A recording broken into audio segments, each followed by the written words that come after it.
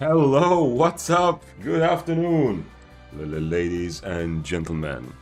It's time for the one and only, well, three probably, swords, which is what we're gonna explore today. I want to feel what the swords are like after the change to the passive, and I want to go back to some of my home PvP in the mists and maybe a bit of open world. We'll see how alive the mists are.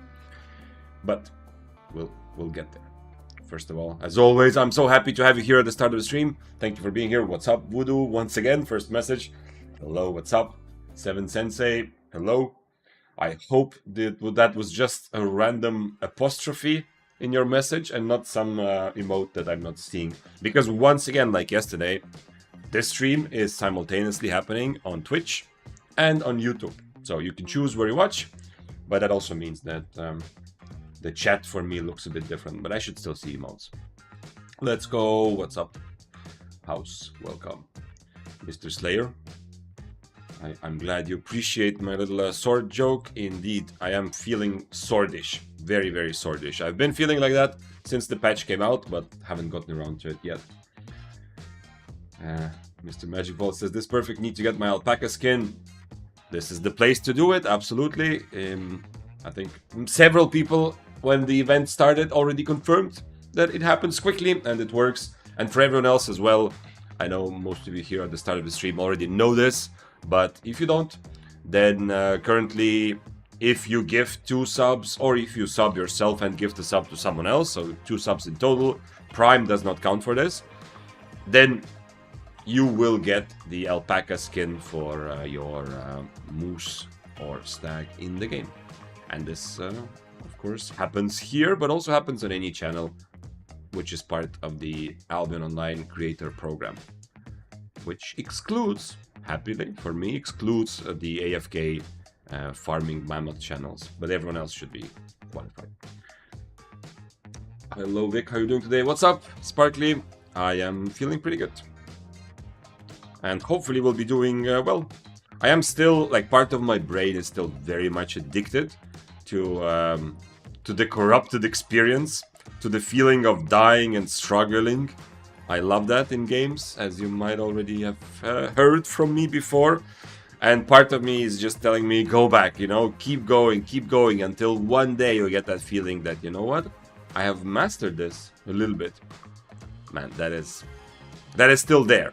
But we're going to take a break from the struggle in Corrupted, and we're going to go and struggle in Myths, or maybe not struggle.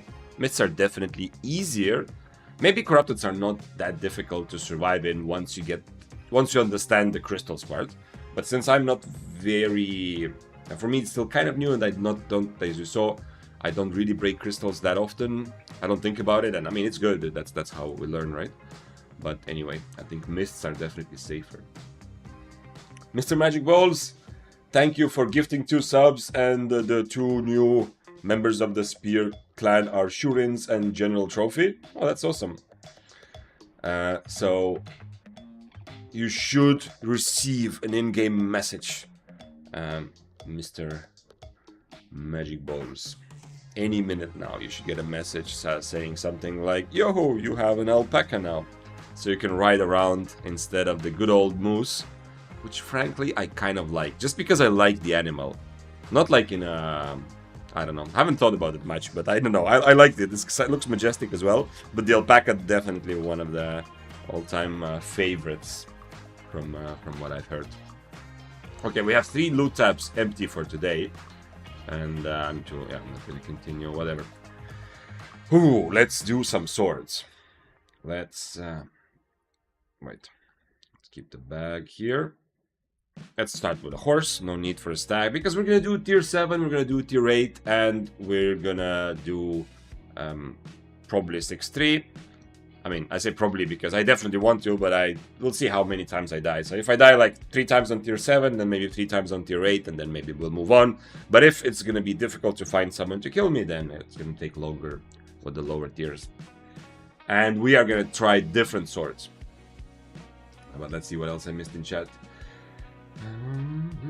47 mil? Are you talking about the premium price, Sparkly?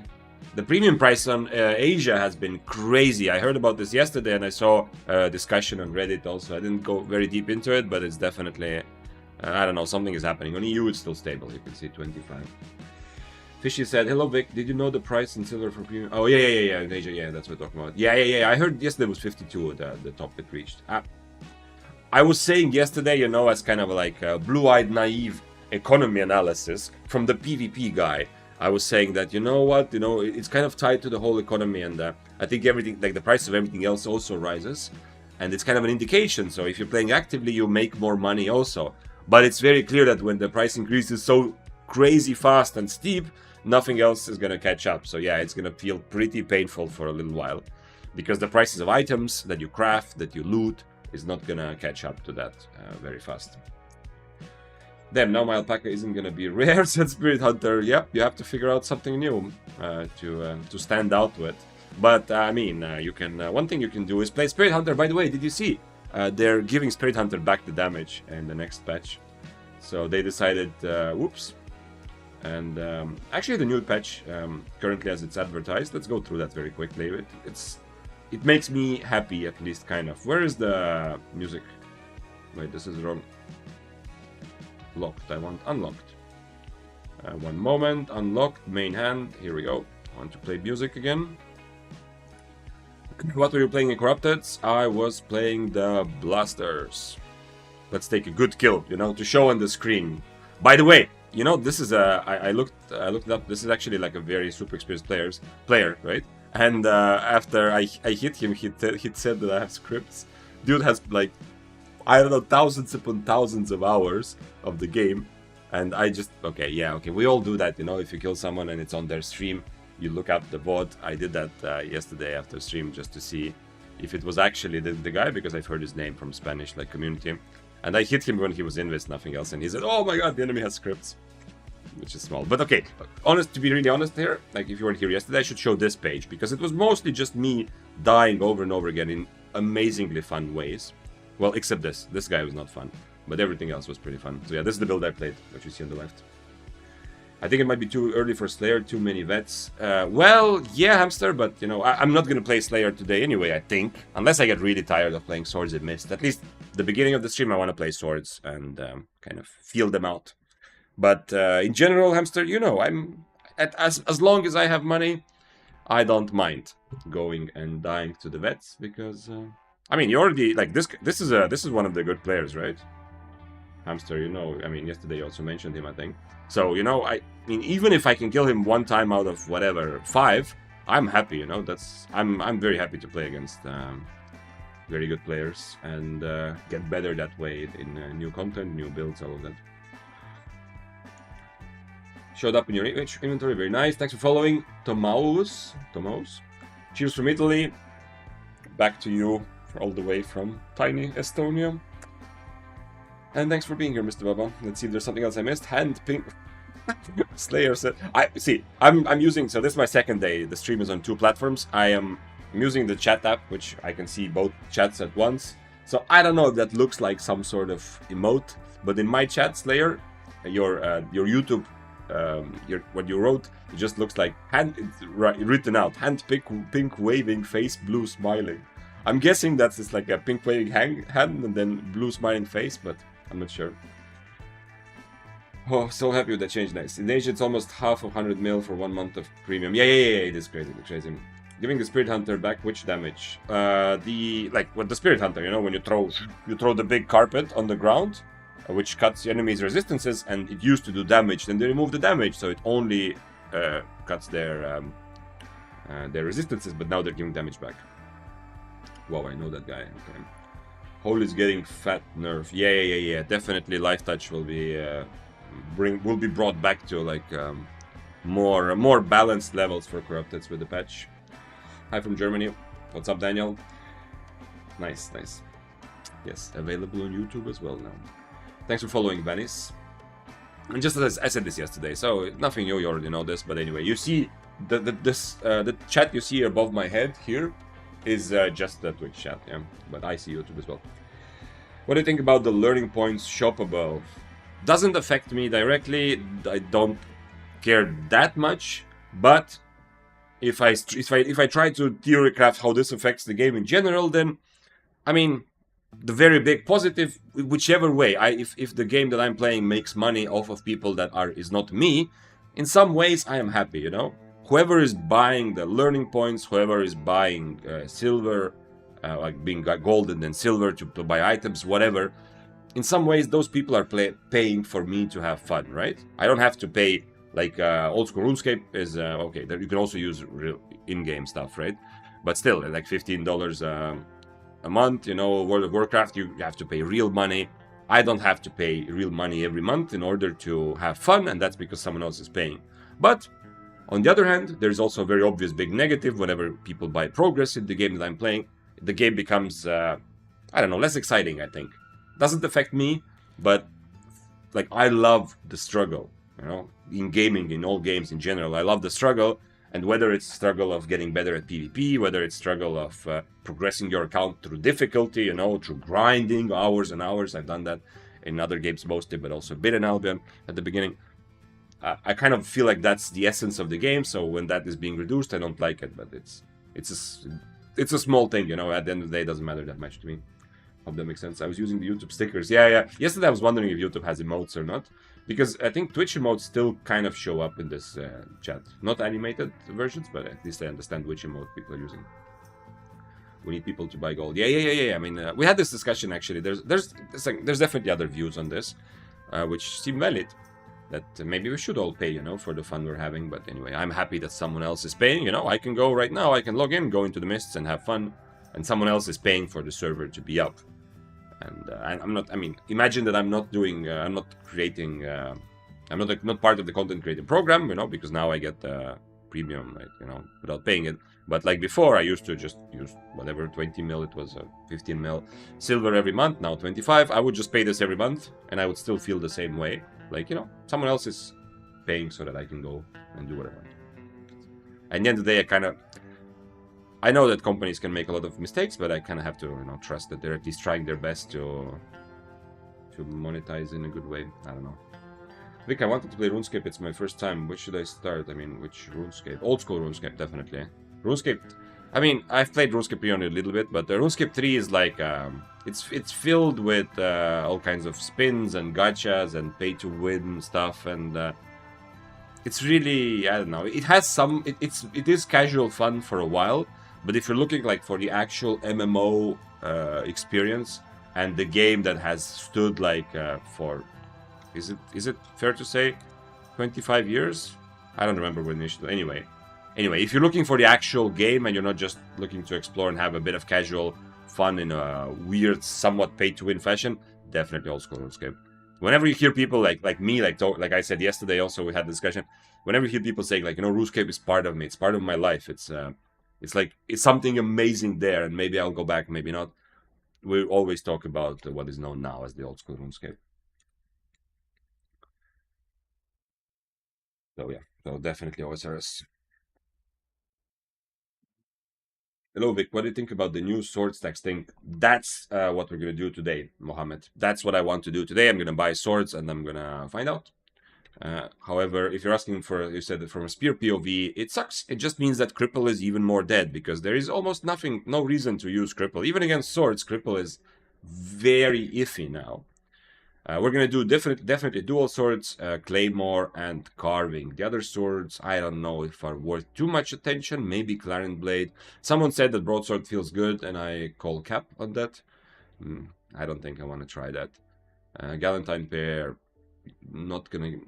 Really, not much we can do with that in solo PvP. Kingmaker, very hopeless in real solo PvP. Not going 1v5 against beginners. Open world, but I mean, if we go mists, Kingmaker, Galantine, absolutely hopeless, I think.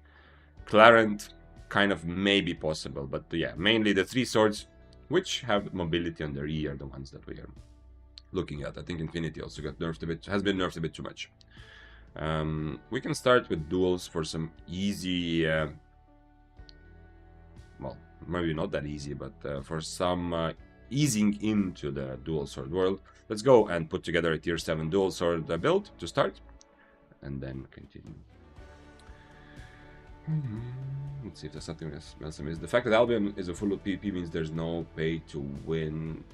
Yes and no, Baba. I mean, I agree, and obviously I also feel this, and everyone who's like Albion veteran on the PvP side, I mean, not even a question. Yeah, you're right, Baba. Of course, we never, like, you can't really buy the feeling of winning in any way from the PvP side. But the whole progress part of the game, remember, this is an MMO, and I'm not just talking that a lot of people play this for not PvP, progress their account. Their part of the game is kind of being muddled or ruined a little bit, you know? If you are focusing on economy or advancing, like your not learning board, your destiny board, your side, the idea of progressing your account to maxing everything out, this idea of success, which is a more classical MMORPG type of winning, this idea of success and winning is kind of muddled a little bit by selling learning points. So it does not affect me, and it does not affect any of us that are like very PvP focused. But the rest of the game, you can win in some ways, you know? There's even like leaderboards have things that are not that, you know, obviously you cannot buy like a PvP fame, at least maybe legally. But like there's PvE fame stuff, you know, there's sorry, not mists, but anyway. There's other leaderboards that also make it seem like, you know, getting fame, getting silver is a big part of the game. 2012 is when released. Took 2 or so years to gain traction. RuneScape Classic was released in 2001. Okay, so it is fair to say... oh, no, it's not fair to say 25 years. Almost. 24, 23 years. Anyway, yeah, if you want the experience of the game that has not... And it's not just, you know, sometimes... Okay, we're gonna stop the RuneScape rant in a moment, and we're gonna look at actual dual swords. But I just want to say that not a lot of games, you hear that, you know, the game is still alive. And like, that's true, like Guild Wars 1 is still alive, you know? There's a lot of games that EVE Online is still very, very much alive and active, you know? And oftentimes it seems like, okay, well, people are saying that the game is still alive after 20 years. It's just like there's a small community, and it's true, you know? There's like a couple thousand, like Heroes of New Earth is still alive, you know? There's like 3,000 people playing. So, I just want to say that when we talk about old school RuneScape being alive for 25 years, the game is not still alive. The game is thriving and is growing, and it's not like there's still some people who play old school RuneScape, but it's like a crazy amount of community, which keeps growing, and it's like it's a different, like when we say it's 25 years or not 25, but you know, 20. Then it's a bit different. But anyway, enough about old school RuneScape. You know, as I've said, my part of my heart will always be there, but I've moved to new things, as you can see. Leoshi asked, what do new sword stacks do? So the stacks still do the same thing as before. They give you attack speed, but they don't give you move speed anymore. Look at this. Each heroic charge at the beginning increases your attack speed. That's it. It used to also give move speed. Now instead, whenever you hit something with your Q, you get a flat move speed increase for a couple seconds. So the move speed bonus is no longer tied to stacks. It is now something you get reliably every time you hit your Q, and it doesn't depend on how many stacks, it's the same amount always. Which means, since Cripple removes move speed buffs, you remove this new buff from the sword, but you don't remove the stacks. And that was the big thing about Cripple versus swords.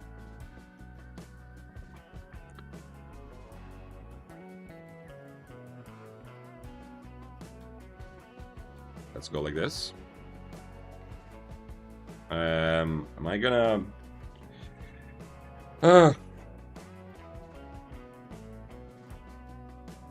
Let's figure out. Definitely Smuggler's Cape, you know, as always. Oh, actually, I have Smuggler's Cape, so I don't need to buy that.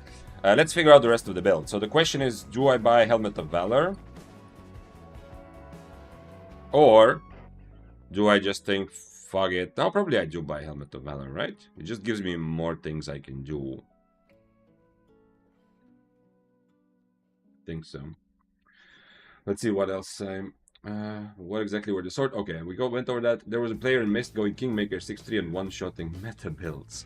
Yeah, well, it is. It doesn't mean that, unfortunately, you know, it doesn't mean that it's actually like a viable strategy. Yeah, you can get some a couple cool clips against someone who is either it's someone who is inexperienced, who doesn't understand what the Kingmaker gonna do, or it's someone like who wants the challenge maybe. But the thing is, if you don't have any mobility, And the problem with Kingmaker and also with some other swords as well, we'll see this also probably today if I play Claymore. The problem is it's very reliant on stacks, you know? The big surprise E, it's not really a surprise to anyone who's played the game a lot before, right? You know that they're gonna go for it when they have 3 stacks, almost always. And depending on stacks, and it also makes it more predictable. So when you get 3 stacks and you click a defensive, then what you're gonna do now? If you play against an experienced player, the moment they see you get you get 2 stacks, the moment they see you're getting your 3rd stack, they click their Inferno Shield. Now what? Well, thanks for following. Alone on the Pond. Being able to pay for fame gain is a little on the edge of pay to win. Yeah. Well, as I said, man, it's obviously pay to progress, but the question is, what is winning? The reason why we have this debate, and some people say Albion is pay to win, and some people say Albion is not pay to win, is because we just have different understanding of what is winning. Very PvP heavy players are so, like, we have such an understanding that winning is killing your opponent, you know, in an actual fight. And you cannot buy that. There's no amount really you can pay to buy that. You can buy to win maybe 1 fight, you know, you go 8.3 and dismount a rat, but you can't really, like, long term you can't buy that. But if your understanding of winning is more tied to the type of progress you make in the game for your character, the more your understanding of winning is tied to that, the more pay to win Albion will feel to you. We have had this kind of idea, well, not idea, but this example from Albion Reddit. By the way, Alone on the Pond, thank you for subbing. Thank you. Oh, I'm so happy that Voodoo has those spears out right away. Spears out at home for Mr. Alone on the Pond. And also for gifting us up to Tosha. Nice. Nice. You will now receive an alpaca, and you have a nice spear in front of your name on the stream. And you're making my Tuesday a little bit happier. Thanks for following also Aries Northwest. So the anyway, that's buy an item, so at least I can hit mobs while we're talking. The question is light armor or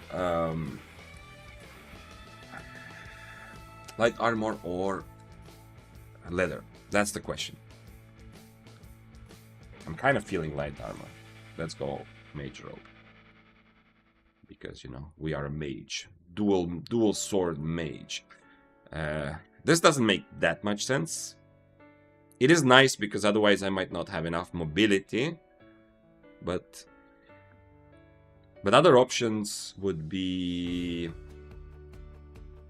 mercenary. Other options would be maybe Merc Hood.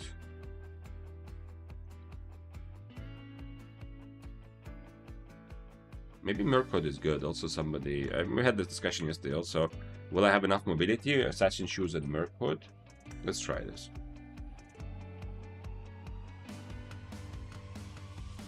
This is, in theory, one of the simplest approaches to PvP, you know? Just full foot on the gas pedal, just full YOLO into your enemy, and hope that they die before you. That's essentially what this build is good for. Okay, let's keep this helmet here for later. I said I had Smuggler's Cape, and I do.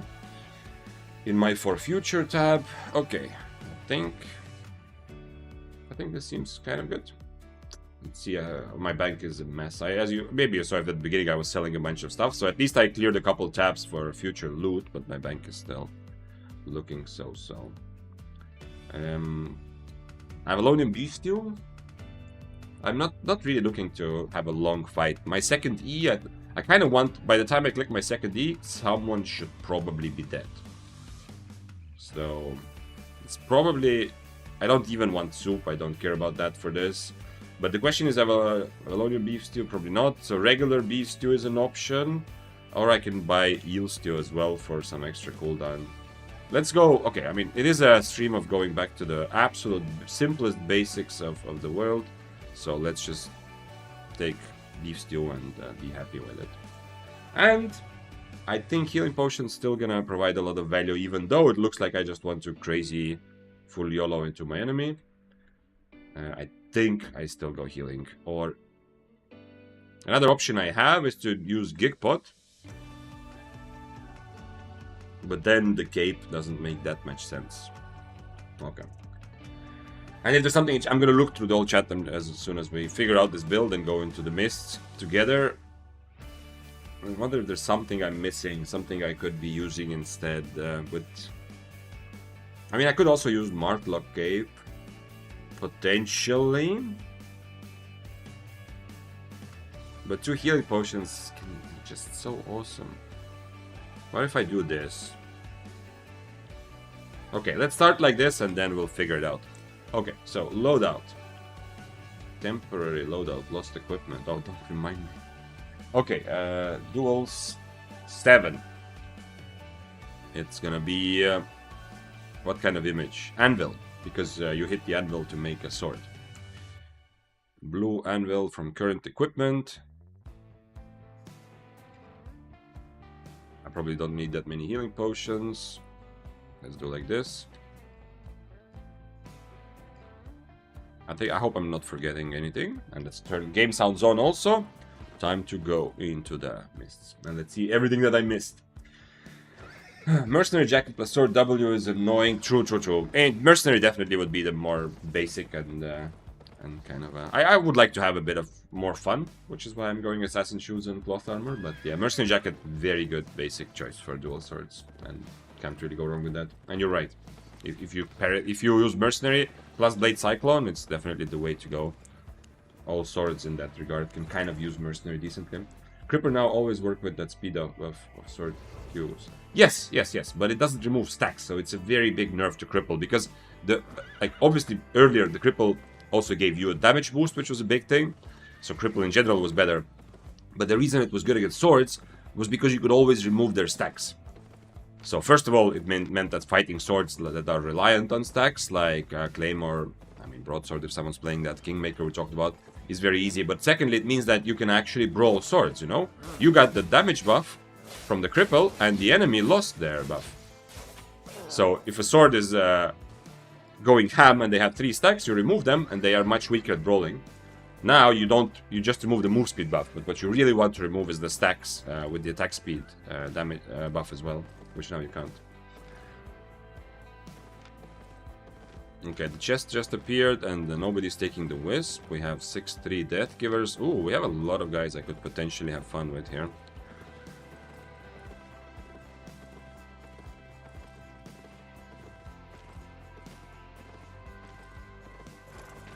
Kind of need to get used to duels, but I think... Okay, I have Gigpot against him. I don't really want to switch to Interrupt. I kind of... Because if I switch this to Cleanse, then I don't have an Interrupt on my head. I have to figure out. Obviously 1v1 against him would be much... it would be simpler to figure out.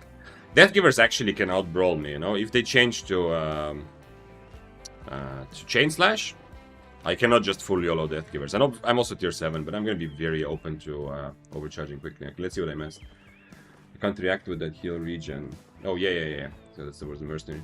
Did you make 900 mil by mists only? Well, I even made a lot more, but I've been spending a lot now on stream. Yeah. Everything. Not mists only, Baba, but like PvP only. Some of it also roaming a bit with friends, but mostly 90% of it in mists, and a bit in like some in solo mists, some in duo mists. Yeah. Happy Tuesday. What's up, Fourfinger? What's up? Raise your spears. Yeah. Okay, the Deathgivers is playing. Well, I have to go just full YOLO into Deathgivers, I think. No, he left. Wait, what? He charged the mist and left? Do I just swap to Interrupt? Or am I trolling? There's this guy also, but I don't think he's gonna do that much. If he dismounts, I think I just Interrupt. I just Interrupt and Cleanse, I think, if this guy dismounts. This is a swapper, right? This has to be a swapper. Undead Cape, 5 Invis potions. This is 100% a swapper. I guess we are giving the swapper his money. Wait.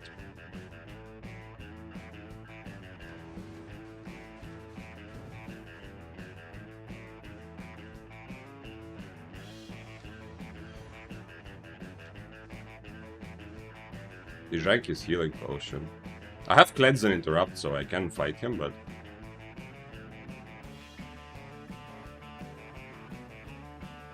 Let's get full HP and then I will YOLO in. And if he goes for the combo, I cleanse and I'm ready with interrupt. Oh man, the guy. Okay. Let's just for the, you know, to teach the stream how to spot a swapper.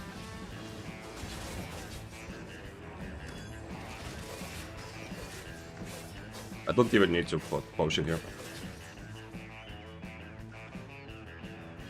You see that he's a swapper, yeah? Remember when I said that I'm just gonna teach how to spot a swapper? But he's tier 6, by the way, swapping. Swapping from tier 6 to tier 6. Come and join me on the road of learning that who is a swapper and who is not. Okay, let's go back to normal spells. I think I can just kill him without. Oh, he has even the wrong. I mean, not wrong, but I have Gigpot. I just need to Gigpot at time, and I'll be fine.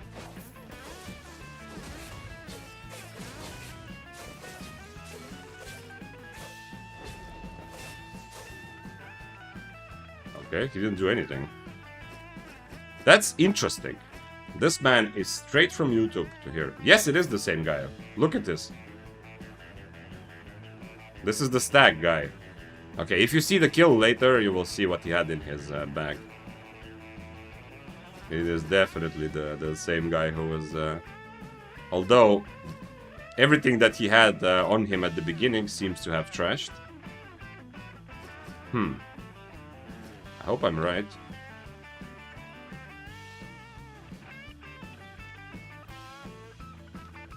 Tier 6 Fire Staff wants to fight. I mean, I'm dual swords, you know. I'm also pretty dangerous up close. But... okay, but I'm not gonna force it against the tier 6. Okay, I still have Gigpots also. Man, it doesn't show here, but also I shouldn't have. I shouldn't get this much for tier 6 kill, right? Look, this is tier 7. Okay, not all. Okay, anyway, I think that was the swapper, but yeah, maybe he went off screen for a second, but I'm 89% sure it's a swapper. I'm playing 2 while watching. I was hearing your streaming game sound. I thought someone was nearby and was. That's 7. That's. I hope I made the game sounds like quiet enough. That was a big thing for me when I was starting with Albion, that I couldn't watch streams very well because I was constantly getting confused by the sounds on stream. I hope this stream is kind of quiet enough where you can still play your own game, but yeah, it's relatable now. Let's see if I missed something. Sebastian said, you think the change to sword stacks means that now it will be more common to have a kiting approach when fighting swords as the spear? I mean, it was always... spear against swords was always kite first, and yeah, you could surprise some swords with brawling. Oh shit, this is tier 7 Abbey, and I don't have I mean, I don't have healing food, and I procced my cape. Maybe this is also here. I can't really do the shoes strategy. I need to change my shoes. Okay, maybe it's not a good idea to do the Abbey, but let's see. So, it was always kind of the spear's approach, even though you could outbrawl some unsuspecting carvings who used eel stew instead of roast snapper. It was always the spear's approach to use kiting first to get an advantage, and then use their decent brawling to kind of capitalize on the advantage you already have. However, I don't know. Honestly, I don't know how spear versus sword right now. Like, mostly you're right. Yeah, you're right. It's absolutely gonna mean that you have to kite even more, because you don't have the option to remove their stacks anymore with your cripple. Also means that you're often maybe not even gonna play cripple, but essentially you're gonna... I mean, you're gonna lose brawls, because if a sword is on top of you and they already have like 1 stack, okay, you can brawl, they get second stack, you're already in trouble, kind of. You cannot remove it now, so yeah. Swapper is not that noob. I think so, I don't know. Tier 7 escape build for tier 6 feels strange. I think it's him, but you know, when the kill gets like in a couple minutes, it's gonna get uploaded to Murder Ledger or Killboard 1. You will see it under stream also. Yeah, I mean, on Twitch under stream. There's the extension showing the recent kills and deaths. you can see there. When it gets uploaded there, someone should just click it and you will see the inventory of the victim, right? So we will all know. But I'm pretty sure it's the same guy. He also... Wait, what about Invis Potions? He changed to Geekpots, yeah.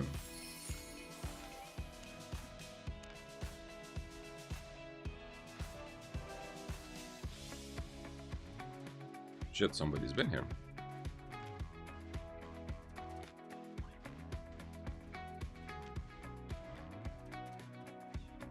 What is your preferred tier to make money in the mist? First of all, exclamation mark silver. I have a video where I talked. It's pretty much how I made a billion. I mean, I was way over a billion now. During streaming, I've lost like 100 mil, but most of it in corrupted, honestly. You know, I was surprised that streaming in mist, I still was still making decent money. But the short answer is tier 7. Ares. Tier 7, I feel, is... It's just uncontestedly the best to make money. You're risking very little, you have access to a lot of PvP, you can outplay and get very good kills, you're strong enough to often rat, I mean obviously depends on your build, to take advantage of some fights. You can clear abbeys, you can contest chests and often get them. And at the same time you are risking very... Man, this is all clear. You're risking kind of very little on tier 7. So I definitely suggest... Now I feel like going low IP is it's very simple to make money with 4.1, 4.2, but it's gonna be consistently low. Like it's gonna be simple, and you're gonna make money without. I mean, you're gonna consistently always make silver, but it's gonna be kind of low. Let's take this stuff out, and I'm not a huge fan of abbeys because I want to do the assassin boot dash strategy, and then mists. I can't. Oops, I can't really do that very well. But if you go higher IP, it's much more difficult. It requires more experience because people will all target and group up on you. The enemies you 1v1 are going to be stronger and, you know, stuff like that. But you can make more money, I think. But it's going to be very inconsistent. So over the long term, tier 7 is the money-making tier. Tier 6 is okay for that as well. Tier 8 is good for making money, especially now that mobs became stronger. Tier 8 gives you, like, you can actually clear abbeys and get some chests there and better. But it's going to be a lot more expensive, you know, because as like good making money definitely means you have to play more safe and much safer than I or most other people will play on stream. Okay, I don't know about other people, but still. But you still kind of have to. It's better for money making to kind of accept that you're going to die every now and again, which on tier 7 is very easy to do. And if you accept that, you can, you know, you can get good fights. That's what I mean, and not just good fights for fun, but good fights for money. If you accept that, yeah, okay, I'm gonna die every now and again, it's fine, then you're gonna risk sometimes and sometimes get a very nice skill against 6-3s and stuff like that. Let's put Geekpots here for future as well. I don't need to buy anything, we can go. I think Impaler is best option now. Cripple has nerfed so much. Yeah, I feel like Impaler is a better preset, and you can go Cripple against specific situations. Like if you are if you have an advantage in terms of IP, you don't need your W that much to brawl. You can use Cripple. And Cripple used to be pretty good against Spears. Cripple used to be so good for brawling, but sorry, against Spears, against swords. But unfortunately, I don't know. Cripple is in a weird place now. It doesn't make that much sense for a fight. It used to be very good for a fight, but also very good as a preset to constantly be ready for whatever happens as you're running around. But now, I mean, it's still good to keep you safe or to catch someone running away, but for most fights it doesn't feel good. It's kind of in an awkward spot, you know. And yeah, right now for Spear, I would mostly play Impaler first for everything, and only Cripple if I realize that I need it to survive or I needed to catch someone, because I'm already beating them with other means anyway. I even watched that video. I don't remember you said it's your favorite. But yeah, tier 7. Tier 7 best for money making as a solo. It's the it's the sweet spot of not risking much, but giving you making you powerful enough to contest objectives and make money in a lot of different ways. You know, you can make money occasionally. You're gonna I come to a camp and there's someone here that is also tier 7. I can attack them. I get attacked by a 6-3, I can overcharge and kill them. There's a chest that spawns, I can go there and potentially take advantage of the fact that there's some people hovering. Also, if there are a lot of people on my screen, tier 7, you're not always going to be the focus, you know? There's usually going to be someone 87k for a legendary chest. Can you imagine this in the depths, in the zero risk depths, the new content? There's a legendary chest with 80k. I mean, actually, I can imagine that. But when I was doing depths, I didn't see this kind of thing. The legendary chest there, where people get without any risk of losing items. The legendary chest I got were like 2 mil almost. What's the best for a mid-game player? I have around 10 mil. The best... Oh, best T, as in you meant best tier. Well, I wouldn't risk more than 1/20th of my overall bank. So if you have 10 mil, about 500k should be your set. And 500k is a good tier 7 set. Like, how much did I spend here? Okay, my items right now are about a little bit over 600k. Obviously, dual swords are a bit more expensive than like a non-artifact spear or something like that, but you should go for tier 7 here. If you feel good enough about like losing your items and you kind of already played the game a little bit, just to be clear, right? Fishy. I mean, you say mid-game player, so you have to feel it out for yourself. Like, and your risk tolerance is also a bit of your personal thing.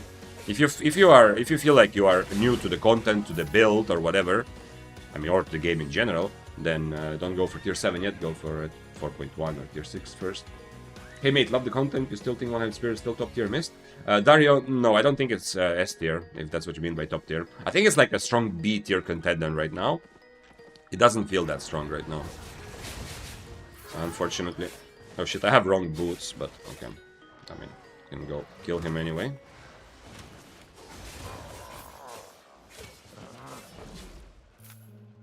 Okay, he did not notice me at all, it seemed. I don't want those items. But yeah, it's Daybreaker is still... I don't know if Daybreaker is fair to put it in S tier. I don't know, it's somewhere. It's like it's an S tier contender, but probably fair to say A tier. Daybreaker is still super strong. The only problem is it is strong in a lot of matchups against other weapons that are currently less popular, you know.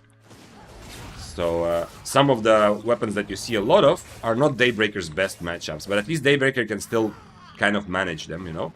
We're talking about like Arclight Blasters, the Crystal Bow, the Crystal Fire, like the 3 crystal weapons, not the newest, but from the previous patch. All of them are pretty strong and popular, and Daybreaker can at least handle those fights. But that's not favorable, you know. Daybreaker was so strong when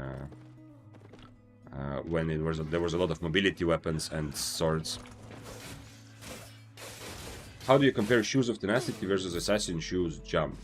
Assassin Shoes Jump feels like better mobility, but because I mean, if we were just having a race like who covers more distance in a minute, I'm actually not sure who would win. I'm guessing Shoes of Tenacity would come close, but the problem is, like, the good thing about Assassin Shoes Jump is you are instantly on top of your enemy. So if you have a build where you want mobility for the purpose of catching up, Assassin Shoes like are obviously 100% better. You know, there's nothing. If I was to play this build with Shoes of Tenacity, I wouldn't have the option to just be on top of my enemy all of a sudden. You know, they would keep kiting me. However, if you want to kite around, in and out, you know, dodge your enemy spells, Shoes of Tenacity give you like some interesting ways to play around. But I feel like Assassin Shoes are like the dash goes very well with some builds, like this build, like Deathgiver's one shot. Shoes of Tenacity is more just for fun, you know.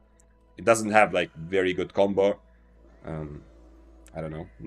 You're sacrificing your mobility too much usually, and to make up for it, you're playing a very high mobility weapon, which kind of, I don't know. It makes for a build that is very squishy usually and doesn't do.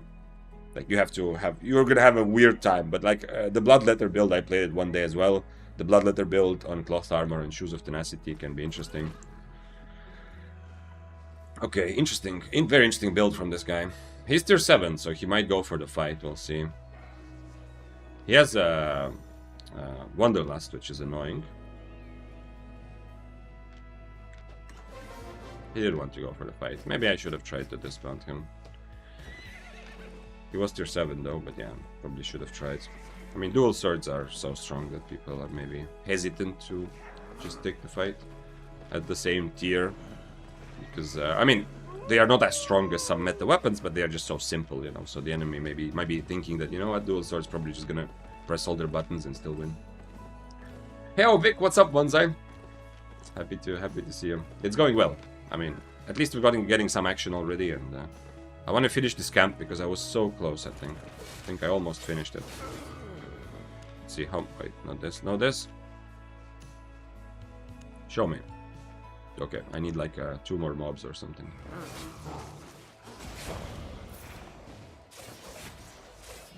There we go.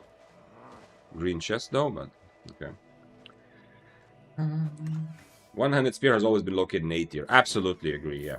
I never felt... I don't remember any time where one-handed spear for solo PvP, when we're ranking how good it is, not how fun it is, rewarding, all of those other things that, you know, I love about the spear.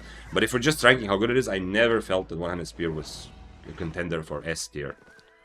It was always A tier. And just like Daybreaker, it rose to power.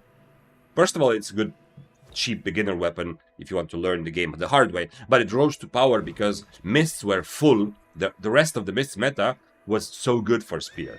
The mists for year and a half, they were full of swords. It was full of weapons that were abusing mobility, which gave spear a lot more power, because spear was strong enough always to outbrawl bloodletters, outbrawl double-bladeds and other mobility kind of builds. The spear was good enough to outbrawl them, but then it wasn't like dual swords, which is just a brawl weapon that, you know, the other person is going to kite you around. It also had the tools to control spacing and catch, sometimes, those mobility builds. This is perfect for spear. So in some ways, of course, the cripple change sucks and it was just a straight up nerf. But in some ways, as I've said this many times, the reason that spear and Daybreaker became so strong, and Daybreaker especially, was S tier or S plus tier for a little while as well. And is the same reason that now they are falling slowly, which is that the meta around them has changed. A lot of the builds you see right now, the spear just struggles against them. Daybreaker can do okay, but it's not countering them. The alleged swapper is not a swapper. It wasn't a swapper. Okay. That's nice to know. Okay, so I was wrong. 89% probability. Let's see. Can I just full YOLO into him? Oh, shit. I went too far. I thought he wanted to fight. Okay, I need to full YOLO a bit more. I'm gonna outbrawl him by a lot, but I am not gonna match his boots and mobility. Okay, he changed helmets. Nice. I respect that. Good choice. I could even actually... Man, I could actually do... Nah, okay, I need the slow to catch him occasionally.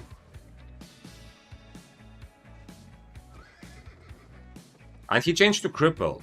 That's not good, I think. Because of the new changes, I don't think the cripple is... but we'll see.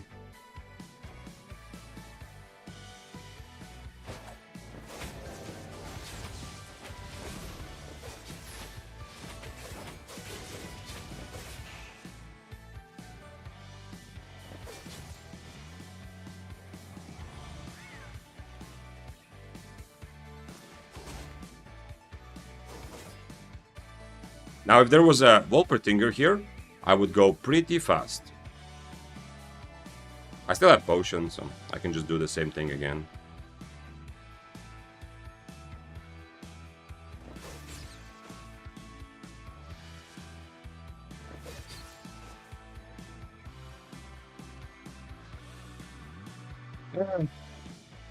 Yeah, I removed his Inferno right away, which made the trade kind of impossible. And like my whole build is kind of aimed at that.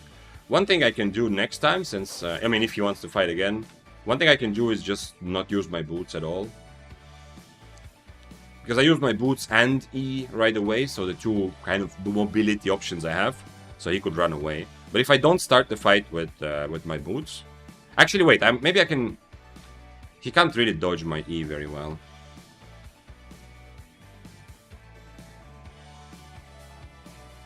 Let's see. Is that nice?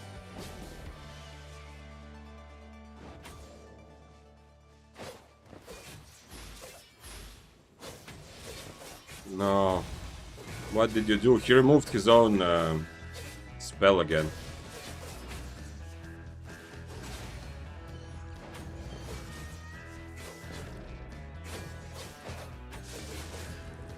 Yeah. I was getting like very happy and proud of him because it looked like he used Inferno. Now, Mage Rope is definitely something to learn to play around. And if you're watching this, and if you're kind of new, think about that. Mage Rope, I see, like, if you saw me yesterday in Corrupted, definitely good players. It's so obvious and so clear for them. They know what the enemy is going to try to Mage Rope. They use their Inferno or whatever they have, and then they just don't hit you if they don't have a Purge for your Mage Rope. I was already, like, it seemed like he was doing the same thing. I already saw him, you know. He used Inferno, I used Mage Rope. This time I used it way too quickly. He just needed to wait a couple seconds. And then he has 4 seconds of Inferno. But yeah. Anyway, awesome of him to take the fight. I think he had tier 6 weapon with tier 7 items, right? Yeah.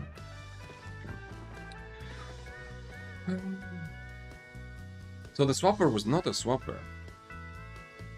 But the swapper was there. The other guy must have been a swapper. Undead Cape Stag and full runaway build with 5 Invis potions. It's like the most classic swapper build. You sure? I mean, I'm stupid, Joe. If you say it like that, but no way. No way. Yeah, okay, interesting. One of the best PPers in the game, Chief from Brazil, bro. Hey, what's up, Rodri? Thank you for being here. I'm so happy that the stream is now available on YouTube as well. Although it does take a bit more time to set up. It's not as easy as just pressing one button like for Twitch, but yeah. By the way, also, if you want to know more about when I am streaming, if you want to spend more time on streams, then don't forget to join Discord. I know most of you are there probably, but don't forget, if you're not there, I mean, we do also some giveaways, and there's a lot of discussions happening, and you know, you can share what happens to you in the game. It's very welcome, either in the form of a VOD for others to watch, or just an image of the awesome thing you did, or the tilting thing that happened. But also you will get like a little ping every time I go live, so. And that ping is tied to Twitch though. I removed the YouTube one so you don't get double notifications. What's your thought about faming up weapon? Should be PvE, then use combat point, or just learn the weapon at a new... Wait, fishy. Something is fishy about your question. What Mage Rope do? Purge the buff? Yes. The Mage Rope... let's see. When you see this, I activate my Mage Rope, you see this. Whenever I take direct damage, so if you do damage to me, then I will purge all of your buffs.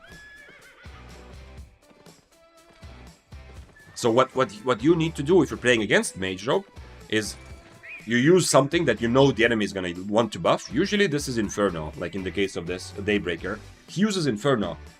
If he's more experienced, he knows that I'm going to Mage Rope to remove his Inferno. Now, if he just doesn't hit me, I don't purge him, because it only purges when the enemy hits your Mage Rope. But you have to rephrase it a bit more clear way what you meant, Fishy, earlier about what's my thoughts about faming up weapon, because I'm not exactly sure what you meant.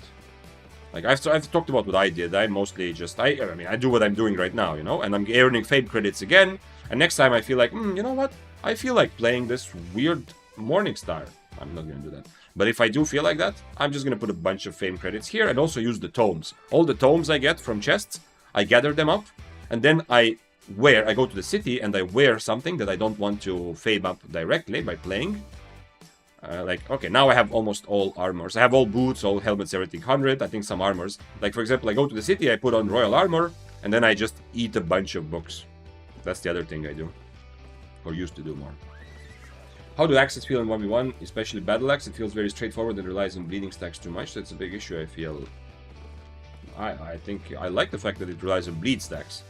I'm kind of like, Albion has been becoming simpler. Some of the balance changes have made spells simpler. And I mean, I don't want to say that I don't like that. I mean, at the end of the day, it's okay if it's still balanced and fun, but I definitely like the fact that Battle Axe, you still have to play around bleed stacks at least a little bit, you know? It makes in my opinion, it makes the fight more engaging for both parties. Both the Battle Axe as well as the opponent. That's what I also kind of hate about the cripple change, because it's just made much simpler. It used to be like cripple was interesting to play with as a spear player, because you had to figure out when to use it. It was also interesting to play against, because for the enemy, it was something that they could actually easily counter if they just don't use boots. Well, not every build can counter, but you understand what I mean. Or they use boots in a specific way or a specific time, you know? So Battle Axe being tied to bleed stacks, I think is very nice. Other than that, Battle Axe seems in a good place. I mean, buffing it too much will make it a bit oppressive, but nerfing it is also currently to me seems like it's kind of like a spear has been for a while, like one-handed spear. Battle Axe is in a very good balanced thing, and kind of by the just because its E is not mobility, it's never going to shine at high IP. Battle Axe is always going to be stronger at lower IP. But it is definitely in a place where it is very, very viable and strong in middle tiers as well.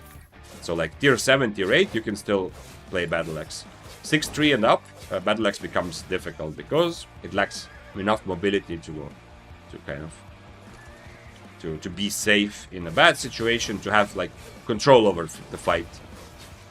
Because sometimes you want to reset, sometimes you want to avoid your enemy resetting. Battle Axe doesn't have enough tools to do that. And that makes for a less profitable long-term strategy. We have a tier 8 Great Fire, who doesn't have a good build, but it is still a fire. Okay, he even has the wrong Q. Interesting. I don't think he's gonna fight. This is an Enchanted Mist, so it's likely that he's just a PvE player, you know? I mean, I can try to dismount him if I ever get close, but I don't think I'm gonna be able to do it with those boots, though. Let's try to see if he wants to fight.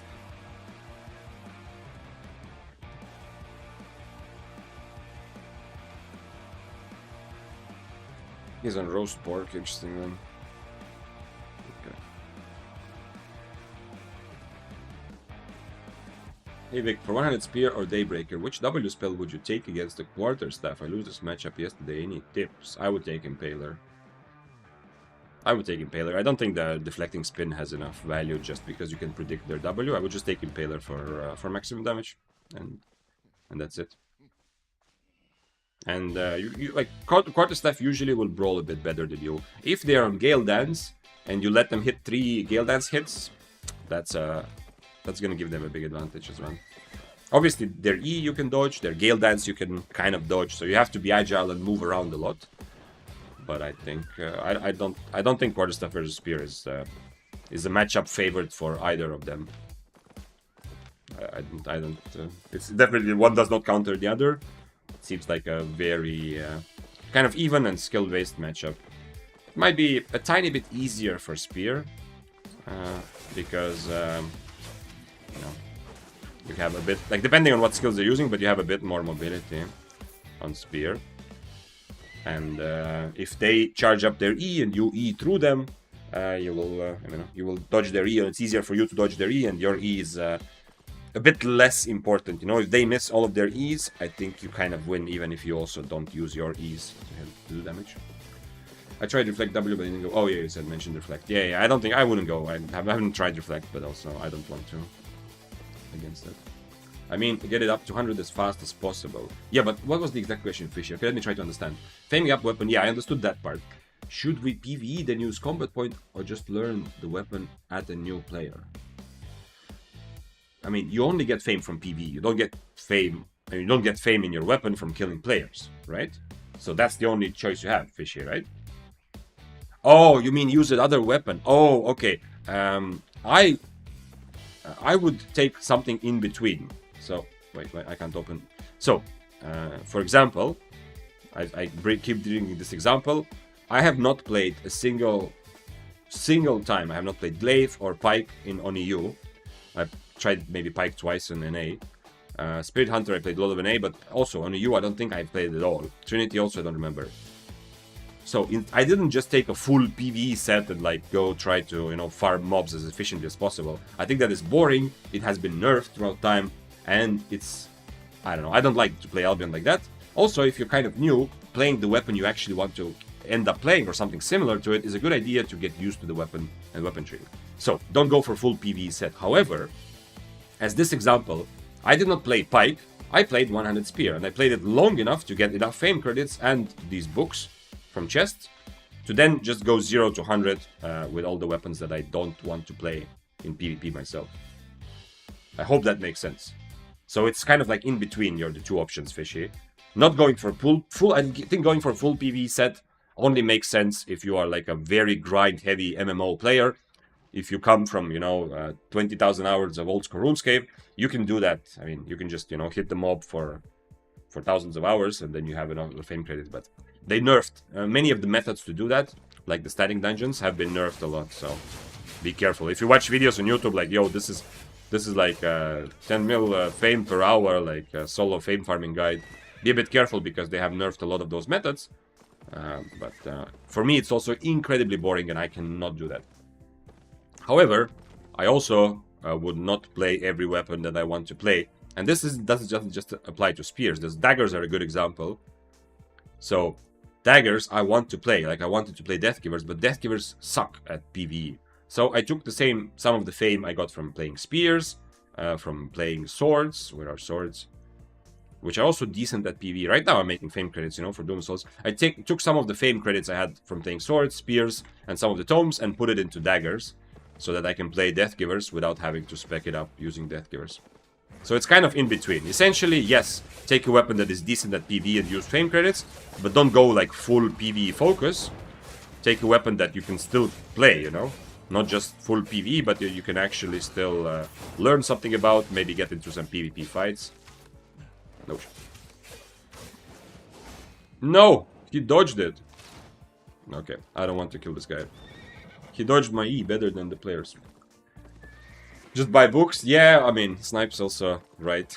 This is the pay-to-win discussion we had, You can also buy learning points, books, and all kinds of stuff.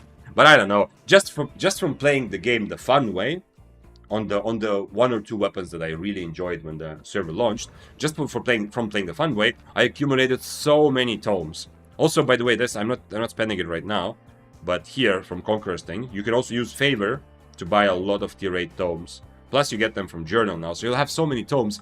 Just don't use them. Don't forget, they're untradable, right? If you're new, untradable stuff doesn't drop when you die. So the tomes, just keep them all in a bank, and then put on the items that you want to fame, but that you don't want to go out and play with right away. Put on all of those items on you, and go and fame farm. I don't have a stack. Fuck. I need a stack. Yeah, he's gonna have enough mobility with those boots to chase me out of here. Man, this is tier 8 too. He has Hunter Hood, 2 Geek Pots. He has very good build against me, unfortunately, but I think it's still manageable if I figure out a red buff.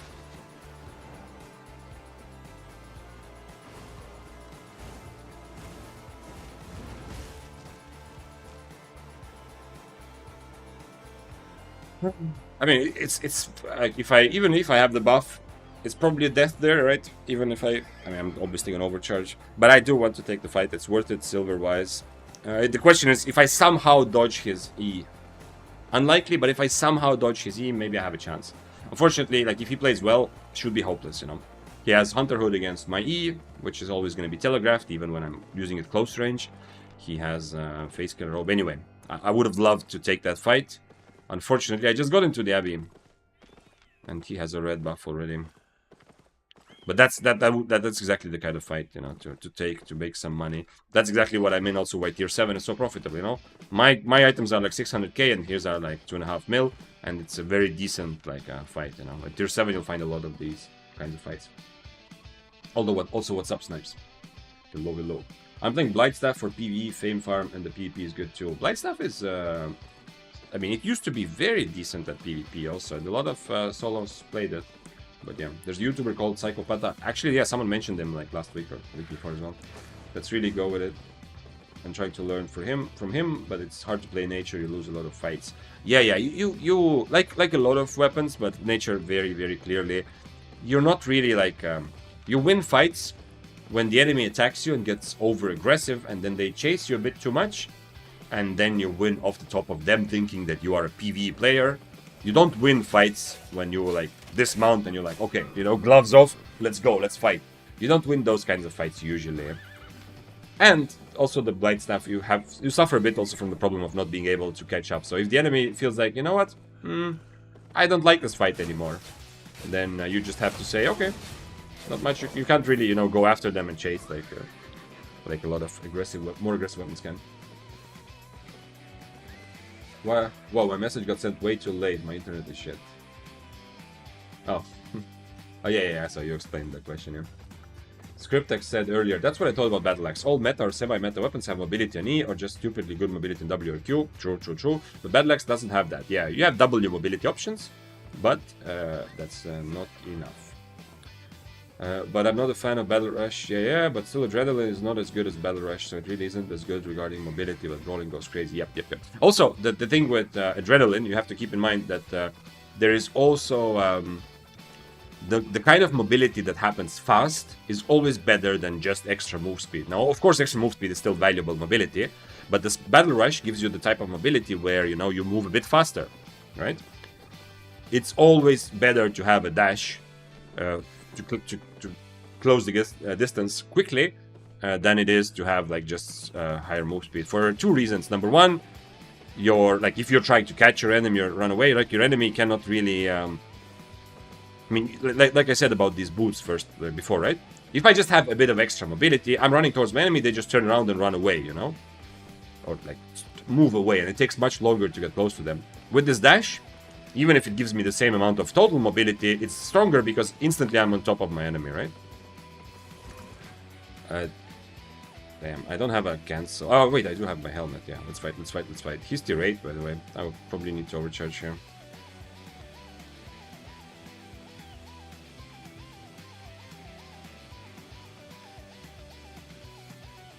I don't really have anything to... Oh, I mean, I can purge his shield, I guess.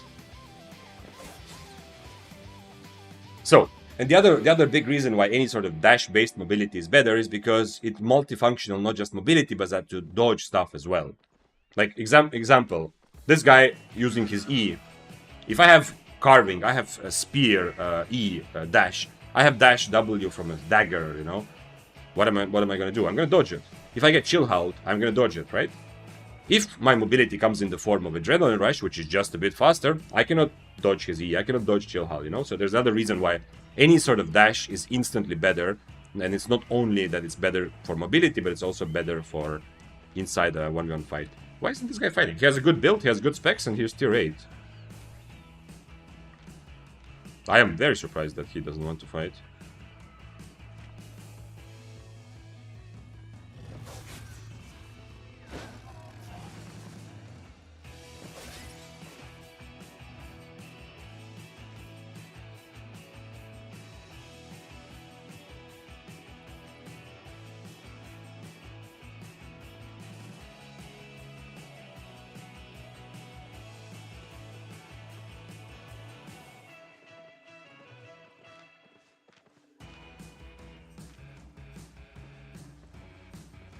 Love your videos. Good luck today. Thanks, Bentore. Yeah, it's day number 2 when we can when the stream is available on YouTube as well. Hi, Victor. Hope you're doing good. I am having a good day. You gonna play only dual sword as basic build or some other weapons? No, I actually just want to play different swords, honestly. Oh my god, it's a tier 8 overcharge. Are you kidding me?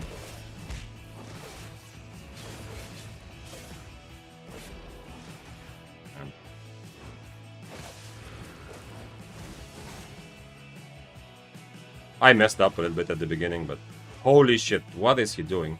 Can he still get... Can he catch me with that or no? Oh yeah, he can. Yeah. Okay, I'm not gonna give him the kill. Holy shit, that he overcharged his tier 8 build. Yeah, I forgot I have the other boots. I need to full YOLO. I kind of broke my brain with the overcharge. At least I'm happy that he didn't get the last hit.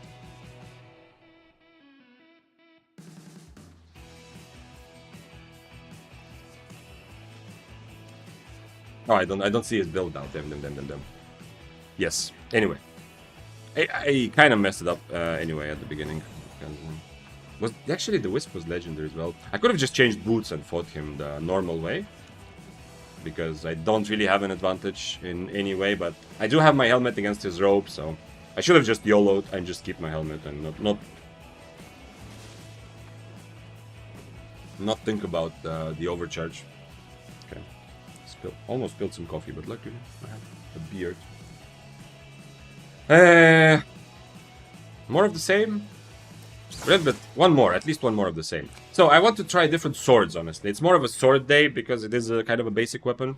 I'm not gonna play one-handed curse for sure. Oh wait, actually, whatever. Anyway, at least we got the first kind of real fight, because the previous ones, I mean, the Daybreaker fight was like a real fight. He had the chance to kill me for sure, since I am playing the weird boots. He can reset kind of, but this was the first kind of real fight. Do I even? I don't need the healing potions probably. I'm just gonna use Gigpot and think whatever. That's unhappy. I'm unhappy because this was finally the moment to get a fight. But okay, we'll use it as a warm-up, you know? It's kind of normal to... Usually, it takes a bit of time, at least for my brain, to warm up. And I've, like... Some other metas now, there's depths, there is corrupted dungeons, which are easy to go from the city. There is... there's other ways also now to quickly get into action. But yeah, but anyway... It takes how long I've been playing? I've been playing a bit over an hour. I would like to be able to have like instant action kind of to warm up, but anyway. Also another situation where, like I said, tier 7 is profitable, you know?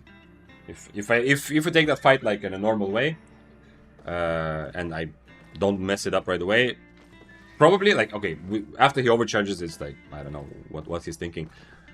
And what the likelihood is. But before the overcharge, let's say I have like 30% chance of winning the fight if I play it correctly. But I am also risking so much less. So it's another example of why tier 7 could be very profitable, you know. If I play my things correctly, I make from his tier 8 set with fists, I make a bit of maybe over 2 mil, but whenever I mess up, I lose like 600k. So the 30% chance it ends up being kind of profitable. Tier 8 Abbey, no. Thanks, man, whoever gifted me sub while watching the stream. Nice. Yeah, I was happy also, Tasha, to see that. Oh, we saw this guy before, to see that you got the sub. Oh, he's gonna mount, though. Oh, shit, Death Givers, let's go. If Death Givers changes to Chain Slash, I don't think I can kill him, but otherwise, yeah.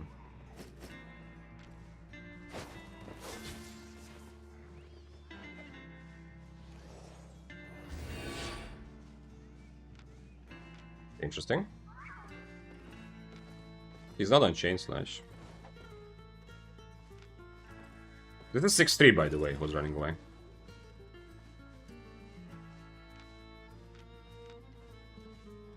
I don't think I'm fighting 6-3 as tier 7 without overcharge. Maybe I'm wrong. Where's he going? He does 2 healing potions. I'm taking this fight without really much hope of killing him, honestly. Just to take a fight. Tier 7 isn't cheaper and better than 4-3? No, usually no. I mean, if you mean like tier 7 flat, no. 4-3 is almost always cheaper. Are there any weapons that are better at 1v2s? Yes, but you will... like 1v2ing a healer duo is almost impossible. The only way is if you have like a crazy burst build. Maybe, but even then you probably have to have like some sort of IP advantage, or if you're thinking about depths, then you have more stacks than them. That will make it a bit possible. Other than that, like if you're not looking to 1v2 a healer duo, then you need a weapon which has good mobility, because you need to kite. Ideally you would have some mobility and burst damage, so you do a bit of burst, maybe on 2 players, maybe on just 1, and then you use your mobility to kite around because as in 1v2, you want to spend as little time as possible in the middle of the enemy 2 pairs to receive damage from both of them. So you need a weapon where you can do some big burst of damage and then keep kiting them around to avoid taking damage from both of them, and hopefully even maybe separate them a little bit as they're chasing you. You know, so Spear is actually decent. The only problem, you're kind of lack the burst damage part. But the mobility and kiting, Spear is very good at taking a 1v2 slowly. But of course, in a 1v2, like this slow kiting method, enemies will sometimes just run away.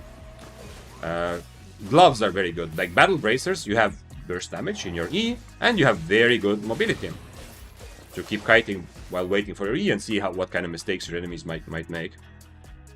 I feel like Quarterstaff is kind of okay, but I'm saying this mostly because I saw Scribbles playing it a couple times in Duo Mists as 1v2, and it felt like, I mean, there's like IP cap is also not like there's no IP caps in Mist, right? So you probably need a bit of IP advantage as well. But still, like Quarterstaff also have very good, decent burst, but then you don't have that good mobility to kite to wait for your next burst, so you need to kind of figure that part out, what to do until your burst is ready again. Shengo said Tomb Hammer. Potentially, yeah. You definitely have the mobility to kite, and yeah. The only problem with Tomb Hammer is you don't really have that much damage, but you know, if you're using like Hellfire potions, like with Smuggler's Cape, potentially, yes. Sometimes maybe the Call of Purity, something like that. Good shout. Sadly, Mists are not like Corrupted doesn't. TTF is lower. Time to fun. Yeah, it is. I mean, it depends a lot on how many people there are, but yeah. I had decent fun, but it's not even right now. Piece of my headphones again. It's not even that. I mean, I am having fun the way things are, but it's more that I would like to actually have more like proper fights as well. Like I was having fun also at the beginning, and I mean any kind of fight is at least somewhat fun. Like the fight I had against the Daybreaker was kind of fun, you know. He had at least some chance of killing me. I feel like not much, but a little bit. But like I would like to have a more dense concentration of actually like exciting fights which are difficult, you know. Like this Death Givers. I can't really figure out how am I gonna kill that Death Givers. I mean, what is this? I need to figure out some sort of perfect purge timing, but he also has Mercenary Jacket. So it's very, very hard. But he was 6'3" and just ran away, so I guess he thought that I am very strong. Which I didn't. I want to catch and say, wait, sir, explain to me why you're running away. Not like, hey, you are afraid of me, but more like actually legitimately explain. I want to understand, how do I beat you exactly? Because it's gonna be just one big brawl, and if he changes to Chain Slash, the fight is just over, because he can dodge every E with his Chain Slash. But even without Chain Slash, okay, I purge his stacks, or I purge his Mercenary, I think 6'3", he's just gonna out-brawl me. Thank you for subbing with Prime. Baffled Monkey. Guys, spears. Take your spear, I mean, you have a spear in front of your own name also, Baffled, but you can wait for someone else to take out their spear in honor of you, as one of the 2 newer subscribers and Lyconic number 521. Thanks for making me a little bit happier, and hopefully also enjoying being part of the Spear Mentality Club. Although, you know, now I think it's now fair to say that since I started streaming, by the way, if you're watching on YouTube, day number 2, but on Twitch I've been there for over a month. Since I started streaming, I've definitely played other weapons more than Spear. Definitely, right? I played a lot of blasters. I played the Grove Keeper. I did a couple of weird challenges where I just constantly changed items, yeah. This is interesting, the overcharge sound happens again every time you enter Miss, you know? Shut up, Ben, don't tell me what to do. Like the video, guys. Oh, okay. Yeah, I have to scroll up because, you know, in my chat there's so much Twitch chat happening, so I had to scroll up frequent to see what you were answering. Yeah. Because if you're on YouTube, you only see YouTube chat. But I mean, you see the Twitch chat on screen. If you're on Twitch, you don't see the YouTube chat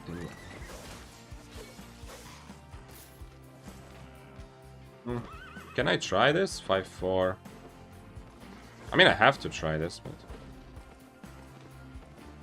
Ah, shit. I need to get this... Ooh, 500 max HP. This is nice. I'm overcharged, though. What if I just YOLO everything? Is there any chance? There isn't really, right? I mean, if he starts with E... Can I somehow kill him in 30 seconds? It's not even 30, it's like 20 seconds, right? The E cooldown.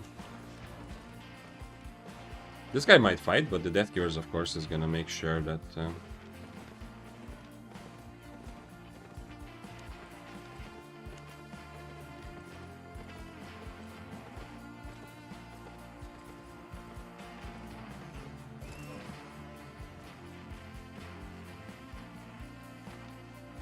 I need to get close enough for boots, otherwise there's no point.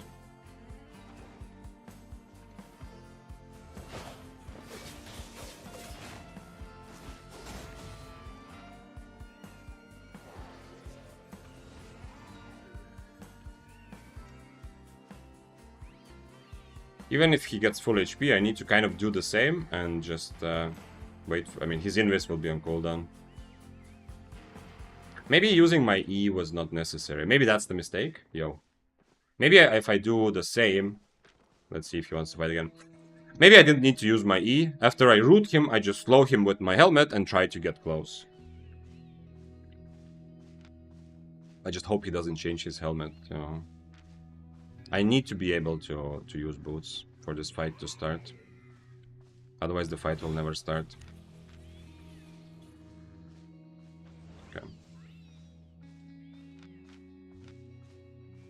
Maybe boots then hood to cancel frost shot. That would be amazing, but if I don't... Okay, let's try that. I like that. That did not work. Oh wait, I didn't hood.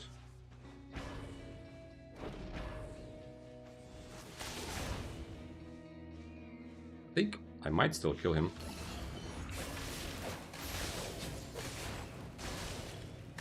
No. I need to get close.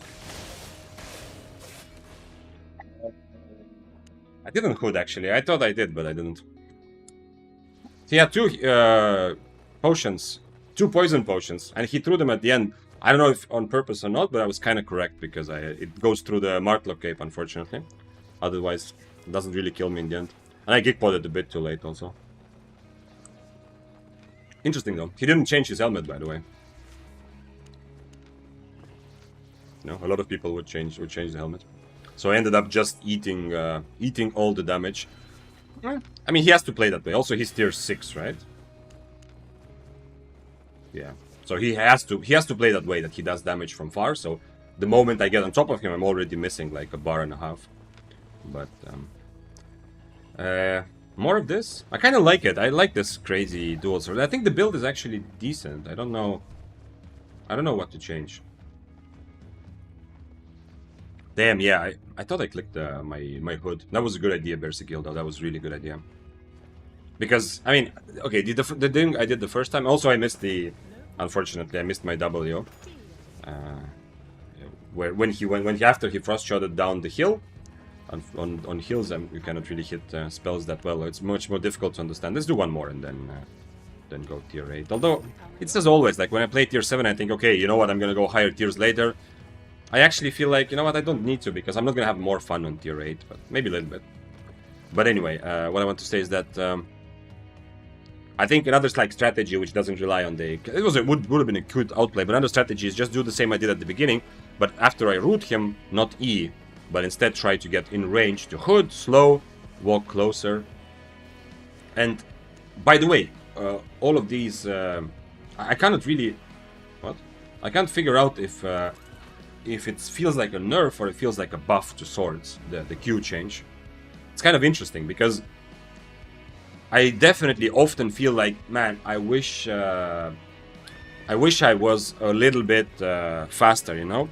Like, I wish I had the move speed from 3 stacks. I definitely feel it sometimes. But at the same time, whenever I Q, I get a pretty good boost, you know? So staying on top of people, like especially in a situation like this, I just need 1 Q and I'm okay.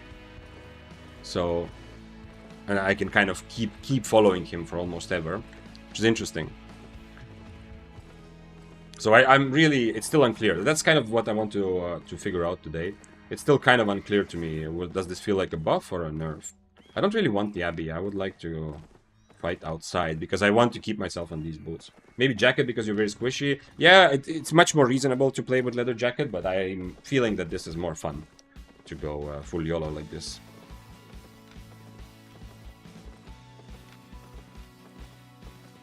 Yes. Glad tier 7 isn't more expensive for sure, but better indeed. It's more expensive, I mean. Why can't you edit on Twitch? Oh, something went into my throat. Oh, you mean flat tier 7 is more expensive? Yeah, for almost all items. Like, some things, I've noticed that for a lot of non-artifact items, 5.2 is the cheapest option. Let's try to full YOLO this.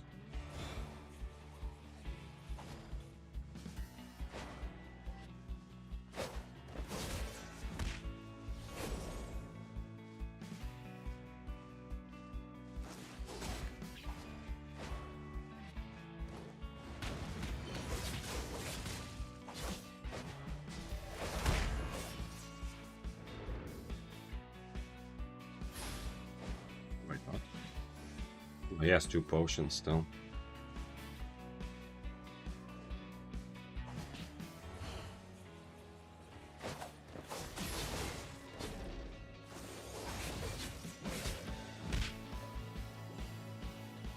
I should be dead, but I mean, if I can somehow survive until my boots are ready, someone else is gonna kill both of us, right? The spear, yeah.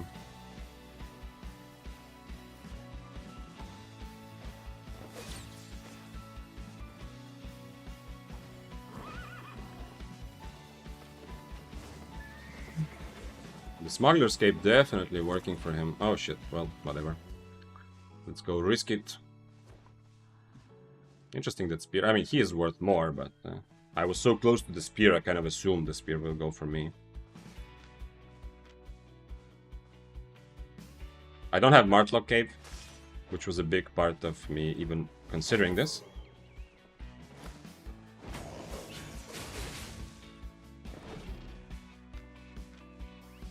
You going for spear? No way. Why isn't anyone going for me? What are you doing, guys? Or is he just baiting me? He might be just baiting me also.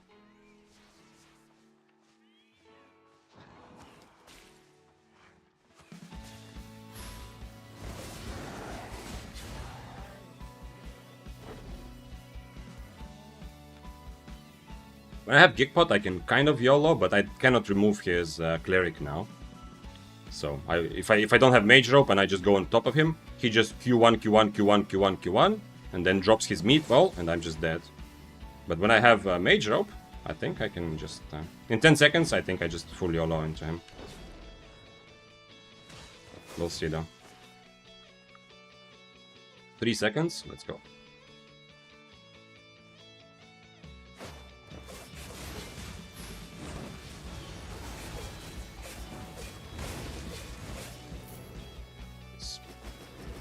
It worked. I did Mage Drop prematurely, but I mean, I kind of have to, I feel like. Otherwise, I'm just 100% dead. And he's angry. He's playing what's it called? Wildfire. So be ready, you know? When you're playing Wildfire, be ready that a lot of people... Oh, the spear actually looted. Okay, I didn't know that the spear could loot. I mean, I guess the original fight I had against this guy, the original 1v1, damage didn't count. And during the chase, the spear did damage. Kind of interesting. I really expected that this guy was full in my loot because I got last hit and I did like 90% of his damage before the spear even showed up.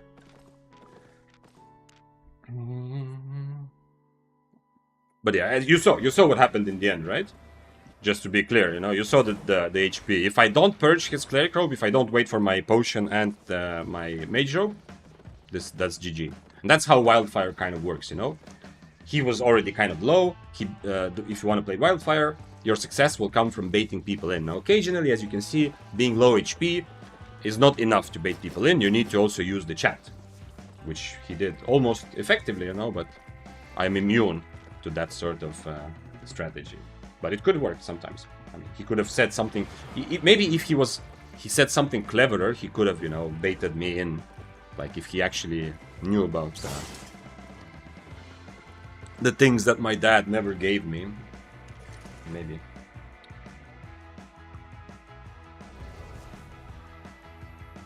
Maybe the Duskweaver helmet with the sword buff seems to be good too. Yeah, I thought about trying Duskweaver, but I mean, I wouldn't say that this is like a budget Duskweaver, but it is kind of multifunctional, and it's kind of similar in the sense that I use this helmet to give me extra mobility. Of course, this mobility comes in the form of slowing my enemy, but together with Assassin Shoes, it feels like it kind of makes sense, you know? I have, with my E, W, Hood, and Shoes, I have just enough mobility to kind of match a lot of what most enemies will bring. Why not pre-stack on the deer? Oh, yeah, maybe I should have, yeah. Yeah, especially after I used my mercenary hood on him, because We were both in combat after that, yeah. Could have definitely tried. Oh, we have another sword that is gonna destroy me. Maybe. He swapped to a parry strike. That's interesting.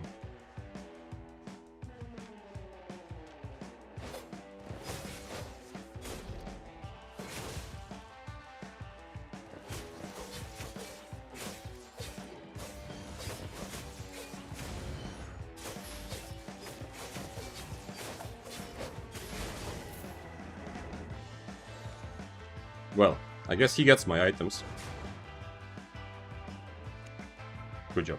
Well played, Mr. Bloodletter. That was outplayed. But I hope you understand also why this guy, why I did not E. Because he was well, smart enough in some ways, you know, to change his W to parry strike. And dual swords E will always have the same... like he will always have time to react, even when I'm on top of him. If I get parried on E, I'm just 100% dead. I used my Geek Pod just on time for his E, that was well played. However, another thing I coulda, shoulda, woulda done is just use my Mage Rope to remove his stacks instead, and you keep my Geek Pod for whatever happens later. But we ended up getting outplayed by this player. I hope it's not... because it looks like a lot, like, especially since it's a new account, it looks like the RMT radar players, you know, that were at the beginning of the EU. It looks like, because they keep coming back. A lot of them have been banned more than once, and often keep coming back, playing like playing these sorts of sets. So usually new account playing 8.4 hypermobility is usually someone who got banned on something else. But of course, you know, I am not the anti-cheat team. And also, like, this is a good example, like, another reason why tier 7 is good, like, good to make money. I'm gonna die there anyway. Doesn't matter what I'm playing. I'm gonna die at tier 8. I'm gonna die on 6-3. So this way, those guaranteed deaths that I will have are gonna be less painful also. Okay, but still, even though I say that, I kind of want to go and play a little bit of tier 8 of the same. Let's see what happens. Mage Robe also gives resist. Yeah. If I Mage Robe, he probably Mage Robes as well, and it's a question of who purges whose robe, or we just stand there. I've seen the Bloodletter name. I don't think he's like 200-0. What do you mean, Roman? Explain yourself.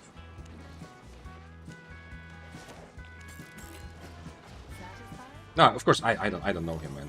Maybe it's someone like a good player from another server. But it's just like, this is exactly like, you know, a lot of the players, still, even after the nerfs, the radar RMT users who are just running around and playing Albion like it's a job at McDonald's, you know, just 10 hours a day to make sure then to sell the silver that you get from players. They play these builds, and it's just that this is clearly, you know, a freshly made account. Like, for him, this is like a week full of fame, probably, right? Running around like this. 200 wins, 0 deaths. Okay. So you think that this is like a specific player? Oh, that's also possible, you know? That he's playing a long time, but he's just playing in a more conservative way. Okay, do the same, but tier 8. Merc Hood. Tier 8 will be a little bit problematic because with the boots, I'm entering the territory where having assassin shoes on dash doesn't make as much sense. Because I'm risking more, you know, for no clear reason. But I mean, the reason is to be able to fight more people. But given how many people were actually fighting me when I'm tier 7, it definitely feels like it's better for fun. But let's play at least one time tier 8 and see what happens. 600k. Okay. Seems good. Probably still bleeds. I mean, the defensive one, maybe, I mean, like, this is also really, really nice, the resistances one. But, okay. Marklock Cape. I think we continue Marklock, right? Yeah. I should have Geek Potions ready, and hopefully some stew as well. Let's see. I had a stroke typing it. He's like 200 wins, 0 deaths. Yeah. So was Vic being ironic when he says, "Good job, Blood"? It seems so gentle.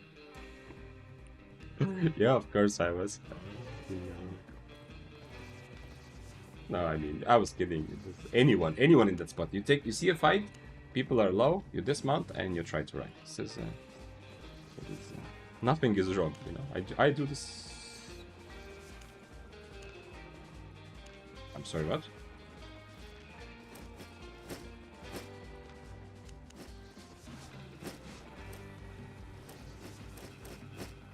Okay.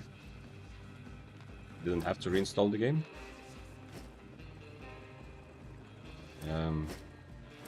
Like this. Am I missing something? I'm missing Geekbots.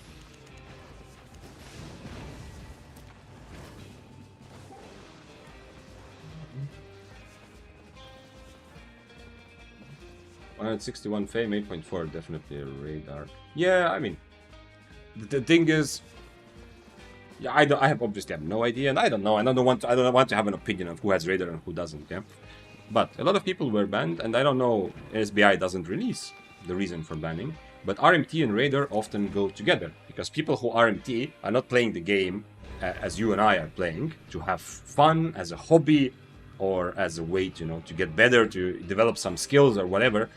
They are playing it more like a job, you know, and for them the rules of the game usually don't matter. I mean, that's why they are RMTing, right? They are, many of those people, they play by the rules of society, in the sense that the rules of the country, right? They're not going to do something illegal, although I don't know. But usually the idea is we're not going to do something illegal, but if it's allowed by law, everything is fair game. Any sort of hustle is fine, right? That's usually what an RMTer would think about, right? In my opinion. And like, you're already breaking the rules, so the steps from like RMT to radar, it's essentially like they go together. Plus, if they are RMTing, that means that this might be part of their livelihood. I mean, it depends on where they live. In some countries, this is like good, decent income. So they are also often. It makes this a no-brainer for them to take any kind of cheat they can to make more money at their job. It's essentially they are becoming. If they use radar, for them in their mind, they are like better at their job, right?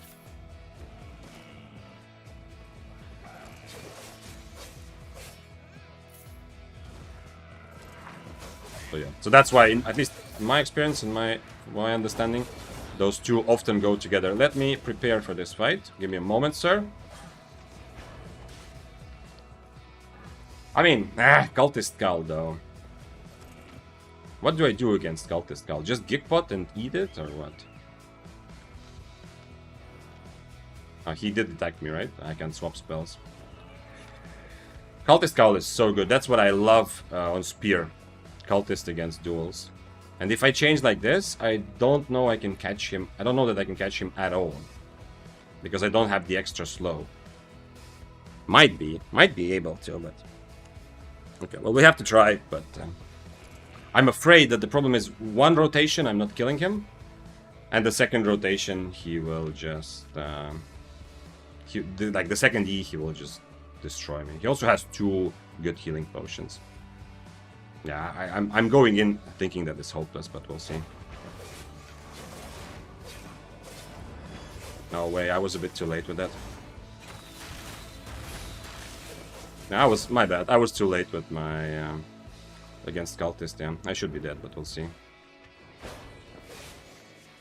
Also, I didn't overcharge. Damn! Actually, very winnable if I'm not too late against Cultist. I took like three free procs of Cultist before I cleansed. And because I'm on cleanse, I need to make sure I cleanse right away, because going on cleanse means that I am losing, I'm losing other things, right? I don't have time to make mistakes because when cleanse, it means that I don't have the mobility to catch him. At the end, he still has boots, and yeah, he also frost shot it towards me, which put me in a bit of a weird spot. I used my W just for damage. Normally, I would wait for frost shot and then W. Also, I need to overcharge. I'm being way too cocky. Let's go again. Actually, really cool, really cool. I love this. How the E of Death Giver work? I don't understand it. Last time I see Death Giver use an E, that I use my Assassin Jacket and still take damage. Death Giver's E is targeted, you know? They cannot use it when you are invis. So if you use Assassin Jacket and still took damage, that means you used it at the same time. So essentially their damage went through before your Assassin Jacket registered in the system, kind of. Let's... I'm too lazy because I didn't create the loadout. I'm too lazy to worry. We can even reroll some quality. Okay, definitely also needed to overcharge, but hey, much more winnable than it seemed. Maybe we can see him again. OC, faster cleanse, and earlier Giga was the good call. I gig potted against his E, right? I don't need to gig pot earlier. Cleanse 100% faster, yeah, and yeah, overcharge. I don't know why it is. Why is it so deep in my brain? Help, guys! It is. Time has come for you to help me psychologically figure this one out. Why? This is such a waste of money. Don't do this at home. Why am I not overcharging still? It's been like a month of streaming, and I've said this almost from the first stream. Like, I know that we all don't overcharge enough, and that's like, if you want to make money, overcharge more. But I have such a deep-seated like need to win fights like this without overcharging, and it's, I don't know, it doesn't make me feel good anymore. I feel like it's a remnant that I should get rid of. Yeah, definitely need to overcharge this. I don't need to. It feels amazing to win like this kind of fight without overcharging. So that is the reason. But I've been already in the situation so many times where I feel like, fuck it, just overcharge, dude. Like talking to myself, just overcharge, dude. You know, it's like there's zero reason. This guy gonna fight me anyway. Maybe that's the thing. Yeah, okay. Maybe it's not just the feeling of being the big dick player that even if I win one fight out of 5. If I win a fight against like this sort of like higher IP, if I win this sort of fight, I feel like a big strong man. Maybe it's not just the big like feeling of success if I win, but maybe it's just such like I've been traumatized over thousands of hours that whenever I overcharge, people run away. I mean, the Death Givers ran away. The 6-3 Death Givers ran away when I was tier 7 and I overcharged. Maybe that's it. Maybe actually, you know, my brain has learned somewhat correctly that sort of thing. I've never used the OC. You like to donate OC to others. Yeah. It is. I'm giving them the siphoned energy after they have siphoned my soul. Man, I need to do. I saw a Russian streamer like half a year ago or something. I saw a dude who he was actually also playing dual swords. I think he was always playing dual swords. He just bought tier 7 items. He double overcharged in the city, like in Brazilian. He bought his items in the market, he double overcharged and went into the mist. And he was playing like 8 hours a day, you know. Very, very active. So. And full PvP player, not. It wasn't like any sort of beginner stuff, it was just his approach to life. And I kind of want to be like that a little bit. I want to have that fuck it attitude about overcharging. Okay, these things are actually worth something. Not bad. You don't overcharge because you don't want to rely on substance abuse. Overcharge is Albion's version of steroids. Yeah. Is that possible? Do you get... I mean, I don't know if people get addicted to steroids. I know very little about steroids. I've never even been close to considering them, so I don't know. But, looking at the substance abuse joke, is there any... Like, can you actually get addicted a little bit to overcharging, you know? If you overcharge and then I start overcharging every time. Good evening, it's me again. Hello, PvP Duel Padayon player. It is also me again.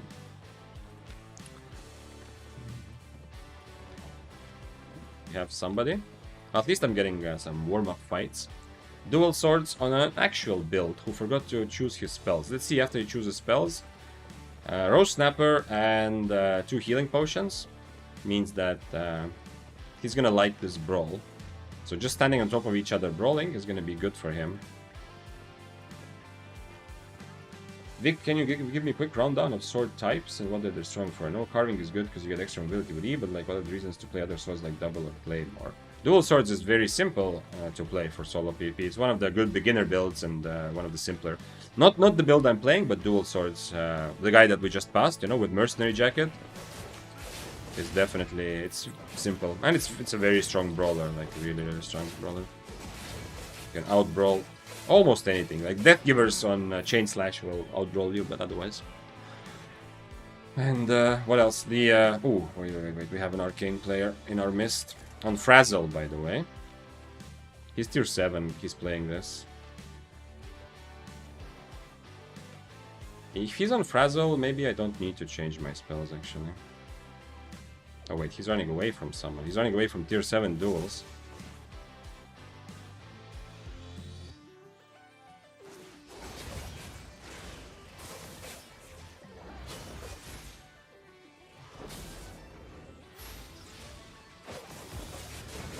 I'm gonna die to the duels anyway.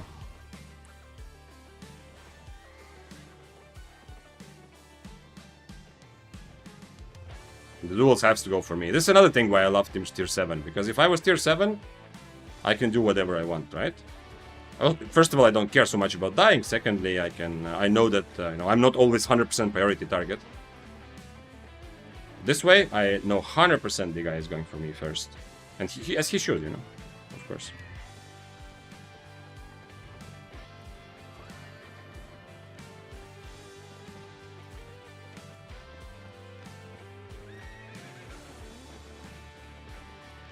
Both have our gig pots on cooldown now.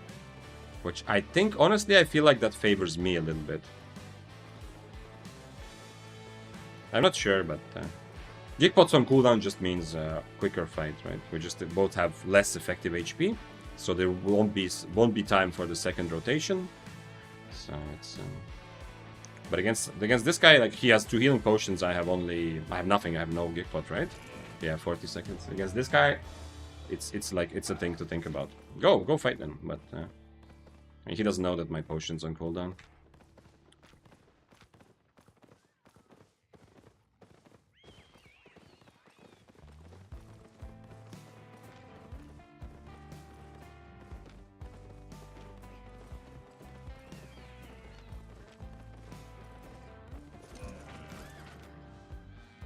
I'm gonna do the same trick with my...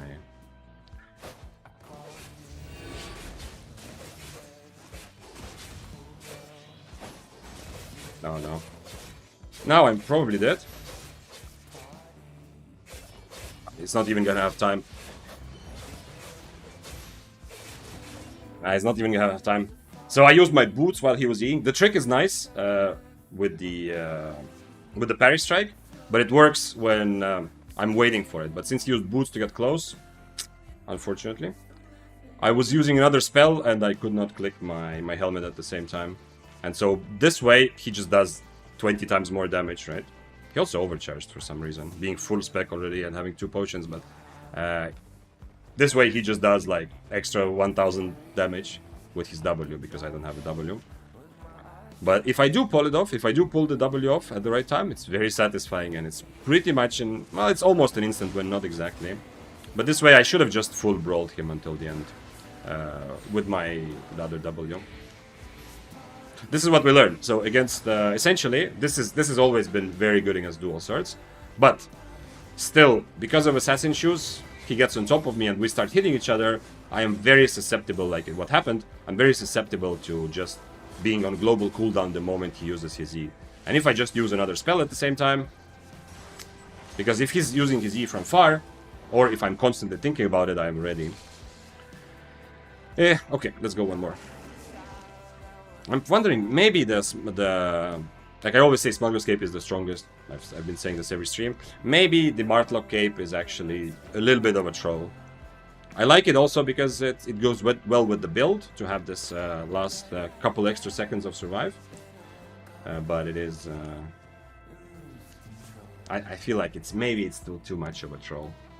Like, Gigpot is nice with this build, but currently, like, just having a second healing potion is just so much stronger. Even in a fight like this, even when I want the fight to be over quickly, it still feels like it's so much stronger. Yeah, let's do it. I kind of like the potential of this, but yeah, let's be at least a little bit reasonable. I'm gonna keep myself on Mage Robe for extra funsies, but everything else, let's go one step back towards being normal. Gig 15 seconds cooldown. Yeah, I still had global cooldown as well, yeah. But that still, I mean, yeah, true. That's also something to think about. Yeah, he attacked me, I still have global cooldown. But I think the bigger thing is that I did not parry. So, I mean, even if it wasn't the cooldowns, even if we just start the fight and we fight fairly, he boots on top of me. And now I need to be ready for his E, but I mean, I can't also do nothing, right? And if it happens like right now that he E's just after I use one of my spells, like my Q, and he's at the same time, it's the global cooldown mechanic in Albion. I cannot react with my parry strike against him, unfortunately. So I should have just made it a DPS check. But also, wasn't he on Snapper also? He was on Snapper, I'm pretty sure. This overcharge is once again... I mean, I need to overcharge more, but other people need to overcharge less. Like we had the tier 8 fists overcharging against tier 7. We had this guy just now. I need to buy new food, yeah. And I'll take a couple gig pots, because in some fights I still think it will be very useful. Where did the gig pot? Okay. And healing potions for the rest of it. And now this guy also with full spec overcharging when he has 2 potions. Okay, whatever. And okay, so we need stew and everything else I got. Yeah, I'm not gonna reroll quality. Yeah, it is. I don't know, Misa, what you meant about hiatus. Like which part? You can explain. If it's something like specifically that happened in YouTube chat before, just remember I see both chats together, so for me it's just a bunch of Twitch chat and then some YouTube messages. So if you're replying to something that happened in YouTube chat like 10 minutes ago, then I might not know exactly what you mean either. I'm looking for beef stew like this, yeah.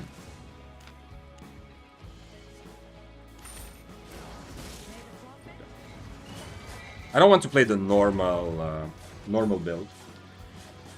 I don't want to play the normal dual swords build, because I feel like it's more fun when this one comes together. Is your goal to do 0 to hero, or are you going... and you're going to 0 first? Nice job. Pretty good, yeah. Yep.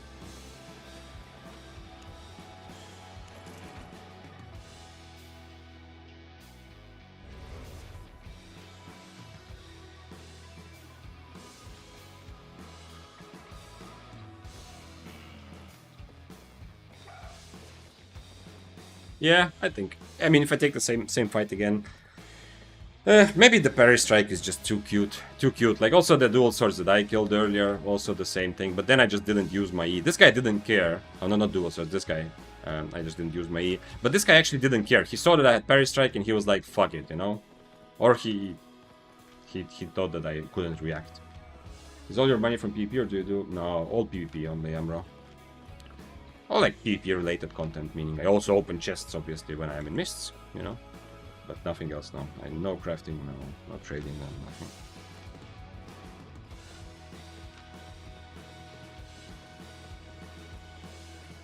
Definitely much more fun for stream, like since I'm playing different builds, doing weird stuff.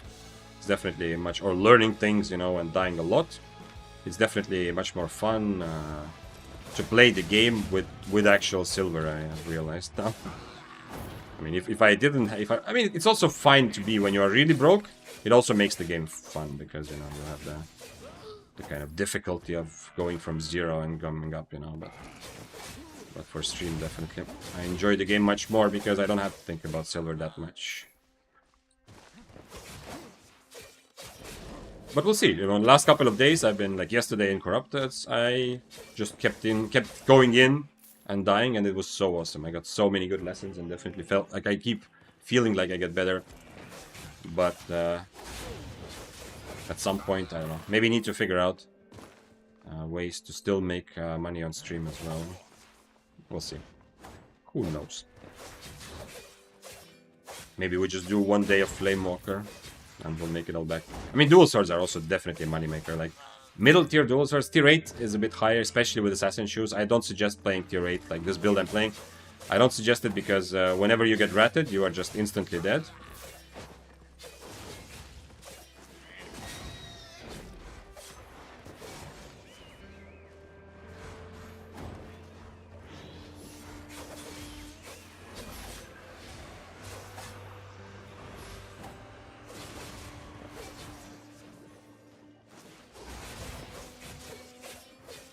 Okay, I think it was it tier 6 actually? Too bad I had to use my cape there. He was tier 6, yeah, okay. Alright. Also, by the way, this is something that whenever I did like this low IP tier lists and stuff like that, I kind of felt like I wasn't maybe always so fair to the Cursed Skull, because nobody... Like, there's 2 guys who were playing it. But Cursed Skull actually really cool Like low AP weapon. Oh, I still have to use my food as well. It's actually a pretty cool low AP weapon. Like it has decent potential to for big upsets and to kill attackers. Kind of like here. Hey, let go less. Yeah, wait, I have to. I've seen. So this is a guy from Discord as well. But man, can I remember? Because your name is definitely not Letkolas in Discord. Then I have to remember. Anyway, he's coming to stream as well. So yeah, Cursed Skull is kind of an interesting, a bit niche, but interesting weapon, which I feel like deserves more love than I've been giving it as a low IP option. The problem is that not enough people are playing it for me to say, oh, this is a good low IP weapon. But the couple of people that are playing it usually feel like have told me that it feels. A couple of you have told me at least that it feels like like a pretty good weapon, especially for the low IP strategy when you go 4.1, 4.2, stuff like that, and you fight back. Hey, Vic, how's it going, bud? What are we up to today? We are playing swords today to understand whether the way that the speed buff changes, whether that is going to somehow affect. Crimson, yeah, I was thinking because I know I've seen Letkolas, like I've seen that your a bunch of things you've posted in Discord, and I've seen your flexes several times. I was thinking I couldn't remember who exactly was named Letkolas in game. What's up, Crimson? Yeah. Good build. Vic, I finally got bored of Forge Hammers and I'm trying out double Merc Battle Axe. I love that. I love trying out weird stuff. Doesn't seem super strong, but hey. It's honestly... I've been asked this several times in YouTube comments and also on stream about the Spectre hood. So, about getting two Infernos, two Mercenary Jackets. This is obviously used often for PvE purposes, but in a solo PvP. And I've always, like, my answer has never been, like, 100% sure, because in theory it sounds good, but in practice it doesn't feel good. That's pretty much what I can say. And I'm not 100% why Spectre Hood does not feel good in solo PvP, when we often say that Inferno is the most impactful thing about the fight. Now, sometimes it's the case that, you know, it's kind of putting all your eggs in one basket. Like, if you're fighting against the Frost, you better have a helmet that can help you in different situations and not just give you another Inferno, right? Because you need to catch the Frost or the bow or whatever. Sometimes, if your enemy has answer to one of your Infernos, they might also have answer to the other one. But at the same time, you know, if they have a purge, they just purge one. At the end of the day, one big thing is that the Spectre Hood has very, very long cooldown, which makes it that so that once you use it, if your enemy just runs, just like I did with this guy, you know, who was this? The guy was writing like, oh, come back and fight me, you know. After he uses his Wanderlust and I purged it with my Mage Robe, I know that I have a minute of doing whatever I want, you know. That's why I was so, like, it was so easy for me to just wait for my cooldowns and then go kill him. It's kind of the same. With Spectre Hood, your enemy uses it, and now you know you have a minute. So, I mean, when they don't have a helmet, if you get full HP, you just have the helmet advantage. Yeah, the chests suck balls. Like, the missed chests are just balls. This is not like a cute way to... I love the depths. I love the way they're designed. You know, when I played it, I said so many good things. Like, it's perfect to fill the gap that the SPI wanted to fill, to kind of get new players or just Yellow Zone minded players, to get them to try and get some of the risk feeling. Amazing. But this is not... I feel like right now in the Mists, this isn't anymore just like a cute, nice way. Like, nice, SBI put a bit more rewards into the new content so that people will play it. This is getting like... It's a little bit getting out of hand. The crazy discrepancy of the loot you get from a zero risk activity versus the what's supposed to be the high risk end game content. It's no longer just a cute buff or like a seasonal buff, you know, because that's kind of what it might feel like otherwise, and which would be fine. Like a seasonal buff for the new content, you know, like this season you get a bit more items from depths because we want you to check it out. That would be... I have nothing against that. And depths are amazingly fun and well designed in my opinion, but this is becoming like a full-on fuck off lethal content kind of thing. What's supposed to be like high-level end-game content is where you risk items, and oftentimes to fight for camps or chests you need to actually risk, you know. 8.4 will come and kill me again soon, and you are getting like 1/10 of the loot you get in the zero risk content. Speed buff. Yes, speed boof. Boof I said earlier, yeah. Boof. Boof is eat. I think boof in French is to eat, right? But I mean like to eat like like this, right? Buffet. I see what you're saying, but I'll probably run out of money first. What did Mufanza say? Oh, you don't lose your items, you trade them for PP experience. Yeah. Hey, Runeshine, what's up? Actually, I already saw your message earlier, but I don't know if you understood that I was answering. But welcome. It's a sword day mostly. But although I'm not playing like the regular, real dual sword build, but I am trying to make it work. This, like, tier 8 is the highest I would go with this sort of build. After that, it's definitely not worth it, because I am just full-on risking, and like you've also seen in my fights, cloth armor and like, the combination of cloth armor and dash in my boots means that one mistake and the fight is kind of over, you know? I don't have time to reset, I don't have time. If I had the leather armor with Inferno, if I had regular sprint, if I mess up something up, I can start walking away, sometimes running away, which isn't always like full reset, you know? It's not always like that. It's sometimes just walking away to kind of make the enemy chase you so that you can come back from your first mistake. With this build that I'm running, as you've seen in my fights, I make one clear mistake and the fight is kind of over, you know? Which is also why, another reason why I don't fully recommend playing like this with higher tier. Hello, tier 7 dual swords. With reflect. This is the proper dual swords build, especially with Hunter Hood. It's like this is the like he left, but yeah. Thanks for following, by the way. Also like when you come. It took you 40 minutes. You subbed 40 minutes ago, and then 40 minutes later, you thought, you know what? Actually, I want to follow this guy too. Appreciate it. When do you pick Inferno? And when do you pick Merc Healing? I mean, Mercenary Jacket is only really good for some builds where you have high attack speed or some way to proc it very fast. That's Inferno is good almost always, kind of almost universally. Let's see if he wants to fight. Now I have 2 healing potions, which is nice for me.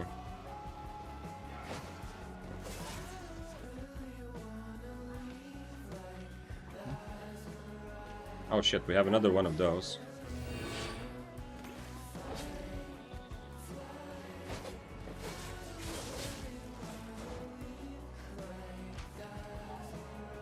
This is a guy who wants to win the fight without playing the fight.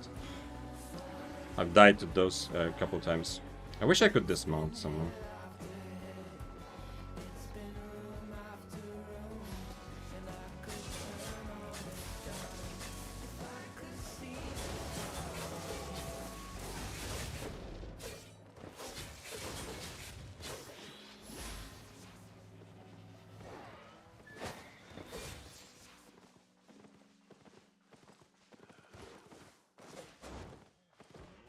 Yeah, now you want to help me. This guy on the mount could have dismounted so many times. This guy on the mount, I was hoping that he would help me.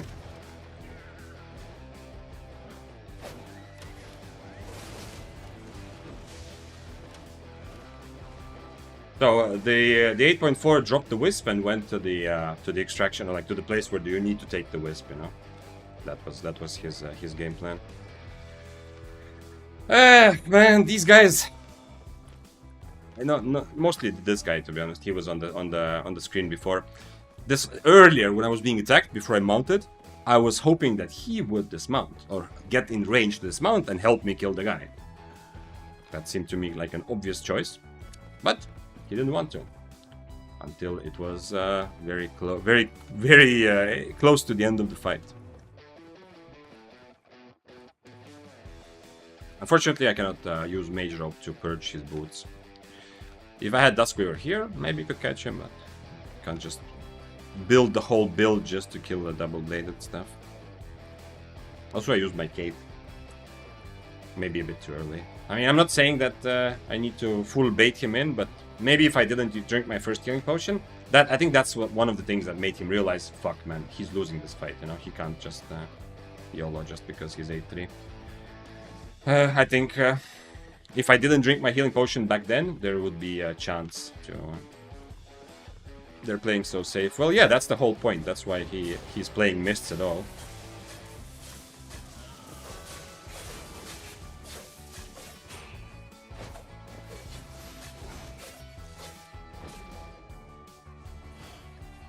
Now I only have one healing potion, so now I'm just dead here. Unfortunately, yeah. Sooner or later he's gonna come, and I think this is... I mean, I can't just say based on this that he's a radar user, but it does seem a bit fishy that he was ready here. Last time I understand it was because of the Wisp, but this was a little bit fishy.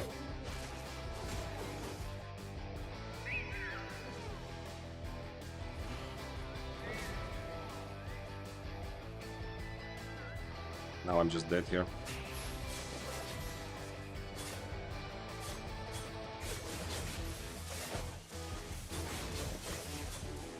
Absolutely pointless way to play. But I mean, okay, I'm actually tier 8, so I'm worth... Once again, this is another situation. But the first time I understand he was dismounted because of the Wisp. The second time... This is... I've already ranted about this. I understand, like, if the dude needs to make money to feed his family, I no personal hate. But I've kept saying this. If we all played like this, like, if most people played the same way, in a couple days, Albion would die and we would play another game. So... I know that you're watching, you don't play this sort of playstyle, but if you just be careful, you know, if you contribute to this, it's kind of like, by the way, another new account, kind of newish, not that new, that's the previous one. Do we go carving now? Maybe it's time. I'm actually having fun with dual swords, but yeah. So as I was saying, if we all play like that, I said this yesterday also, we are ruining the game. So this guy is like, in order to feed his family, you know, I'm guessing, you know, I don't imagine he's playing like this for fun. It has to be some sort of RMT, which is fine, you know, real life is, money is more important, but he's essentially like draining the game for all of us, you know.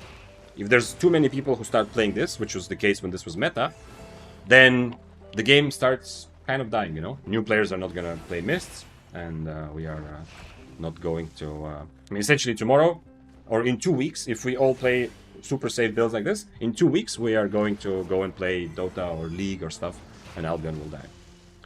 Which is... but... You're feeding the Turkish economy. Yeah, quite possible. I think this guy, like, the guy before, definitely, I mean, I'm pretty sure this guy is one of the RM teams coming back from ban. This I don't really know. He was very close to dying. I just... If the guy on the horse understood what's happening earlier, we had a chance to maybe 2v1 catch him, although, admittedly, catching him alone is not much easier or more difficult than together, because the other guy doesn't have a purge either, the other guy had a hunter hood. We are not gonna catch him together either. Okay, it's not, I mean, he has a lot of kills, but pretty low kill fame, so it's not a completely new account, but it is, yeah, probably the one they're playing. So, any spear content, Steven? Today? No, today I want to check out swords. And...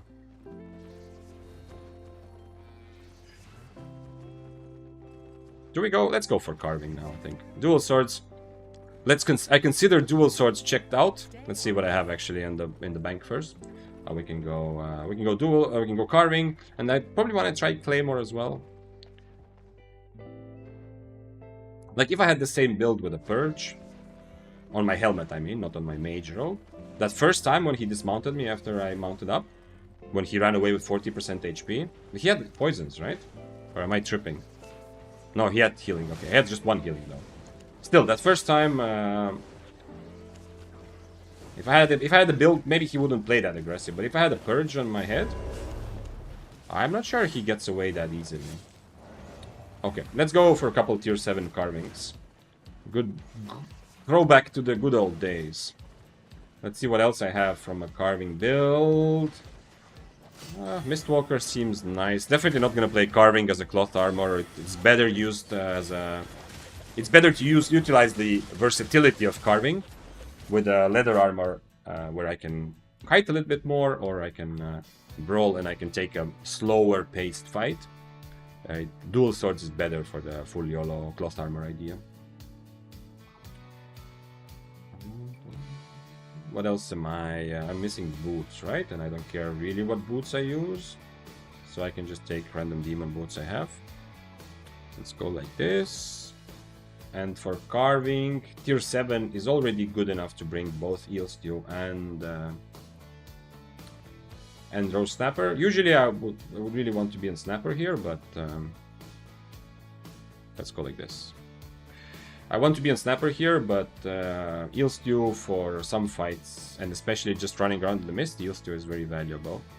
With low IP, I probably wouldn't build, like, wouldn't bring different foods, but, you know, tier 7. I am strong enough that even some fights where I'm not fighting against the bow or frost type of thing, but even with just fights when I am a little bit stronger, eel stew can also be better. Because I'm going to outbrawl my enemy anyway if I'm higher IP.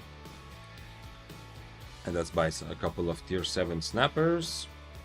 They become really cheap, the snappers. Am I missing something? Do I need another one of these? This one is not so cheap. I don't need another one of these. I can always come back. Let's see. Thanks for following Naki Hauka. Is the double dated back meta? No, Alexander, it's not. It's just a couple, like, it's still a very safe way to play if you're playing like this, you know, with the 8.3 Stalker Jacket, a lot of money put into cooldown rate. It's just very safe, but it's definitely nowhere near as strong. Legit players are not playing double dated right now, I think almost no one. Bloodletter has adapted to the nerfs a little bit and is definitely viable, and it's much more difficult than it used to be, but you can play. But you're not playing Bloodletter as an full abuse mobility Bloodletter. You're playing Bloodletter as a real legit weapon, and you even are ready to sometimes take brawls and even outbrawl sometimes some people. So Bloodletter, fine. However, the double-bladed, I think all double-bladed players who are playing double-bladed right now are just people like this who are almost certainly RMTing, almost certainly raidering, but you know, I don't know exactly, it doesn't matter, but they're playing like they're playing for RMT, and for sure who just want to be super safe and try to get free kills without risking. But not like a lot of the time, if you're playing this without radar, I'm not trying to say use radar, obviously. Fuck everyone who cheats, but without radar, playing something like that is just running around and doing nothing with your life. Thinking, what's the point? What's the meaning of life? I don't know. This guy, the second time he was dismounted and ready for me at the south of my screen was a bit fishy, but at the same time, I kind of expect him, being so, like, he's in such a safe build, I kind of expect him that he also doesn't really have to mount up ever. So it's also possible that he just constantly, like, if we imagine for a second that he's legit without radar, he would probably still be running around without a horse anyway. Right? So. Go broadsword. Maybe, but I want to try the actual swords first. How's the buff so far? I don't feel the impact as much, honestly. It's not so clear. I mean, right now, I don't know. It does not feel like that much of a nerf. There was a couple situations where I felt like, damn, if I could just have the movement buff from the 3 stacks, like when I was really so close to catching the enemy. But I think my brain is not really calculating. I don't think I fully understand the kind of impact that the kind of impact that having this constant 20% move speed whenever I Q is having. I think it's actually better than I think. Let's try this.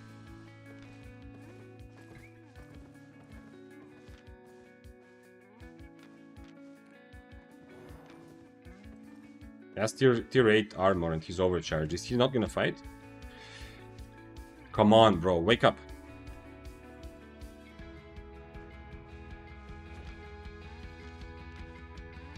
Do I overcharge for this? I probably should, but... Also, I need to change my W, actually. I think. I don't need damage to brawl him, I just need to hit my...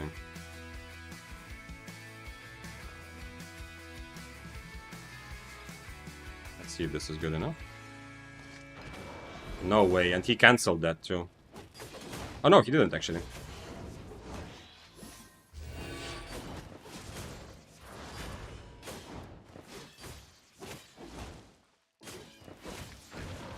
I tried to jacket that, but...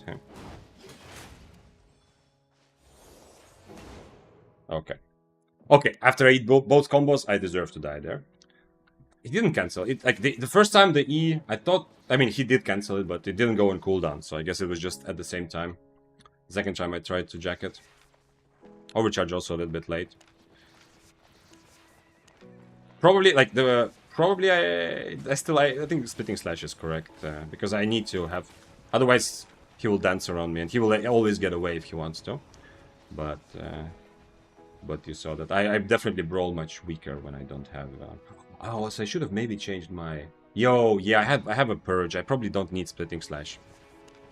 That's why also the brawl was not that good. Let's go another one. Lost equipment. Please give me good quality items. So I have a carving already. Mistwalker jacket. Very expensive actually for a tier 7. Let's go for a different. I have a helmet. Actually, I don't need to buy any of this stuff, right? Like this. I have a bunch of other stuff.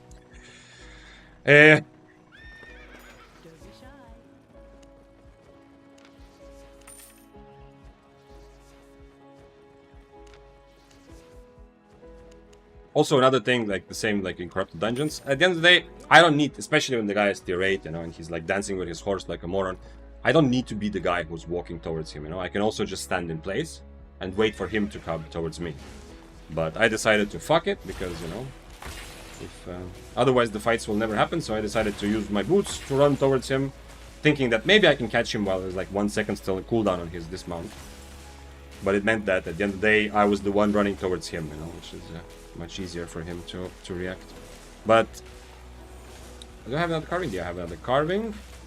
Actually, I'm carving. I think I'll take this, especially on leather armor. Let's take another leather armor. I have another. Oh, never mind. I have another Mistwalker jacket, so we don't have to buy it. And I need 2 snappers. I have it. Is that it? Siphoned energy? At least I used it at some point. Let's see. Thanks for following, Killer Kiz. Is it possible to solo gank open world with carving, or is it bad? Not really, no. I mean, it's not terrible, but I don't think it doesn't seem very good. I have not seen or heard from people roaming solo open world aggressively with carving for a while. Like, carving was nerfed straight up, and the swords were also nerfed a little bit. I don't mean the last nerf, I mean the before. Specifically, what affects carving is the splitting slash nerf, on top of the direct nerf to carving E damage. I don't think so.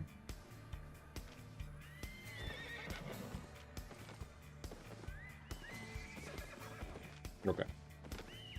Let's do one run where I don't play for a disadvantage. So I'm not the guy who is running at the higher IP dude because he doesn't want to close the distance. I'm not the guy who is trying to aggress everyone into fighting. Let's try to see what happens if I don't give my enemy the advantages every time. Let's try. I always say this and I end up not doing it, but I want to try. Thanks for following Bulgy Moose. I'm back. How's the sword training going? What's up, Aries? It's kind of fun, actually. The dual swords definitely was really fun. And the cloth armor build, I like the high stakes. Unfortunately, there weren't as many high rewards. But it definitely, I like the high risk feeling that I mess up once and, you know, since I have no boots and I only cloth armor, I die pretty fast. Who are you? Okay.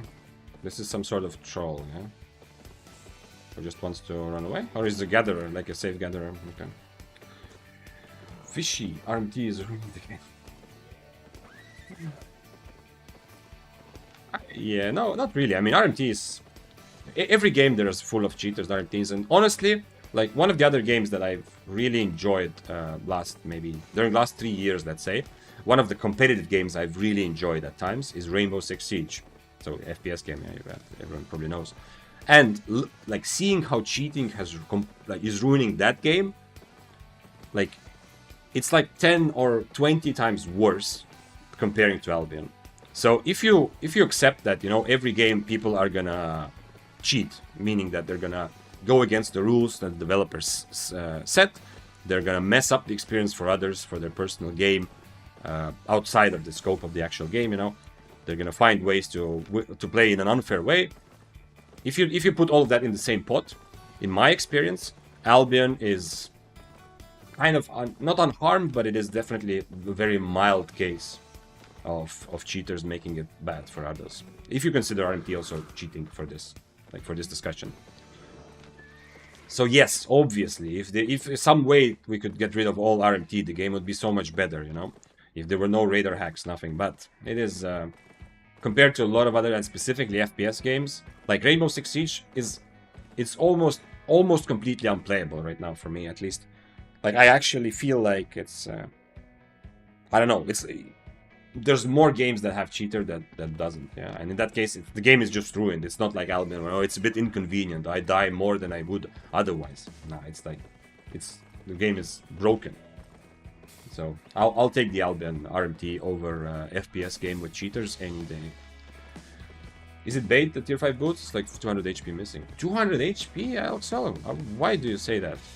200 HP, where do you take that from? It's not 200 HP. It is kind of a bait, but it's honestly, it also doesn't really matter that much. I mean, it does lower my IP, so it is, in that sense, a bit of a bait. But I don't know where it took 200 HP. It is much, much less, I think. Hold up. Let's check it. Where are my... Where are boots? So I'm using tier 5 flat demon boots, plus 307. If I was using tier 7, like the rest of my items, it's 90 HP. Right. It's not nothing, but I don't think it's... Ooh, Phoenix is awesome. Tier 7 overcharged Phoenix. He has a lot of defensives, so... Once again, I'm guessing that he will only fight if I, you know, run into him. Let's just eat Snapper and see what happens.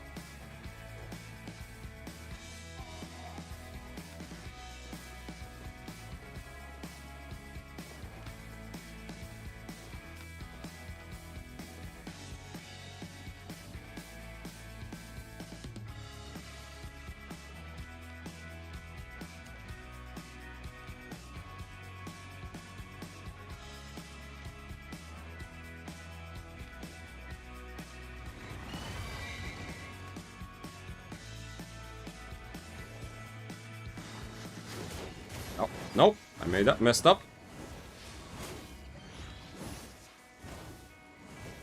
Well, at least I can't blame anyone.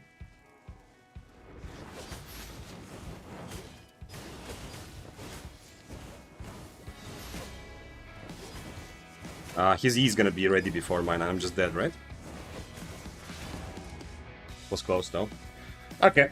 I absolutely messed up at the beginning there. Didn't need to start with my W. I was thinking that I need to get close to him, but I should just EQW always. Why is the screen black? Come on! Come on, come on! Where's the game? I'm still here, by the way. And I know you can see me at least. Okay, there it is.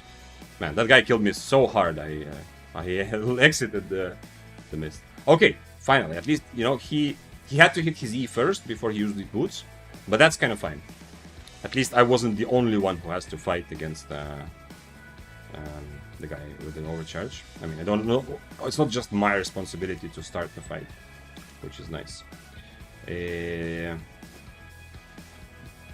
the W was shit from me at the beginning because he was already willing to come close. And I don't need to W at all. I just need to... If I need to close the gap with carving, I need to EQ W. But other than that, let's go, let's go, let's go. At least people are fighting carvings, you know? It's not like... man, how is this so expensive? I mean, okay, whatever, whatever. Still tier 7 and people are fighting me, at least. So, I don't need a horse. Everything else... Let's go. And yeah, I think if I just start the fight properly, I have enough damage, even with his correct usage of the Guardian helmet. I think if I start the fight properly, and by properly I don't mean not letting him hit an E right at the beginning. Yeah, that's gonna happen anyway. That's fine. But after that, I mean, after he hit his first E and he's running towards me, I just EQW Inferno and pretty much see what happens, you know. Man, I keep getting insta-dismounted by 6-4 Death Gears like 4 times in a row. Possible. That sucks, Voodoo, but yeah, it is... I've seen that Death Givers as well, I think. It's interesting that how you get dismounted though, because Death Givers... I mean, unless he's like already sitting in Invis Potion, he shouldn't have the mobility to get on top of you instantly. Like, even double-bladed. I mean, nobody can really force you, but double-bladed, it's kind of close. If he hits you with an E, like if he... With a radar, yeah, sure, but without a radar, so The moment he sees you on the screen, he clicks boots, hits you with an E and then stalker jacket. Maybe he can dismount you, but death givers you should be able to get away from. Froggy said there's a lot of FPS affected by cheaters. MMOs are more affected by bots than cheaters for... Yeah. That's a good point, actually, yeah. I forget about bots because I don't do the econ part of the game. But yeah, of course. Like in other games, a big part of the game is just dies because it's just being botted, right? Obviously, full loot is like a built-in protection against bot swarms. I know there's scouts and there's still like people are still trying to play unfairly also in Black Zones. Occasionally, like gang squads have their scout bots, if that's called.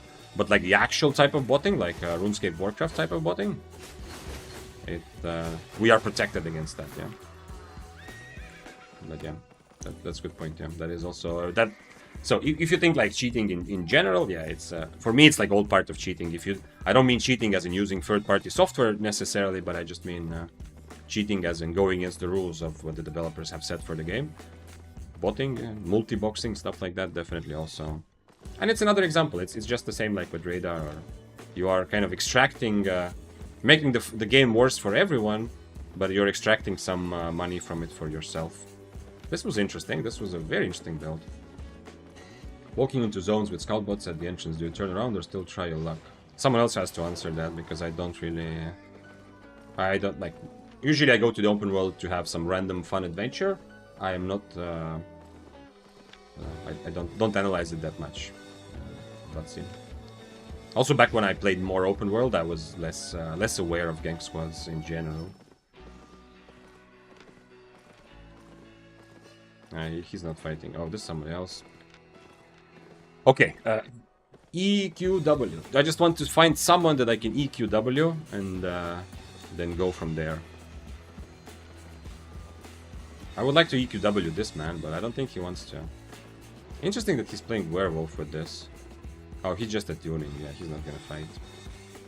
Looks like his build is better suited for like an imp or something. Someone who does giga damage, right? Yeah, there's no way he's gonna fight me. Carving has like psychologically in Mists, Carving I feel like now is not a good weapon to play. Like dual swords was definitely better, but it has like there's a lot of very successful, like especially low and middle tier weapons. You have the kind of advantage that people underestimate you. You know, I'm baiting with other ways, like the boots maybe can count a bit as a bait, but people underestimate. Like if you play Arcane, now Arcane has spread a little bit more, but there are weapons. Like oftentimes people find weapons that are kind of, they're not that famous, they're not that popular. People don't know about it that well, and you have the benefit of people thinking, oh, this is like a weird build, and then you kill them. Carving is kind of like the opposite, you know, like the fame that Carving has due to being the top one undisputed king of solo PvP for well over a year. The fame that Carving has, the Carving actually doesn't match up to that anymore, in my opinion. So you're kind of like in the opposite situation, right? You're more like people are overestimating you, right? People will play more carefully, you know. I mean, anyway, they will overcharge against anything, as you know.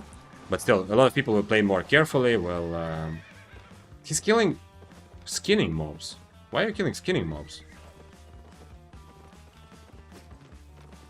I mean, for a real fight against him, I definitely don't want to have Eelsteel.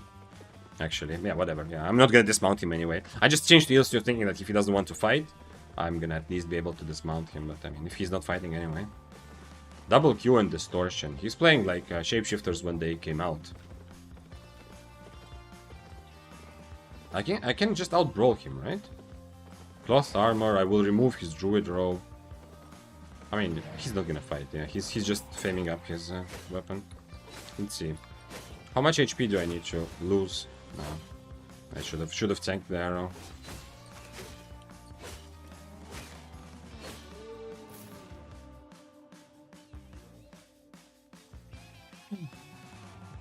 If he plays ganking spell, it's easy to dismount, but if he does that once you're dismounted, it's easy to run. You just need to be careful of Shadow Edge, no? Ganking spell. I think 6/4 Death Givers, 95% sure that they're going to be preset on dash. It's the most multifunctional spell that they have, which will also give them a chance to get away. Oh, we have a little bit of a life touch action here in the wild. Pole hammer. Yes, Under, if you're like trying to bring out an example of a weapon that I was talking that people will underestimate you, pole hammer. 100%. The only thing is that Pullhammer probably isn't that strong anyway, right? We're more looking like weapons like Arcane was a good example for a long time that people would underestimate because it's not that popular. People who play the game in other ways, who are newer to the game or who play the game in other ways, often would not even be familiar with the power and the damage Arcane can do. And even experienced players, you know, like after thousands of hours, I get surprised a lot by different things. It might be things that I already learned like a year ago and I've forgotten because, you know, nobody's playing it for a while, something like that, you know. So Arcane was in a perfect spot where people did not expect that much and actually were really strong. Now, Pullhammer is also in a spot where people don't expect that much, but it's actually not that strong. And Carving, in my opinion, is a bit like in the opposite category. That people I fight will probably expect me to be really strong, but actually, secretly, I'm not. I actually saw a pike and missed. It's very rare. Yeah, not very rare, but yeah, kind of rare, yeah. I've seen pikes.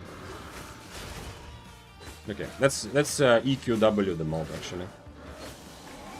Next time I have E.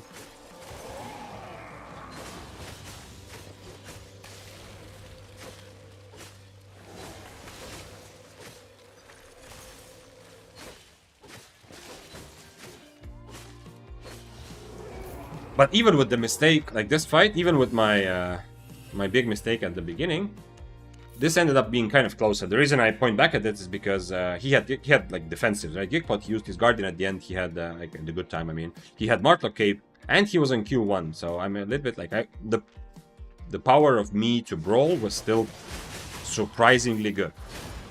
Oh shit! I forgot to EQW again.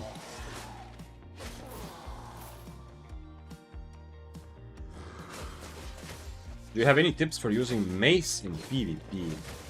Unfortunately, the only current tip for using Mace in solo PvP, that is to not use a Mace in solo PvP. And yeah, I know it sounds like I'm saying this just for like a comedic effect, like hur, don't use Mace lol, but actually it is. Oh shit!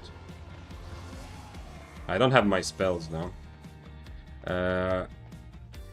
There aren't any maces that are currently good for like proper solo PvP. The one-handed mace could be close, but since you're like a much worse hammer, and hammers can at least kind of make up for the loss of Stalker Jacket with other ways. You have a decent damage Q. I mean, mace Q is very good for brawling, but your W, the fact that you don't have the option to do like what hammer did, like the slowing charge through your enemy. You're gonna struggle a lot with damage. There isn't really any redeeming factor and no reason to play maces in solo PvP. If you're asking about group PvP, then maces always... I don't know any DPS builds, so maces will always be, in my experience in small scale, always sort of a tank role.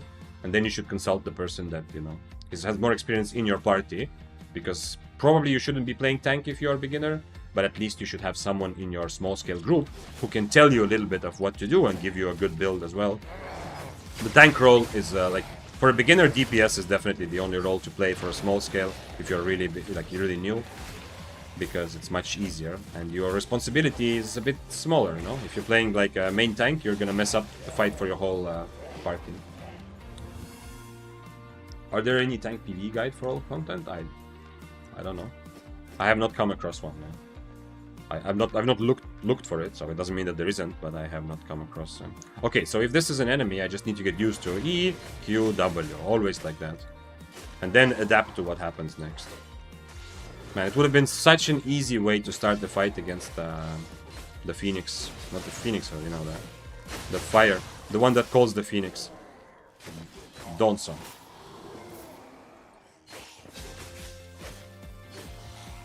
Anyone in chat or Victor know what builds you would do as carving nature, depths in Death to it too, cloth armor carving? Like Holy is probably stronger for the like duo, just with one DPS, but other than that, I hope someone in chat maybe can answer about Balsmu. But my 2 cents for you is to make sure that the carving is wearing cloth armor. Maybe that's obvious to you, maybe not, but just to make sure that you're not... You are the only person doing damage, so you need to do as much damage as possible, and try to get your, like... Try to get a healer that... or get your friend to to be the kind of healer that you can trust, that they will keep you alive. And if you want like more specific, Mage Robe is kind of popular if you don't have, especially if you don't have a Purge on your helmet. Mage Robe is decent. Robe of Purity is very popular because it's very good against other healers. Because with Purity you can push away. When you're playing against another healer duo, you can push them away from each other. So you can, at the critical moment, you can push the healer away from his DPS so they cannot protect each other. Emo, the two best solo nature staffs are Blight and Druidic. For solo, I think you are absolutely correct in those are the two most popular ones, and I'm probably definitely Blight. Druidic also pretty popular, but there is just one small but to that, Ares, which is that the Forge Bark is like all crystal weapons. It's kind of expensive and it's new, so a lot fewer people have actually played it. I feel like potentially Forge Bark could be also in that list, but we don't have enough data. But a couple of experienced players that I've seen play Forge Bark when it came out made it look very strong.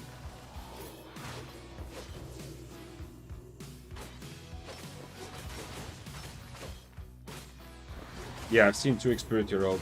You can protect the healer. Yeah, you can use it to protect your healer, or you can use it to separate the two guys you're fighting so that they cannot help each other at a critical moment. The trade-off by using Purity is that you don't really have a very good defensive. I mean, it can kind of function as a defensive also if you push your attacker away. But for example, if you're facing a one-shot type of build, if you get caught with on your Purity, for a healer, like it's a bigger. For a DPS, the trade-off is like not really that big. But if like a one-shot is looking at the healer, or like 2 DPS that want to quickly kill your healer, if the healer is wearing Purity, then they have a better chance usually to kill him, as opposed to, for example, Cleric Robe. You know, Cleric Robe is such an easy, strong defensive for the healer to click to survive the one-shot.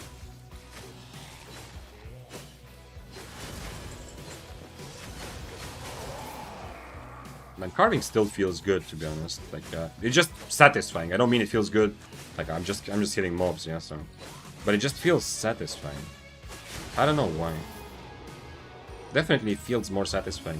It looks cool. The hits are kind of impactful. It's like the feeling, you know, when I played the Grove Keeper 2 weeks ago. I felt like I was fully immersed in the enjoyment of the sound effects, the visuals, much more than I usually am in Albion.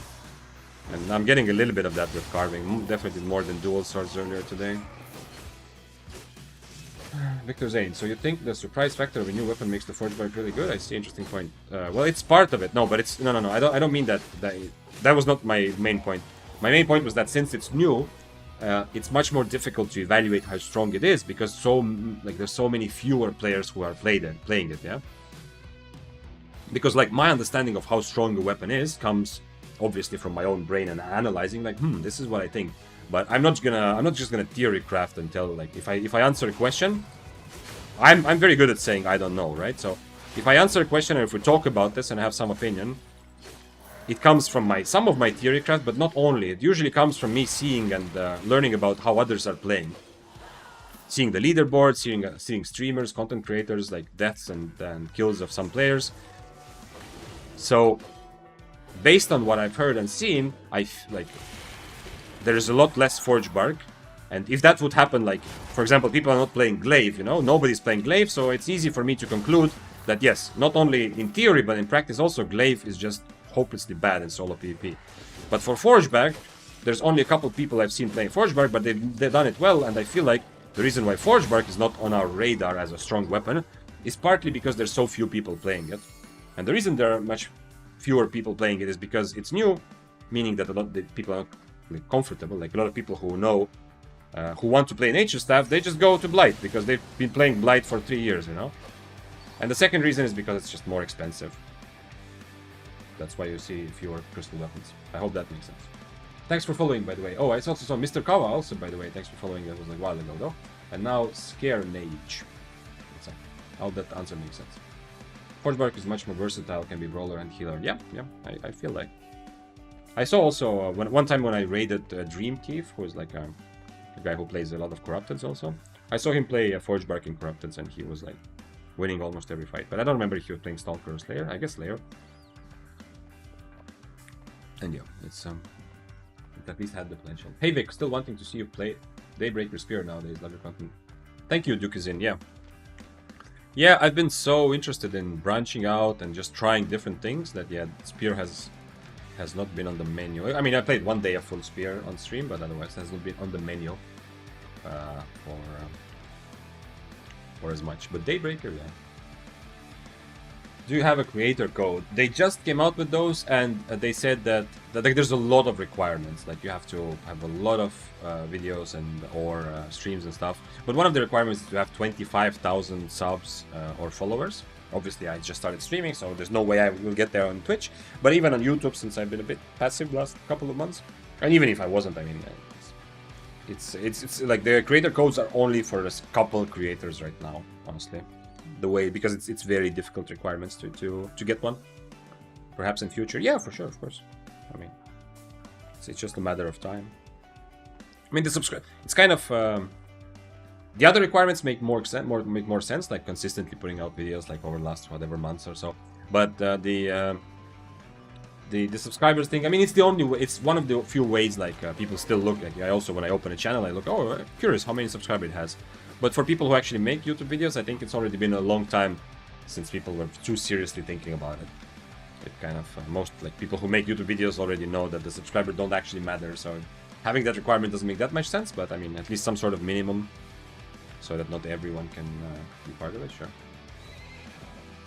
Thanks for following, Butsy. Yeah, follow Vic who's not followed. Yeah. All the 23,900 people in chat who have not followed, now is the time. Good morning, my king with Kong.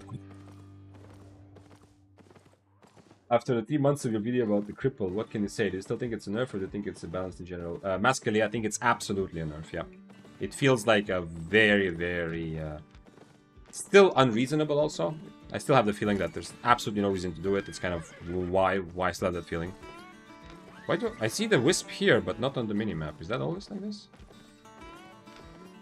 Okay, now it disappeared here also. So yeah, it absolutely feels like a nerf, and it feels like it is also impacting spear play in more general terms as well. We have an 8.4. I don't trust the spear to help me, honestly. But if he does fight back... Oh, he went invis, okay. I am also tier 7. Nah, it's 8.4 though, it's not even 8.3.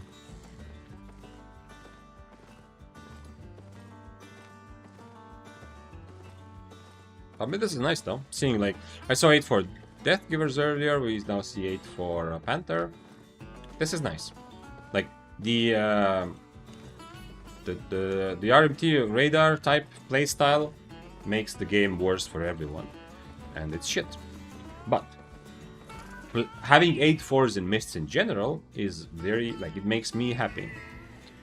I'm not gonna 1v1 them here, but it does mean that there's a lot more life, you know? If we have a lot of legit 8-4 players who are playing builds like the Panther, like Death Givers, you know? Obviously 8-4 and with cooldown reduction sometimes, you're obviously safe in most situations, yeah? But you're not as safe, you're not playing like the Double Bladed to, God forbid, to make sure you never die. You know, this is like a legit player, this guy playing 8.4 Prowler. He's a legit player, gonna take probably legit fights. Having that sort of stuff, seeing it in the mists, makes me happy. It means that there's gonna be more of everyone. Because, you know, it makes it more worth for everyone else to also come to the mists. Like the potential of getting this 8.4 kill, not in a 1v1, but, you know, like in a 1v3, like 3v1, or on a chest, or, you know, to find him fighting someone else. That means that there's gonna be more people coming, and more people are gonna think, you know what? I'm gonna take my 6-3 gear and go and try my luck. And it kind of trickles down and makes it more fun for everyone. So I know it sucks, and I know some beginners think like, fuck, like, if only there wasn't like 8.4 in this mist, I would have so much fun. I know it feels like that sometimes, but in a kind of bigger picture sense, I feel like it's good for the mist to have 8.4s. As long as we're not talking about the full safe, full mobility, double-bladed 8.4s, you know? But we're talking about actual legit fighting 8.4s.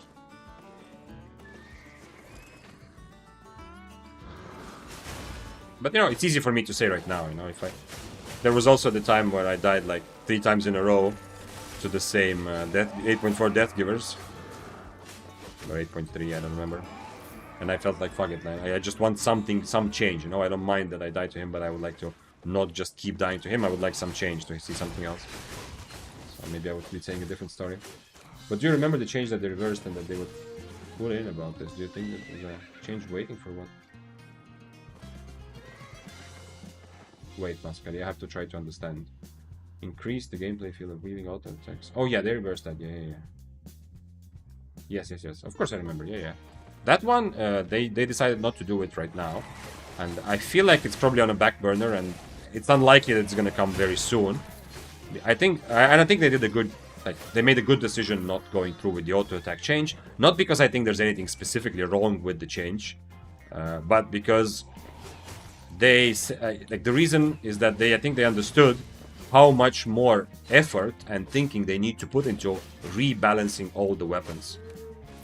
I think someone somewhere understood that this has such a profound impact on the whole game that this change must be like, you must think it through like crazy. Can I fight this? I mean, he has very good spells against me. Let's see if he wants to. I need to change my thing though.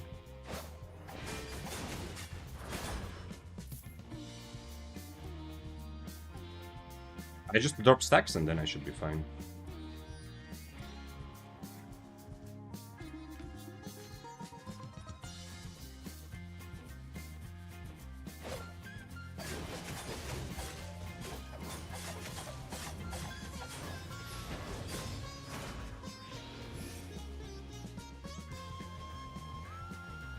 I should drink the other potion just to be safe, honestly, but okay. Almost got away with not using potions, but then I realized, nah, no point risking. Also, I mean, I could also change my to Inferno. If this is a real fight, Inferno is better. But in this case, the fact that I have the helmet to remove his stacks is the biggest deal.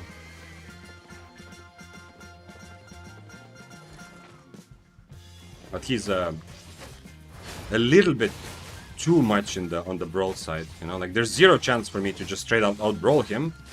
But he also, you saw, like, he's just running and he cannot catch me because all of his spells is just to make sure that he wins every brawl. This, I understand Thunder Armor is very good for this, but I feel like Chain Slash is a bit of an overkill. If he had Shadow Edge or even Dash, potentially, but especially with Shadow Edge. Yes, he's gonna be weaker in brawling and it might be risky, but at least like, he puts a lot more pressure on me because I can't just walk away when I have 2 stacks on me at the beginning.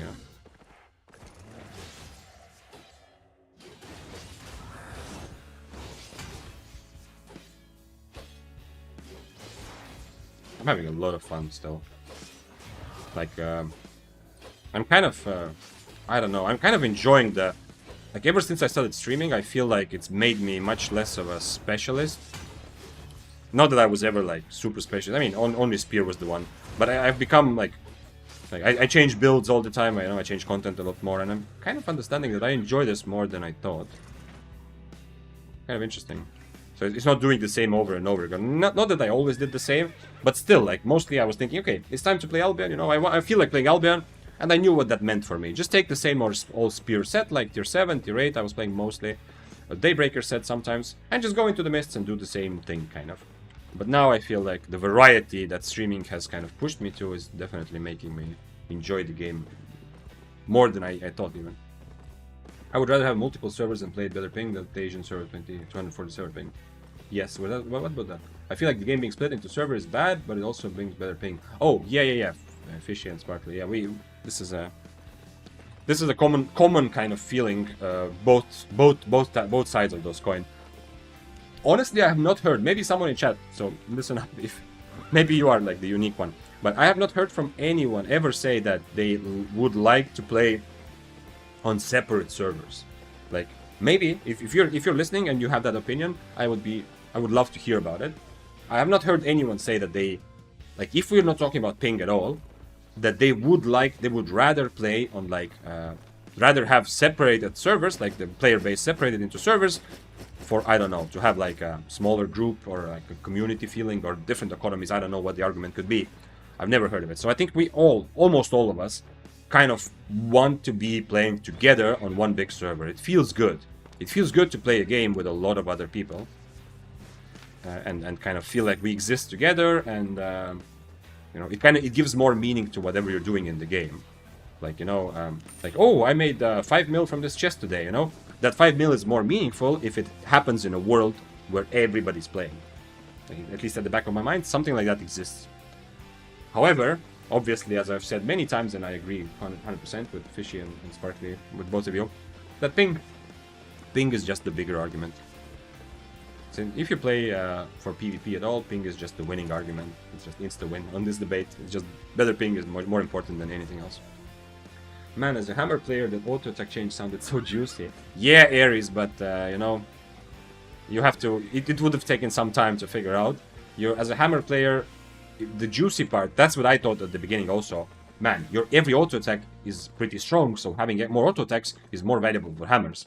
But then, if you think about spells, like weapons that constantly spam spells, Fire Staff, every Q also sends an auto-attack, essentially. Arcane Staff has decent like amount of Qs as well. Maybe not that much, but still. Then you have the sword build that I think Ekward tried, like on the test server, with Carleon Cape, where you do like E auto-attack, Q auto-attack, Q auto-attack, W auto-attack. Like in the first 2.5 seconds of the fight, you've already attacked like 6 times, plus you've used all your spells, you know? So there's a lot more that goes into it. So at face value, I thought exactly the same thing. Like hammers as being like weapons that don't auto-attack a lot, but auto-attack hard, they will gain most. But there's so much more that would have changed with that change. So it's a bit difficult to quantify how it will go together. But do you think that if it were to be activated, then the spear would shine? No, I don't think so, unfortunately. I mean, spear is one of those, like the hammer, where originally I felt like, I mean, extra auto-attacks would be very good for spear. Because, especially when you're stacked up, spear does good, very strong auto-attacks. But, unlike some of the weapons, spear doesn't spam spells. I feel like it would benefit spear a lot, and definitely more than some weapons. More than some melee weapons, for example. Daggers, I feel like, would lose from this change. But overall, I think some other weapons would benefit more from the auto-attack change than spear would. And some fights would, like against swords, maybe would be more difficult. But yeah, it's difficult to say, because spear doesn't get as many extra auto-attacks. But spear, every auto-attack is very impactful, so... Ooh, we have an interesting build here. And we also had the 6-3 Flamewalker, who was playing what looked like a very interesting build with Mistcaller, but then at the same time he also had Armor of Valor. Hammers were so cooked with the auto-attack change. I'm hammer main and I was just so outpowered. Oh, you tried it, Froggy, on the test server. Yeah, the hammers, like my initial reaction, thinking about it without really going like without testing it, was like, okay, weapons that attack hard gain the most because hardest auto-attacks. But yeah, then I realized on the test server, seeing other people try that was my initial reaction was too simplistic. It's much more tied to your spells than it is to the actual strength of the auto-attack. I mean, strength also matters.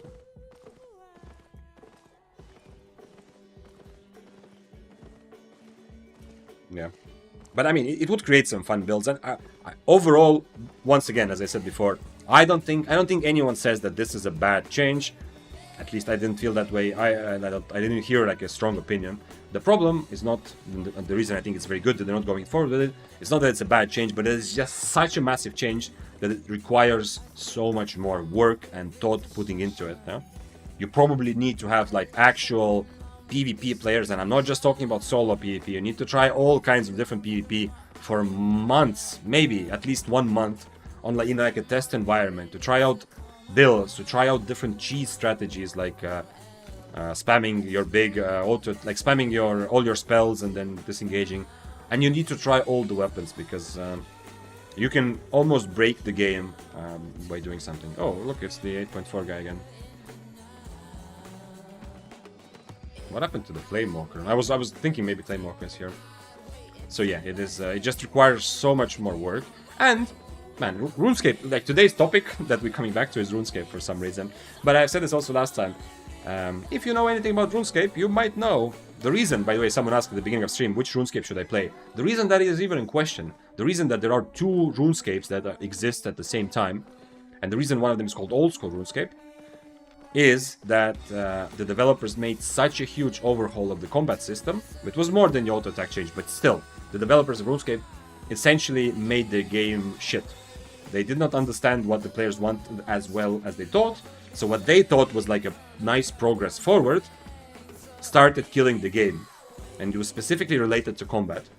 RuneScape and Albion are very different, so don't take it like oh, that's like a directly applicable, but it's just a good example of like any other developer, like an MMO developer, needs to, at least somebody who's like responsible for strategy and maybe even the balancing team, they need to be somewhat familiar with the RuneScape example that you can make, you can put out the big rehaul of the combat mechanics that you think is amazing, you know, progress, the game is moving forward, and ends up killing your game.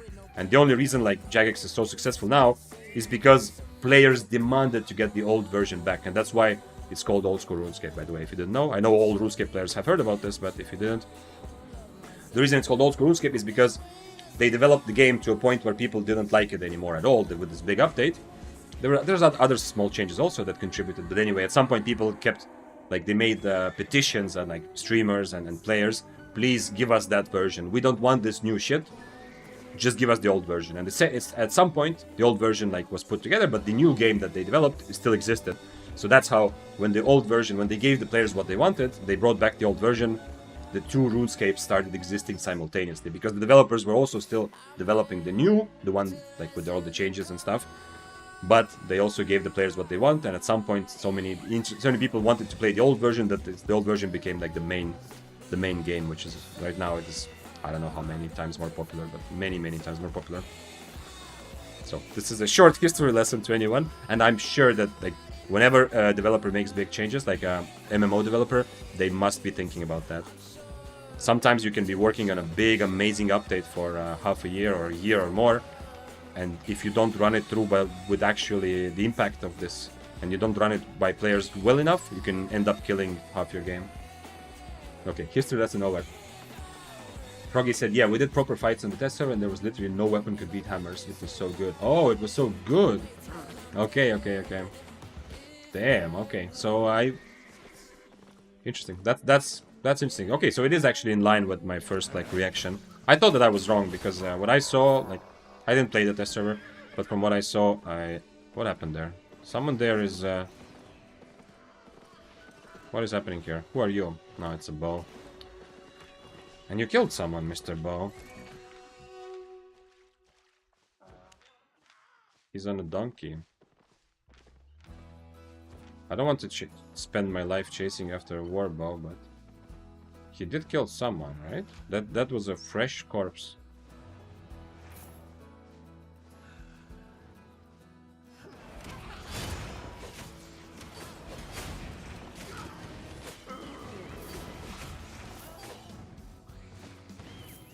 Okay. But instead of changing auto attack for all weapons, they could change auto attack only for certain spells or armor pieces, like the stand time when you're using Merc Jacket is so clunky.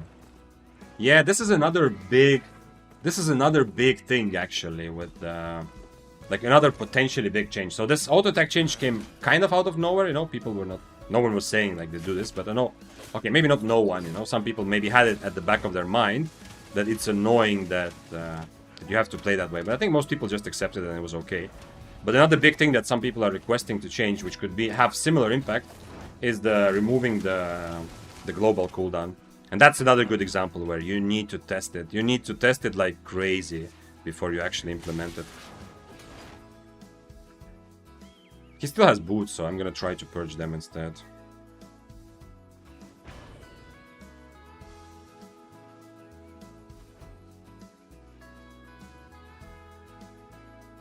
And it's like, I mean, okay, he's also like tier 6, right? Although he's without cape, but...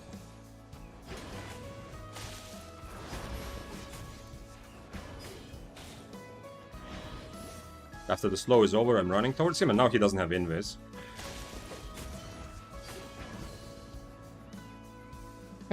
Like for a serious fight, should change to Inferno, but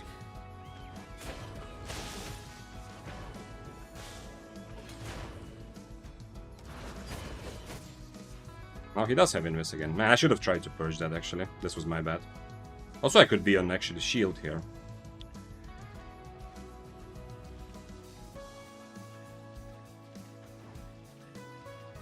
When my E is ready, I think I can just go into him.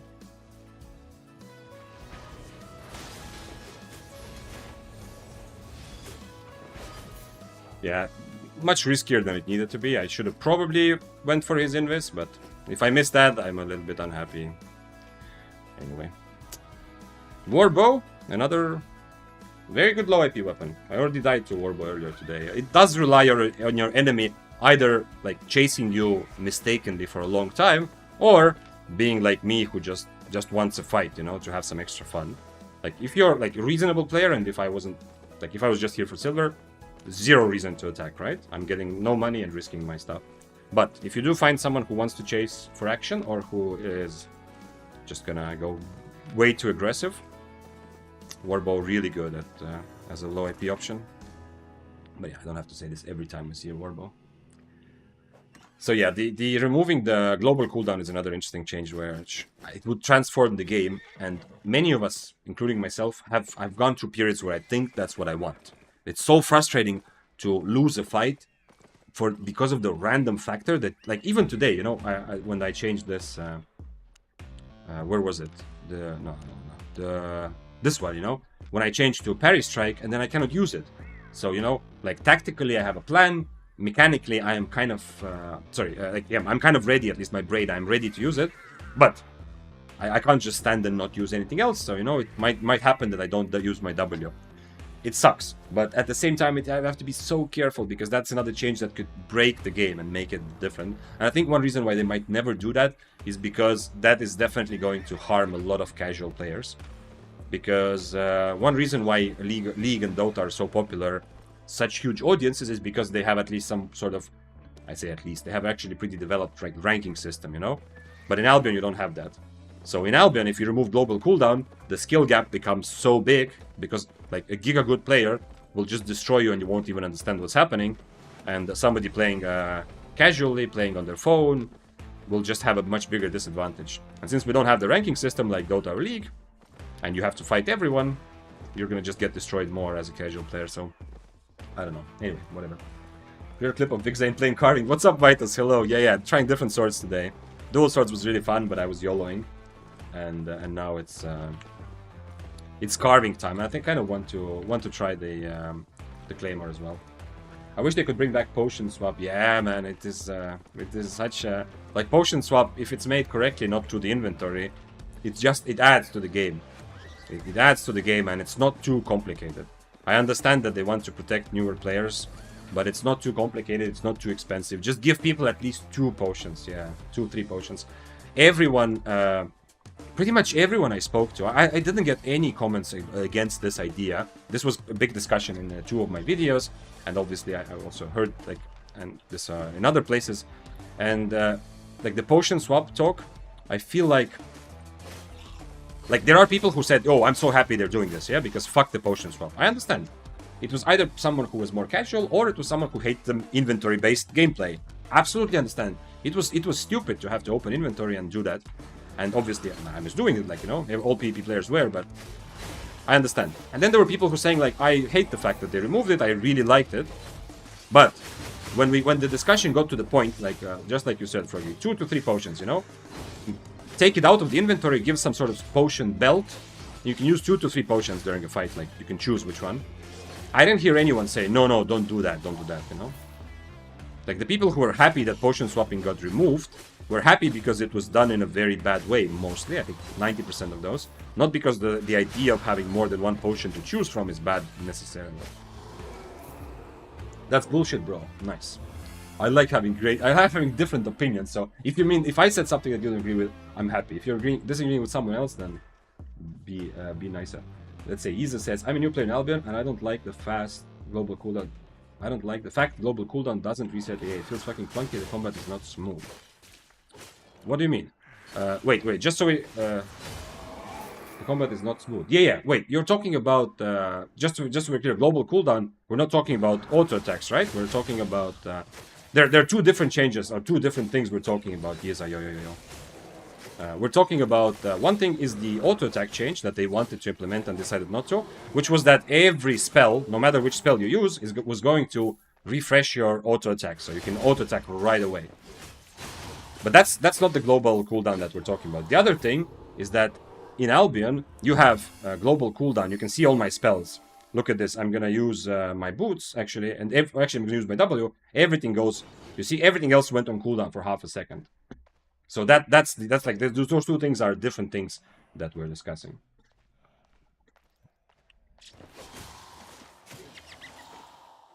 So yeah, and that, like, it depends on which game you come from, Yiza. So if you're trying to make a point that you are a new player and you don't like global cooldown, yeah. So if the impression you got that global cooldown is only like it's good for all new players, of course not. Yeah, it depends which game you come from. Like if you come from League or Dota, you feel that the combat is slower. It's not so much. Maybe if I said new player, it's not so much about new players. It's more about like casual players, players from playing from their phone, and players who are less hardcore PvP and more just enjoying the game. For many of them, global cooldown makes the game a bit simpler. Things happen slowly, so they have more time to essentially to react or to press their spells, stuff like that. Because right now, if there was no global cooldown, a veteran would have a bigger advantage essentially. Yeah, but of course, if you come from a game which doesn't have global cooldown, which is pretty much every single game. At least if it's like your isometric game, like Dota or League, you will feel that things happen more slowly. Yeah. And a lot of people are against that. And I also I've been through that, and I still feel like I would like the game without global cooldown. Yes, but the point why I brought this up is that it is kind of like the auto attack change, that you need to be careful because it's going to change the game so much. They need to be very careful with that change because it's going to change a lot of the combos, a lot of the weapons. So they might need to rebalance a lot of stuff. Like for example, what's it called? The chill howl will 100% always be able to combo, right? If they can EW instantly, they will always 100% be able to hit their combo. Then there are weapons that, they don't rely on the fact that the enemy is not dodging, but still any kind of telegraphed spell which will be automatically nerfed.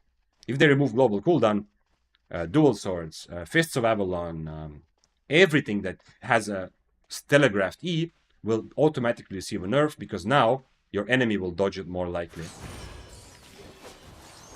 No matter what happens, and all the reaction spells, all the defensive spells, dashes will get buffed. And I'm not saying it's not a bad thing. I would like the game to not have global cooldown, but my opinion is not as strong as it used to be because then you need to be really careful by changing that. Because the Albion's balance is already very, very difficult. Because unlike League or Dota, you're balancing the same weapons for so many different types of content.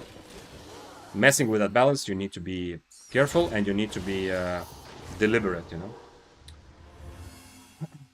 The fact that the veteran player would you were talking about the fact that the veteran player would destroy. Yeah, auto attack change was a good change. Every game got an auto attack reset thing. You need global cooldown, but a global cooldown should. Oh, okay.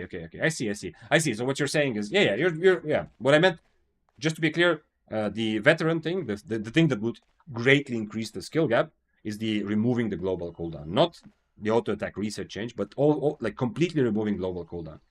Like in Dota, you don't have global cooldown, right? You have cast points, like there are some animations, but you can click your you can click all your spells pretty much at once. And there will be like a couple seconds, not a couple seconds. There will be like 0.1 second maybe. Some spells will not have a global cooldown at all, and some will. What kind of buff does he have? He has 11 red. And cultist cow. Damn. The fact that he has 11 stacks is +1 tier for him. But if he didn't have red, I think it's still kind of doable, no? Maybe.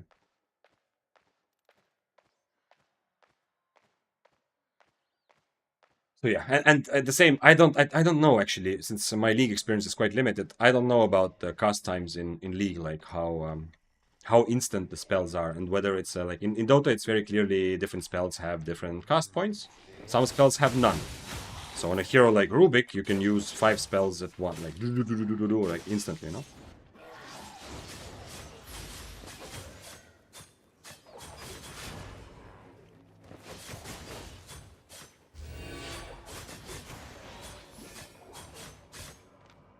Why is he not using Stalker Jacket still? No, there it is. Yeah, he still has both. Yeah, he's too good for brawling, unfortunately. With the Cultist Cull and... With the Cultist Cull and 6 extra stacks, my overcharge is not enough, unfortunately. But I had to try to find out if there's any chance, you know? So I'm happy. I was kind of hoping, like I obviously went close to him. I was kind of hoping he would attack me, but I was really hoping that I would be able to Inferno against his Stalker Jacket. And if you saw, I Infernoed when he used Stun Run. He stunned me, but he didn't Stalker Jacket. He Stalker Jacketed later. So yeah, so because of the 6 stacks, it's essentially like IP difference is extra 1 tier. And having Cultist Cull means that he cannot, like this guy is not playing this ultra safe, you know, he's actually playing double bladed, so against same IP weapons, he's gonna die, but in this sort of fight, with 2 tier difference plus another tier from the, he was 8-2, right? Okay, yeah, he's okay. He has 8-2 where it matters, and you know, after overcharge, I'm tier 8. So with 2 tiers plus another tier from stacks, I cannot outbrawl him. But against like similar IP carving, because he has Cultist Cull, that's kind of nice for 4 seconds, but he cannot do the playstyle where he just is fully safe on the other side of the screen, and he's probably gonna suffer because of that.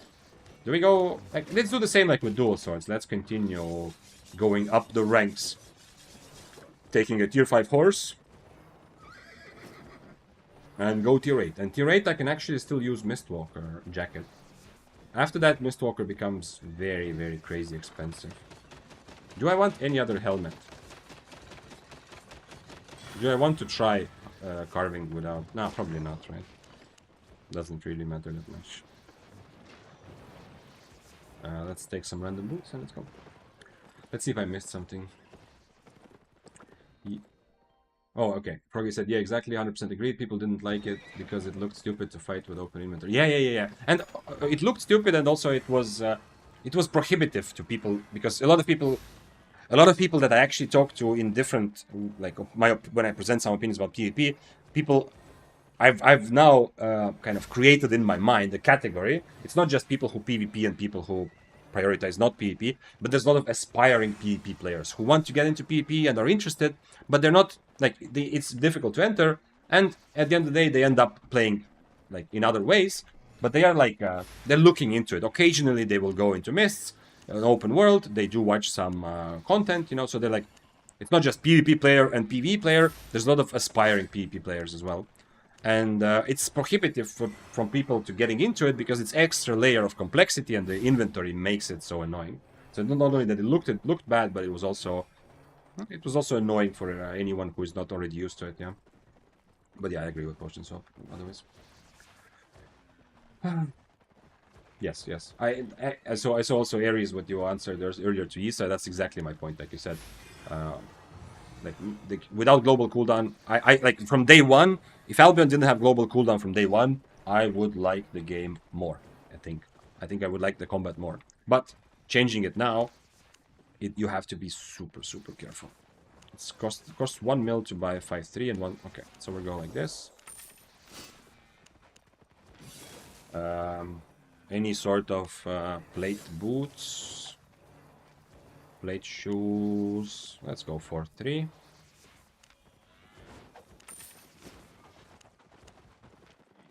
And roasted snapper. Yeah, he still had the buff at the end as well, which is a bit unhappy. I was thinking about the double bladed. I was thinking that first of all, I just wanted to try the fight, but I was thinking that okay, even if like the IP difference obviously is big, and he has 6 more stacks, so he has another extra tier. But I thought the 6 more stacks will be balanced out if he has a different buff. If I have red buff and he has something else, I would say it's kind of even. Like he has 1 extra tier, but I have 1 extra healing potion. But yeah.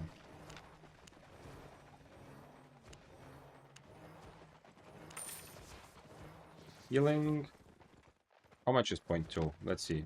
Let's see what kind of healing. Oh, it's actually not that bad. Let's buy a bunch of these. And other than that, I think I'm ready, right? Oh, siphon the energy.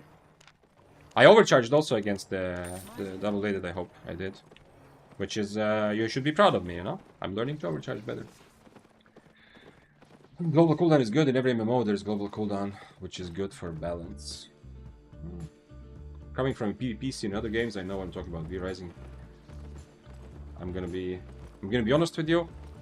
As someone who's teaching and has taught for over a decade public speaking and argumentation, it's understandable, but if you have to say I know what I'm talking about, or if you say something like trust me, you're making your argument a little bit weaker, you know, sometimes.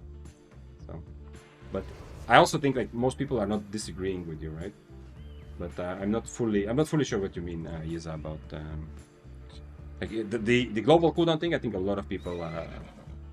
One thing we can agree on is that changing it is a massive overhaul and you need to be careful about, I think. But it's good to begin with. Also, I'm not sure. Wait, now you're saying that.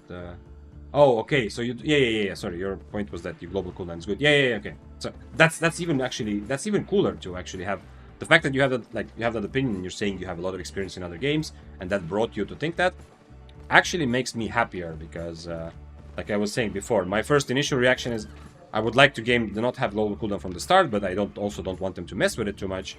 But you are saying that like it is actually good from the start, you know.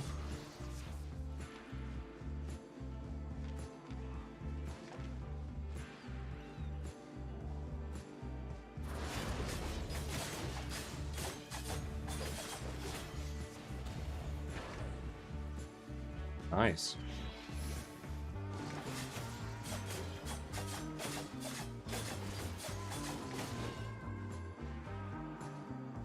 Wait, what did he get? How did he get full HP?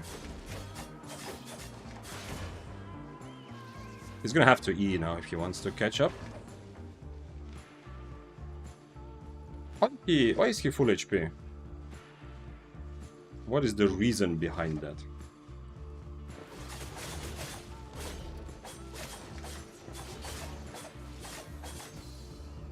Oh, I did that a bit too early.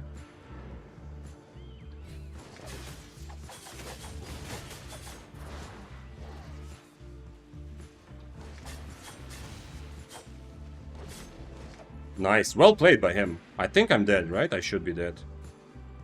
His boots will be ready before mine, so I think I'm dead, but we'll see. He has more mobility.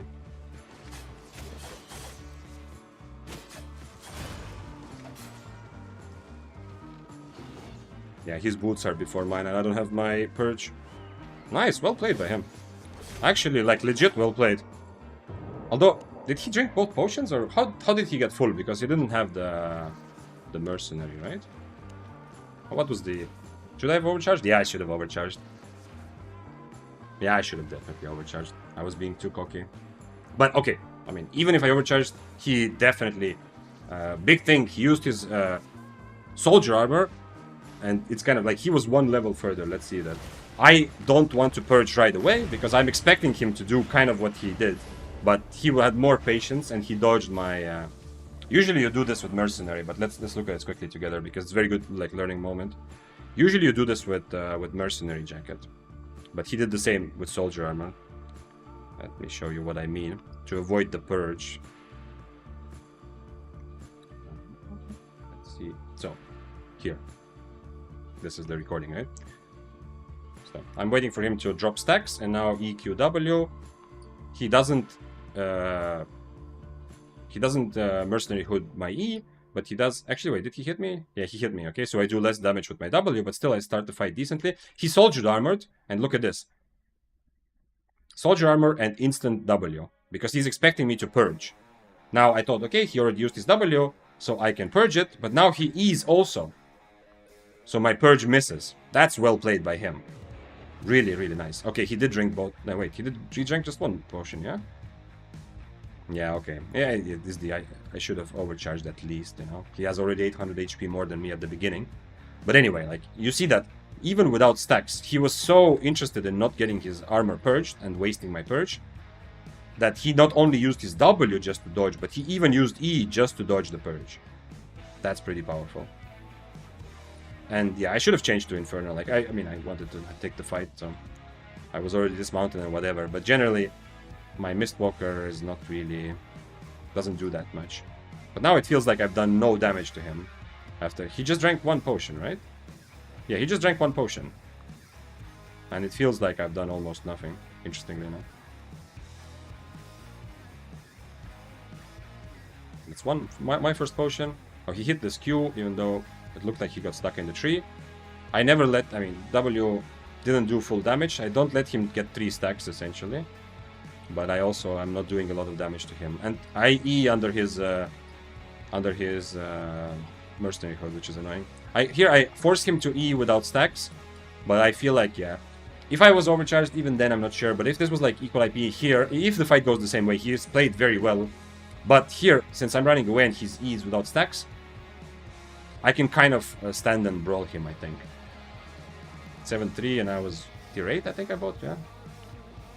Oh, plus, of course, the Awaken also.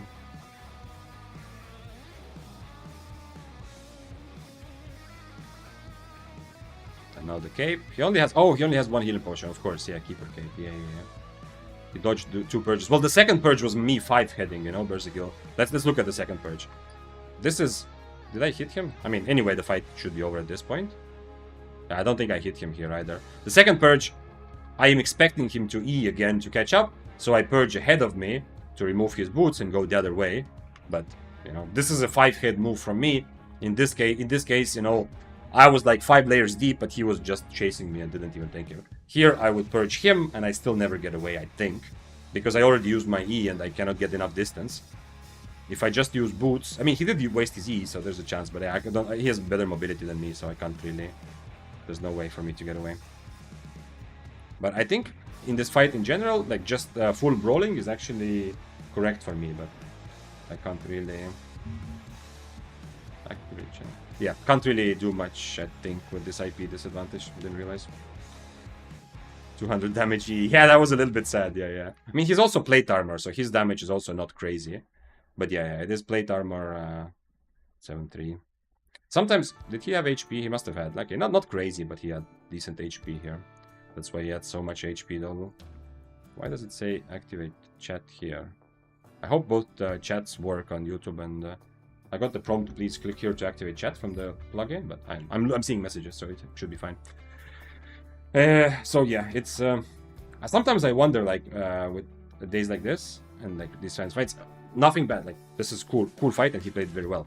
So it's not him that makes me think this, but sometimes when the situations like this, I start wondering if it wasn't like for me, would anyone be fighting at all? And I know this is stupid, you know, to think about that, like that. But I feel like, are there 80 other people? Like, I know of course there are, especially at lower tiers. But I sometimes wonder, like, how many other people are, like, because all of my fights, if I want to fight, essentially I have to usually take fights like this, right? Or and I kind of sometimes start wondering, like, once you go anywhere below, like 4.1s, 4.2s are always super aggressive, you know, and you have nothing to lose. It's very, what am I buying? It's very reasonable. But I sometimes wonder, like, at higher IP, is there any PvP actually at all? Or is it just thanks to guys like who are streaming or who are just having this crazy attitude like me that I just want to go in and have fun? Oh, I don't need this, yeah. Okay, let's take it to the bank anyway. I have enough potions. I need more siphoned energy.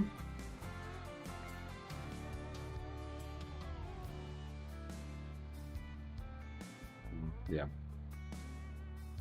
So yeah, since we're not, like, I mean, if you're not pressed to fight right now, if you're happy just running around and doing nothing, definitely make a lot more silver medium. And sometimes I feel like how much PvP is actually happening, you know? I don't know, it's stupid. There's so many people who do exactly the same thing as I do. I just want more of them on my screen. I feel like going higher IP becomes like for example, like, you know, when I play tier 7, obviously I'm gonna attack pretty much every tier 8 I see. But now that I am playing tier 8, where, like, how many tier 7s want to take a chance? They do, though. Sometimes they do. Let's see, did we have some advancement in the global cooldown discussion? Arias said, guys, remember that Albion is a cross-platform, and trust me. Yeah, the mobile thing is also a big argument, because mobile players, like if you look at the at other, like especially like Asian mobile games, some are like crazy, ridiculous profit, you know. So on average, mobile players bring more money, so we have to keep them happy. Developer has to think about that, so that's a big argument. Playing with open inventory mobile is impossible. Yeah. Nobody, I don't think, as I said before, nobody wants the inventory-based gameplay. People who want to have more different potions, like me, we want a potion belt or some sort of feature where you have 2 different potions that you have equipped at the same time, potentially 3.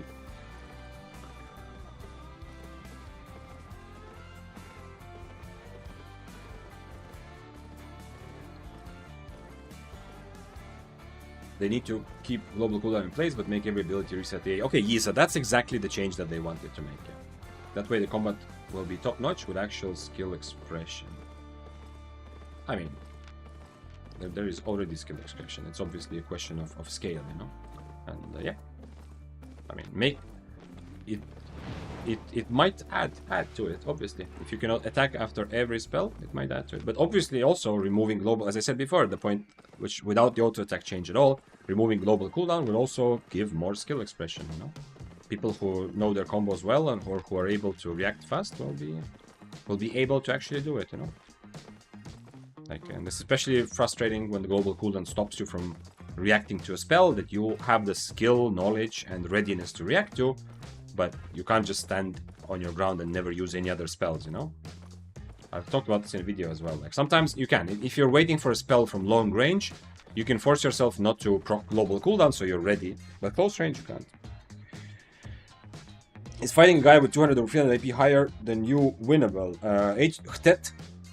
Yes and no. Some builds, yes, but it has to be a good build, and usually it also comes down to the enemy. Like, the IP difference becomes a bit of a bait, so that the enemy gets baited into being too aggressive. And that is usually part of how you win. But some builds are good. Like, that's why I have a video about like best budget builds or for solo PvP budget weapons. Some builds and some weapons excel at that sort of strategy where you take advantage of looking weak, but when enemy attacks you, you are good in a defensive posture. But those builds at higher AP are usually not that strong, because when you are no longer just defensive, in a defensive stance, then you are not that strong. I think he's gonna fight, right? If he gets rid of his invis potions, I think he's gonna fight.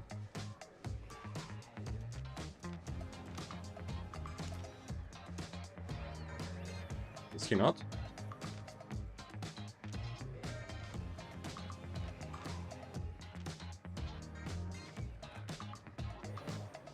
I don't have soup, actually. I should. This is what I mean. I mean, okay, he has the invis potion, but this is what I mean. Like, what happens if why isn't he doing what I'm doing? You know, when I'm tier 7, I'm obviously attacking all the tier 8s I see, especially on a frost where he's kind of safe. You know, I'm not 100%. I do have a purge. Oh, it was a swap. Okay, bro, that's sorry, but that's pathetic.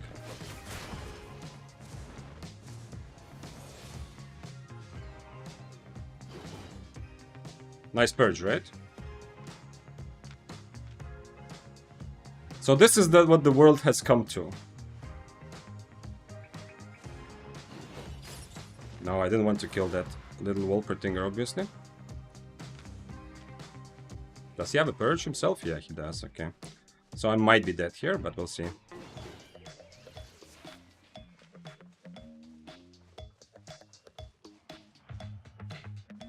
Okay. Another swap. I'm still confident the guy I saw earlier was some sort of swapper, but yeah, we realized it was not the guy that I saw. Yeah. This guy went off screen for the swap, you know?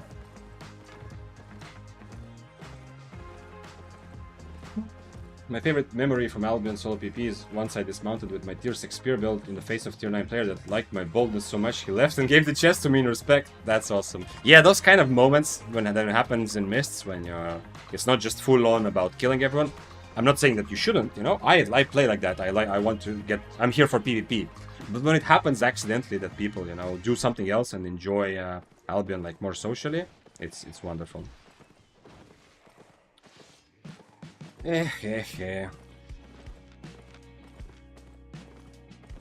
And you know what? Like, part of me feels like fuck the swapping strategy. You know, just take a fight and fight me. But I've also like players. I've heard this from like actually some players, and one player for sure that I know that I still have a lot of respect, that I had a discussion with. A guy who used to play Spears and played a lot of 8.3. And he said that he struggles to find a fight. So he said that the swapping is just, and he wasn't trying to swap just to, you know, to kill, like to get free money. Like obviously he swapped right now for a tier 8, you know, he doesn't, like, for him it's an absolutely free fight if I do fight him, right? But the guy that I talked with, he said that he feels like he has to swap because other 8.3s and 8.4s are just running away. He just cannot get a fight without swapping. So I'm kind of sympathetic to his perspective. He wasn't trying to kind of cheese and get like just free money. He was also more like a just wants to PvP kind of guy. I don't know why a lot of PvP interested players don't just run tier 7, tier 8 like I do. And because you get at least a lot of fights, yeah, for sure. And by the way, if you know, I mean, most of you know Grinder, and unless you're new to Albion, who quit Albion a little while ago, was also like a guy who was he was interesting to watch because he was constant PvP, and he was also playing tier 6, tier 8, tier 7, tier 8, I mean. I think it's not a coincidence. But anyway, this 8.3 Spear player that I talked to, he says that he's using the swap tactic to get other high IP players to fight him. Because they're just running away from him, and he was tired of that. And he felt like this way he can at least get a fight. That also explains why the Frost staff was using Invis potions, you know. He wants to be safe. I wonder if I could, I can't probably really catch the Frost with carving. I mean, he has to play well, and if he's swapping to 8.3, he probably will at least be... at least he has enough experience to not use his boots right next to me, you know? But if he blinks away and bootses, there is some chance, you know? It depends on how much it takes. Like, he was mounted, so I have to use my E and W to dismount him, and after that he just blinks and starts running, and I will not be close enough to purge, unfortunately. Do you know how a chain of sequence works? Chain of sequence? I don't know what you mean. You mean like a queue? Like queuing, or you mean when things are used at the same time, how the server decides which goes through first? We had that discussion like a couple weeks ago. If it's a specific term, then nope, I don't know. If not, then you have to, I mean, anyway, explain what you mean.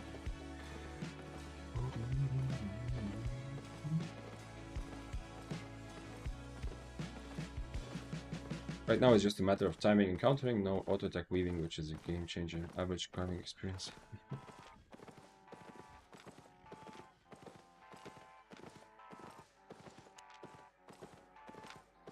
I don't really want to be on splitting slash. This is a big nerf to carving, was the fact that carving works so well with splitting slash, better than other swords. Because splitting slash, it's good to catch people always, but it's also pretty good when you're kind of kiting around and you're playing some of the fight from a distance. Most other swords don't want to fight from a distance at all. For dual swords, majority of your fight is just you figuring out how to get them close to your enemy, right?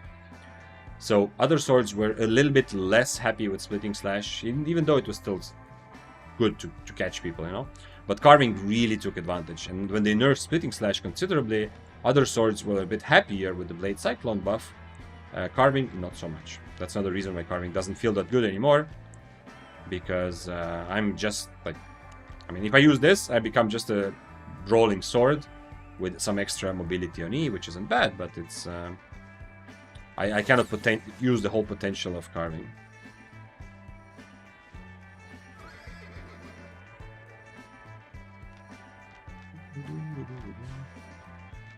Is it the... oh, okay.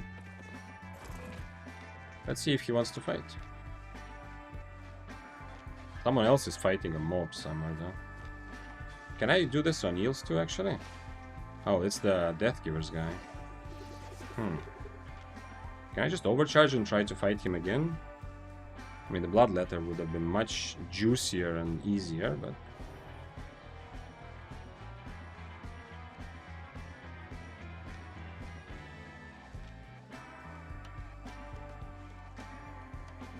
Definitely need to overcharge this time. He just killed me. You shouldn't be afraid, right?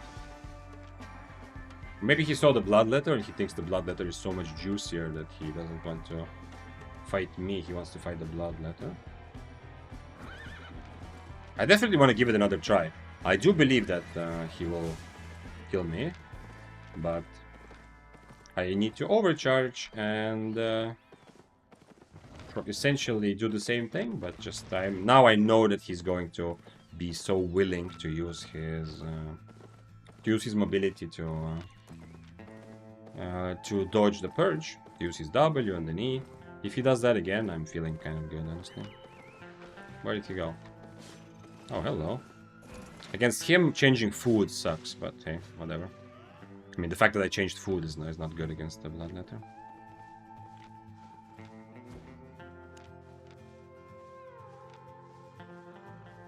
Cooldown rate and ability damage, very nice. Nice traits.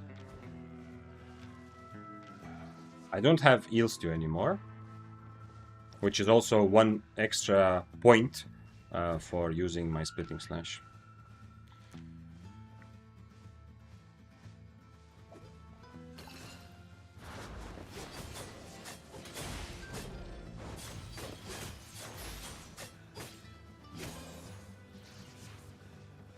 I guess we start again then.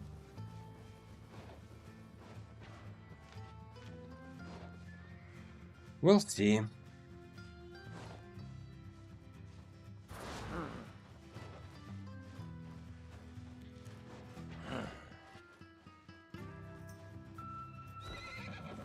I don't have to E into him, like you saw that he was standing and then he dodged my E.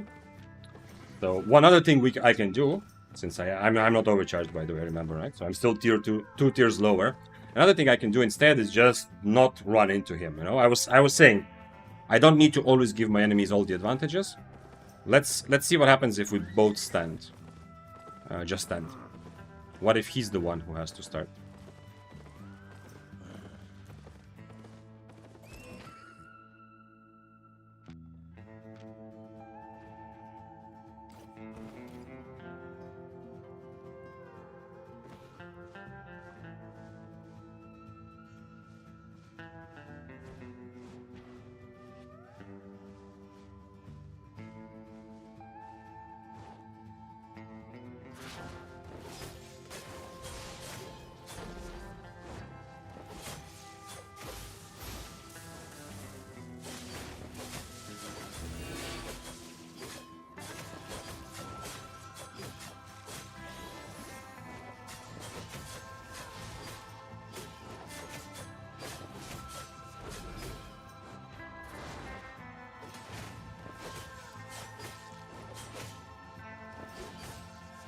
His E should be almost ready, right?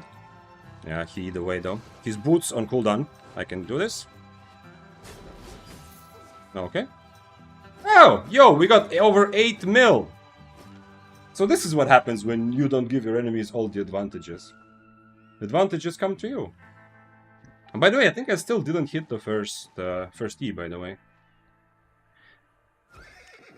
I think, like, obviously in retrospect, purging his boots was not really, not really necessary, because he used their boots to come back into me, but in the moment I felt like I'm not worried about his Stalker Jacket, because even though he has good cooldown reduction, my Inferno is kind of close cooldown.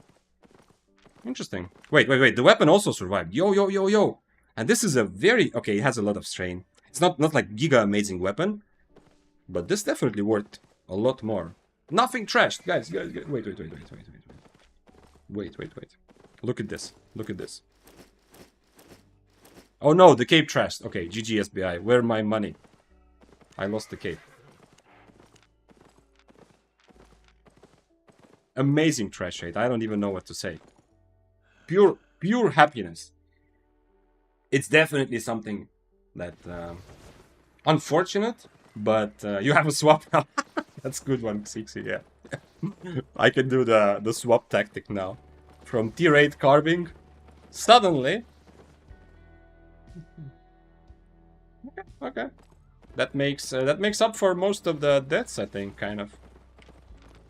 Let's put it in today's profit tab. And man, this weapon is definitely... I'm expecting this to sell decently, but I don't really sell Awakens. Usually I keep them, and I keep telling myself I'm gonna sell it soon.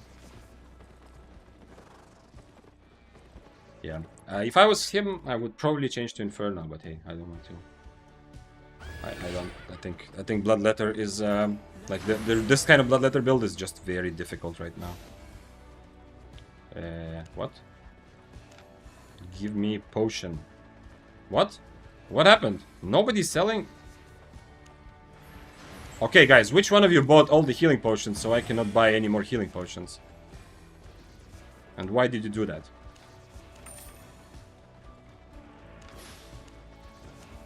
Let's buy food and keep going while I have overcharge. Kuratya Persia, amazing kill. Nice, Sparkly.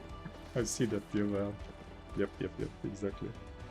If you didn't figure out, that was Estonian. Damn, carving actually looks fun. Kind of expensive though. I thought it would be cheaper since the nerf. Yeah, it is. I mean, it has always been fun. I always felt like carving is like... When I was playing Spear every day, I always felt like carving is like... the one I was like... when I get tired of Spear, I'm gonna go and become carving main. That's kind of how I felt. The biggest turn off always about carving for me was just how incredibly popular it was. I didn't want to be one of those guys. Just like right now, Flamewalker is kind of fun, but it's much less fun because if I'm playing Flamewalker, it's just me playing the strongest weapon that everyone is playing. You know, I don't enjoy that as much.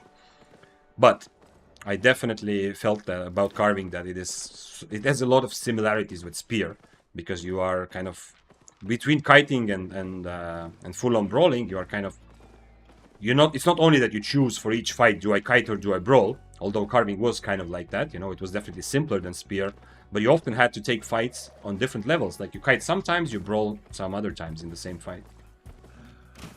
Carving just slaps Bloodletter when I used to play. Yeah. I mean, that's why earlier somebody asked that, can you kill someone with 200 IP disadvantage? After overcharge, the difference is not that big. I mean, okay, do keep in mind he has attunements, right? But like 150 IP difference is nothing, especially if you realize how much of it comes from Cape. It's like, essentially I'm one tier lower, you know? So it's not really that big at all. But yeah, one of the reasons why it's possible to get sometimes even 200k or 200 or 300 IP different skills is usually with good matchups. And this is decent matchup. Like, it's good matchup for me this way, it's very good. But if he played a bit, like, if he changed to Inferno, he can change Inferno, Chain Slash, and Rose Snapper. I think he can actually brawl me a little bit. But he might still need to do the thing where he tries to dodge my E occasionally, but other than that. Or if he's playing like this, one thing he could do, which, sorry, not this one. I now realized that since I changed to Rose Snapper and I couldn't change back, one thing he could potentially do is still do the Stalker Jacket tactic, where he Stalker Jackets, then instantly dashes away, because I use Inferno and then comes back, right? But I'm not sure that... I mean, it could work, but the problem is the cooldown reduction. Even with cooldown reduction, he has it on weapon, he has it on food. His cooldown will be like 34 seconds maybe on his Stalker Jacket and minus 40, but it only gives him like 6-second time, so he has to use his second Stalker as soon as possible.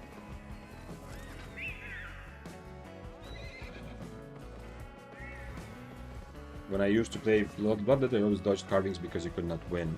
Well, it was the same with Spear, Foko. I don't know, okay, maybe you didn't dodge Spears, but with Spear I also always... Spear and Daybreaker I also felt like during the mobility meta, Bloodletters were... They weren't food, but they were like one of the best ways to make money was to fight higher IP, more expensive mobility builds. Because just like carving, Spear also, you are out-brawling a mobility-based weapon, just like right now, you know? The IP difference doesn't matter, his attunements on his weapon also don't matter. I'm out-brawling him if we just stand next to each other. But then I also have enough mobility to kind of catch him, and the Spear was the same. He can only brawl with first Q. I don't agree that only with first Q. He can change to Chain Slash, right? He can change Inferno, Rose Snapper, Chain Slash, and keep this Q for dodging. And extra mobility. I think you can still brawl like that, right? I mean, he could... I'm not saying he's gonna out-brawl me. I'm not saying like, oh, if he did that, it's like an instant win for him because I cannot brawl him. No. But I think it would give him a chance, no? To brawl stuff. Oh, I'm on the wrong W now.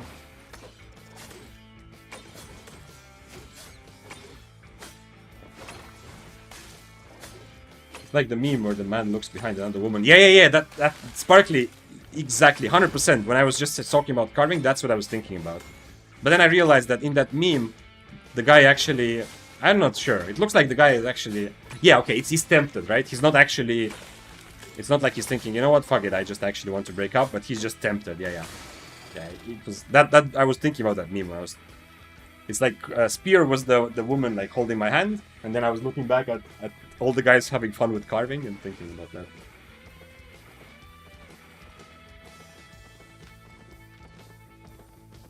Can I do something with this overcharge? Let's see. I prefer playing weapons that are not overused. Spear, hammers, and cane. A man after my own heart, Froggy. I cannot agree more. It is... I wouldn't say frustrated, but I almost... Like, part of me, last summer, when Daybreaker really rose to S tier, like, it came from being a decent option that some people played and not many did, to suddenly being like an absolute powerhouse of a weapon that became so popular. Partly because some content creators, I think, played it and were successful with it. Specifically, Spear players went over to try Daybreaker. But partly because, as I've been saying many times on different streams, the meta was really good for Daybreaker. I mean, the meta was like mostly consisted of weapons that Daybreaker did very well against. Can I just do this, actually? I do have 2 potions. If I go south, he can do this. Oh, he's on omelet. Then maybe then I chose the wrong W here.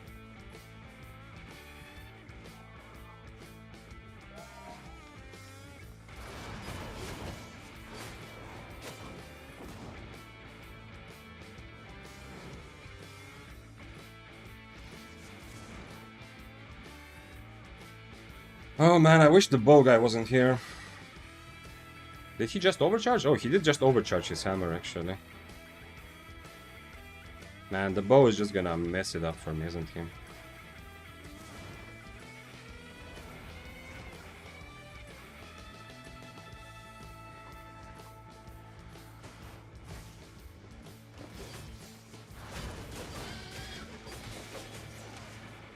I hope the hammer is not gonna use this, but if we've learned anything about people in the mists, he's probably going to, but we'll see. Somebody else is being chased. Okay, let them have a fight. I don't need to be part of the fight in the north. I just hope his boots are not ready yet. No, I can't crisp my Q. I'm not close enough.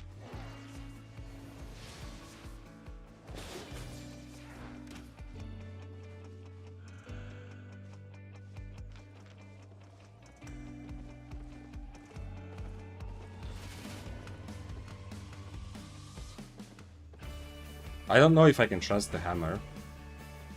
I'm in a bit of trouble here because I don't know if... Okay, I'm just gonna take the wisp there and see. I am 85% sure, based on my experience at this sort of situations, that the hammer is just looking for an opportunity to kill me for free. And he's not actually interested in killing the bow together, so we can then have a fight. Oh, but yeah. As I was saying, the Daybreakers, I like what Froggy also said and what I've been kind of expressing earlier, that I like weapons that are not super meta, just because, not because I like. Obviously, I also like challenges and I like to be challenged, but just also because it emotionally feels like better to play them. So with Daybreaker, I was like, on one hand, I was so happy, finally a spear that is not just, oh, it's good, strong, viable weapon, but it was actually fucking amazing. It was powerhouse weapon, S tier, countered everything. Countered Fists of Avalon. You could win 1v1s against Fists of Avalon 1 tier higher easily on Daybreaker. well, almost easily. Countered all the mobility shit, all the double bladeds and bloodletters. Sometimes you might not catch them, but at least you won the brawl and you had a chance. Countered swords, which were everywhere, carvings and dual swords.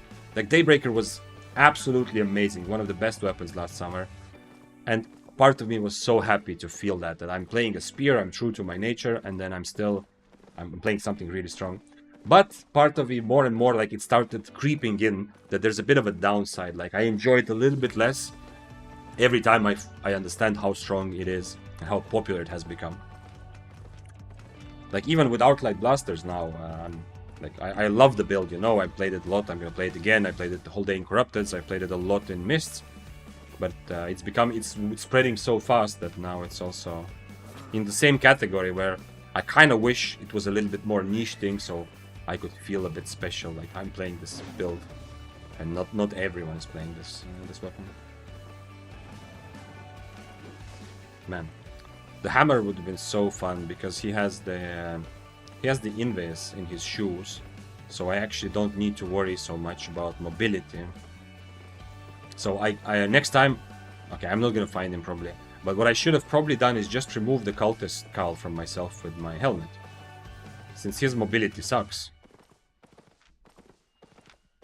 Like, I mean, it's at least at a point where I don't have to worry about it that much. I don't need to keep my helmet for his boots. Too bad. I don't know where the hammer is now. So we are gonna go back into the Abbey. Not back, but forward into the Abbey. And also the skin, man.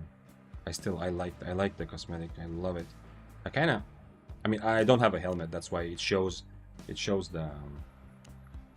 I'm not equipping the hat. If I equip the hat, nah, that's not as cool.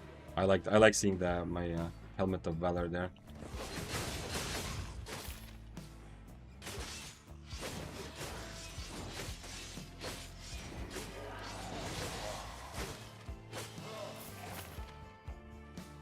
Oof. Yeah, I wonder if there's something else I should do with this build. Like, I mean, some other item variations I should play today with carving before we move on to another sword.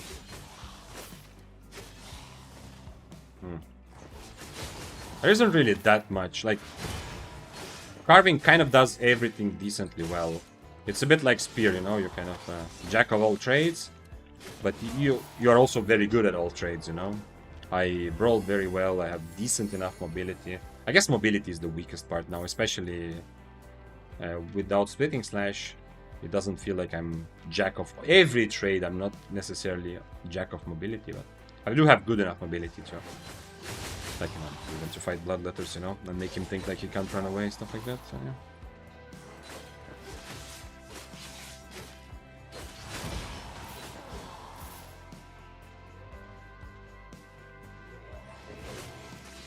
Oh, somebody's somewhere close. I think so. I didn't hear the weapon sounds, but you know, in Abbey sometimes the sound like bugs out, like you kind of, it cuts off, like the scream of a mob, you hear it and then it cuts off. From my experience, that means that someone is at the edge of your hearing range. Although, oh, there it is.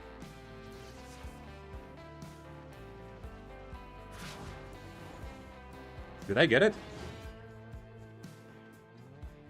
I guess he went this way. I don't think he turned around. Maybe he went north, actually. Yeah, he did go north. Ah, I didn't get the purge. Okay.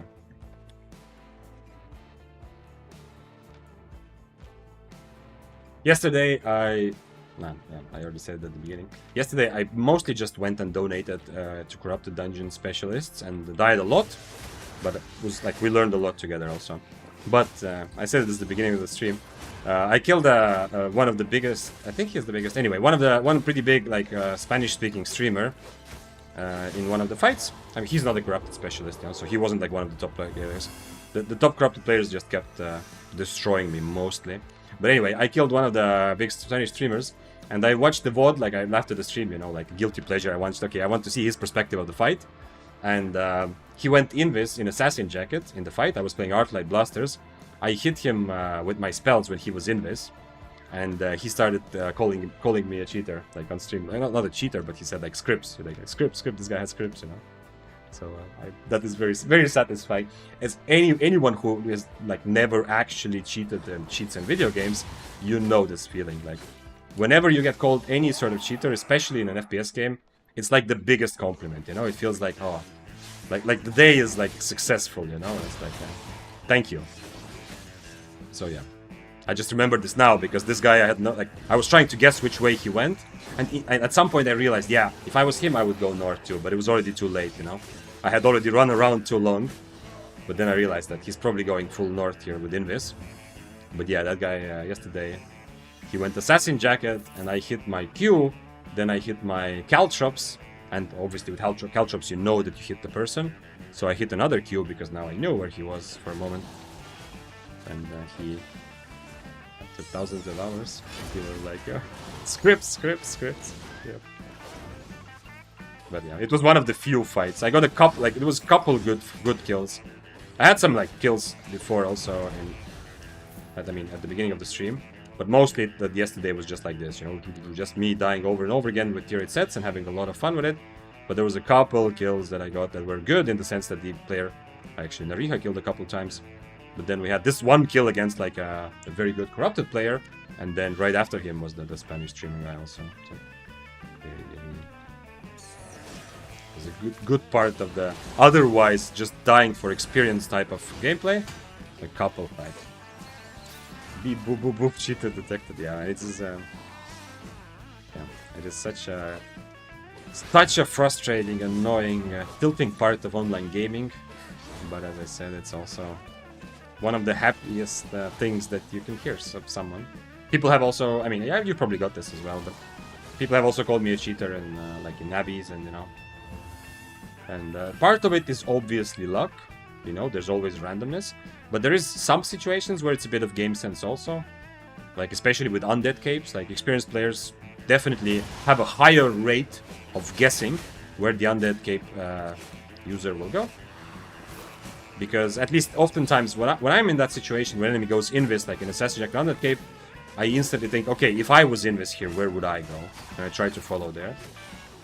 And I guess it depends on whether the other person is thinking like me or not. Thanks for following. Support Satan.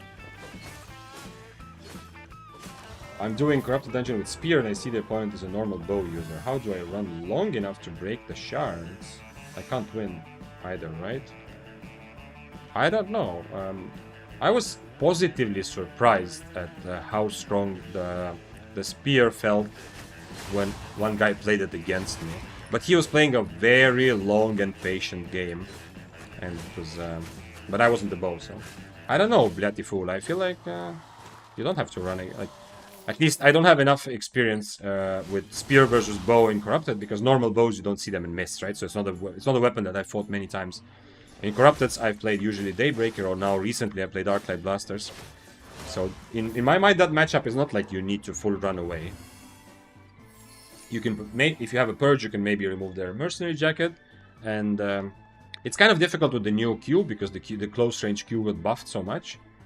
But I think you still have a chance to just brawl, right? Okay, we have a sleep player here. Is there... Can I do something against it or no? I have to get on top of him, right? I have to try, right? Is he on auto fire? Yeah, he is. Okay, whatever, let's try. Okay, I guess we'll try again next time I have boots. 8.1 overcharged and I am tier 8 overcharged.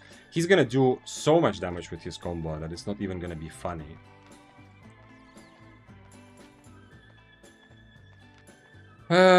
I don't know. Do I just do this when his cape procs? The moment his cape procs, I need to have either my E or my Inferno, and even then I might just die. But you know what? Let's try it, whatever. Oh, he's trying right away, okay.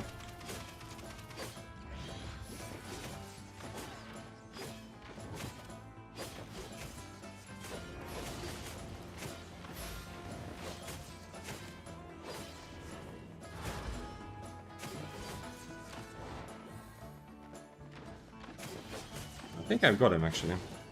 Okay, I should have purged the cape, honestly. It was no... Ooh! This trash rate not so good, but we still got over 2 mil. Someone is fighting someone, right? I hear the Sky Strider. Can I kill Sky Strider with just one potion? Did he proc my buff? Oh, he didn't actually proc my buff. Nice. And he has 2 potions. Probably have to try it though, right? Doesn't seem like an amazing matchup, but... Which way did he go?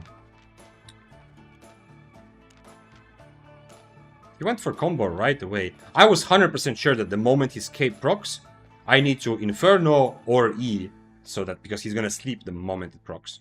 But he just went for combo right away without even waiting for his cape. Which is interesting. How much until did... Okay, 140. Nah, I won't have my cape.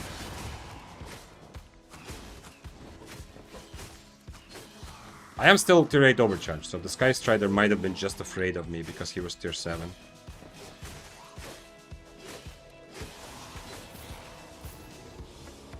I've definitely heard more accusation of cheating in Albion than I saw real cheaters in the game. Yeah, but that's like the cheating in Albion, as I said, it's so unobvious, it's so not obvious, and there's a lot less of it. But you know, like a wall hack is just obvious in most games. When there's kill cams or game rain reviews, you know instantly that it's a wall hack if you see their player perspective. So in Albion, there's a bit of that thing that you don't know how many cheaters. Like I also feel like in Albion I don't know. There's like 2 or 3 situations.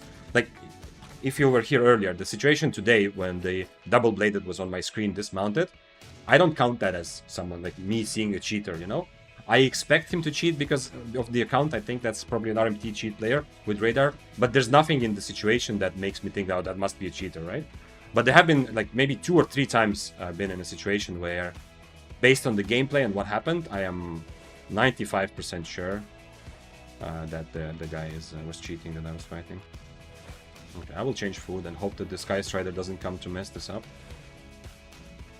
Oh wait, it's a chill howl, right? So I can just do this. 13 stacks.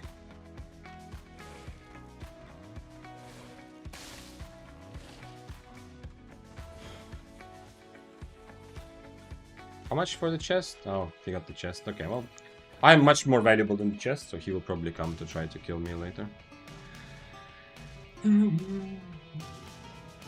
Mercenary plus sleep, such a strange build. Is it? I guess. I mean, what you mean is that if we're going for big combo, he better play cloth armor? Is that what you're saying?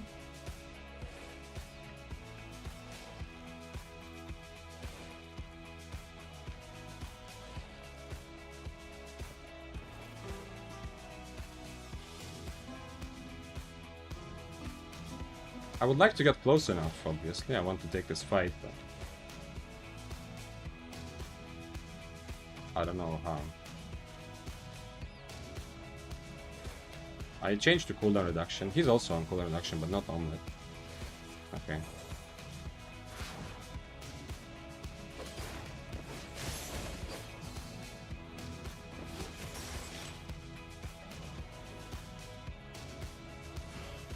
I'm gonna run out of energy. This fight takes so long.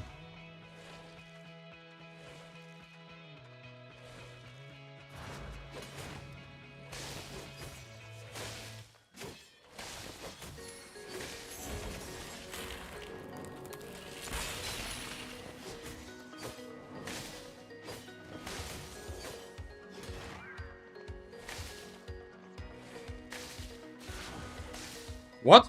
What was that? What happened? What happened to my E?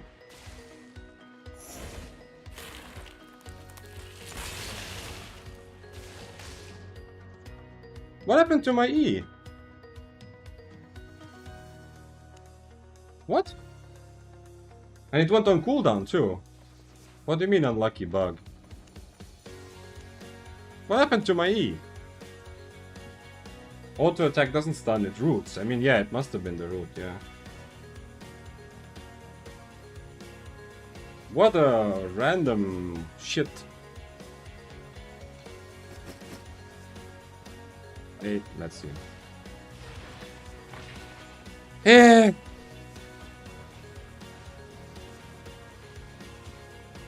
Maybe I shouldn't have, like, obviously it's not worth it for me to fight. I also have some items from the previous guy. Let's look at it together.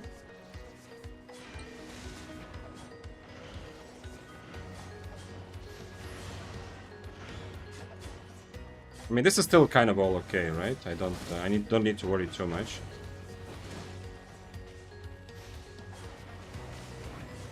This is, I should have just purged it, honestly. No.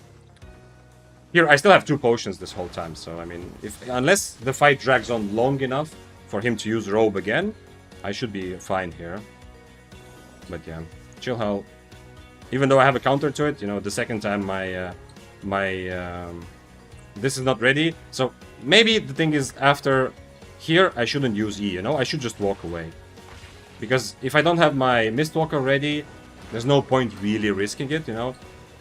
For this here is just me being aggressive and saying, like, come on, let's fight, you know? Honestly, instead of doing this E, I just walk away, you know what? Fuck it. If he doesn't even want to let me close to him. Because if I don't have E, he can do what he did, right? If I do have E, he can never freeze me and I will just E out of it. But this was, in the end, like, let's look at it after. Here, I should have tried to purge his boots. He was dodging them, but he did, like, I would have hit this.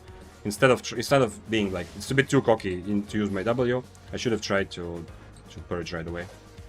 And then... But then it went on cooldown still, which is annoying. It dragged me back and it went on cooldown. And it didn't hit him either. Here, I'm kind of... I mean, I'm in energy trouble, so I probably won't win this fight. But I'm kind of thinking that if I hit this stupid E that got here, I'm kind of thinking that I might still be able to win this. If I hit E and it doesn't get cancelled, I still have 2 healing potions. It depends on what happens with his next E. And I should, like, walking away, I mean, it doesn't really matter anymore, but... Very annoying. Anyway. Yeah, this is the thing that happened a lot on Spear all the time on American server. You've seen it. I mean, I've talked about this. You know, with Spear, very often you got dragged, like, rubber banded back.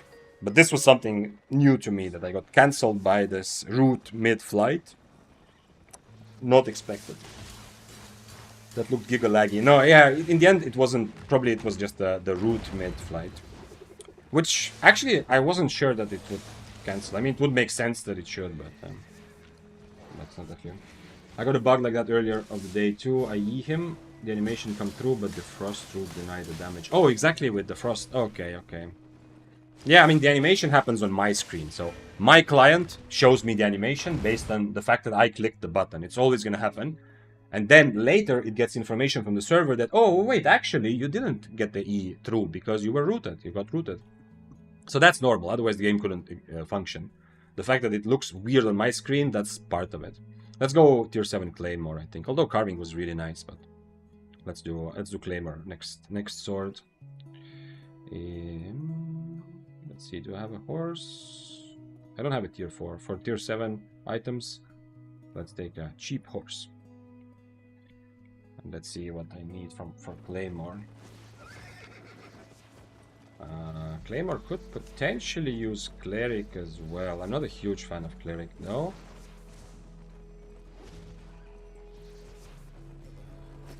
Probably using one of these. And one of these. What else am I missing? I think that's it, yeah? Oh, for maybe I have cheap potions for tier 7 build.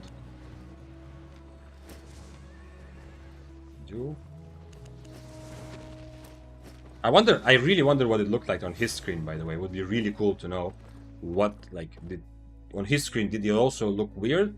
Or did it make sense? Did he even, like, on his screen, did he even see that my E happened? Maybe on his screen he saw, like, a micro moment where my E effect was showing, but not long. But yeah, in that fight, it just, like normally against most weapons against Frost or Bow, sooner or later you need to turn around and make them use mobility towards you. That's what I did, you know. I'm a bit frustrated to get PvP going, but even though today's been actually fun, I don't know why. Maybe I'm just frustrated by life and not by today. But anyway. That moment where I'm walking after him, I just keep my E, you know. If he doesn't want to come close enough for me to start the fight, happy. Oh, it's whatever, you know. I just don't. There's no reason. I kind of give him like such a big advantage by when my Mistwalker's on cooldown, and I also use my E. Obviously, I also had some items from the guy before. Not a lot because most of it trashed, but I had some items, so my risk is even higher because of that. Let's see. For Claymore, first of all, let's get the Claymore itself for sure. 160. Oh, this is cheap. This is very cheap. Let's go like this. And I think I will try with this. I'm not sure, but it seems like for Claymore it's pretty good. Then we're gonna go any sort of boots, foot armor, plate shoes. I think so, yeah. Or am I gonna run out of energy? Let's start with plate boots, and I'll see if I need any energy help or not. Oh wait, actually, can I just go assassin shoes? Can I go like this? Can we do kind of like we did with dual swords, except a bit weaker? And then mage robe or cleric. I am a big supporter of the mage robe agenda. So let's go like this. And healing potions. I'm not trying to one-shot, even though it might look like that. And beef stew. Man, roast snapper just feels so much better. But snapper with cloth armor feels a little bit weird. Let's go eel stew. You know what? Fuck it. Let's just try out what it will feel like this. I think this makes sense.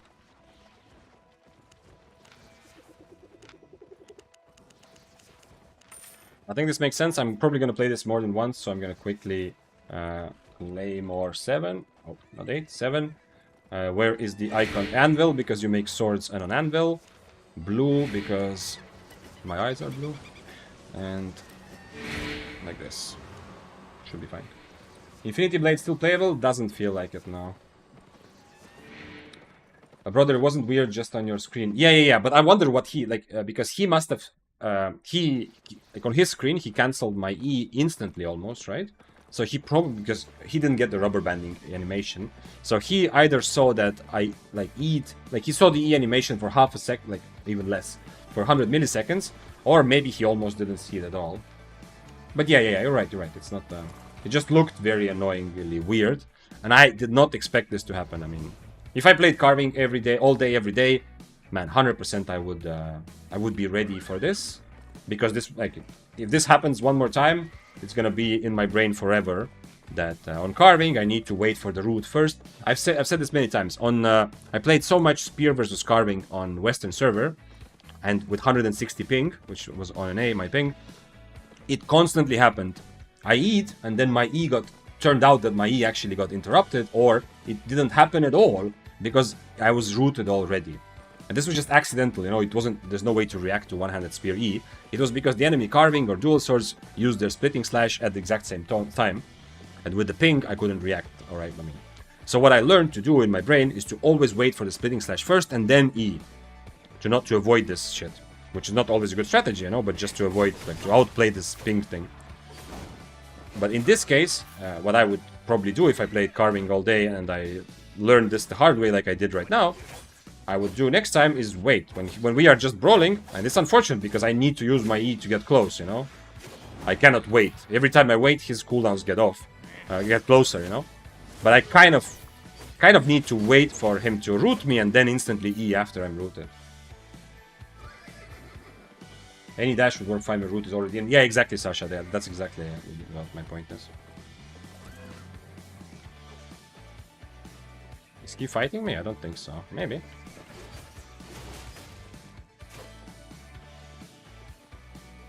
I guess not.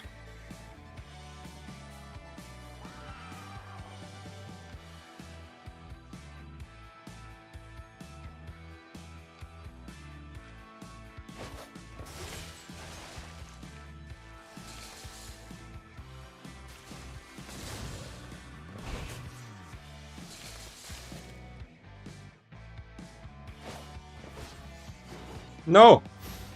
I won't. I clicked already my W before. Unfortunately.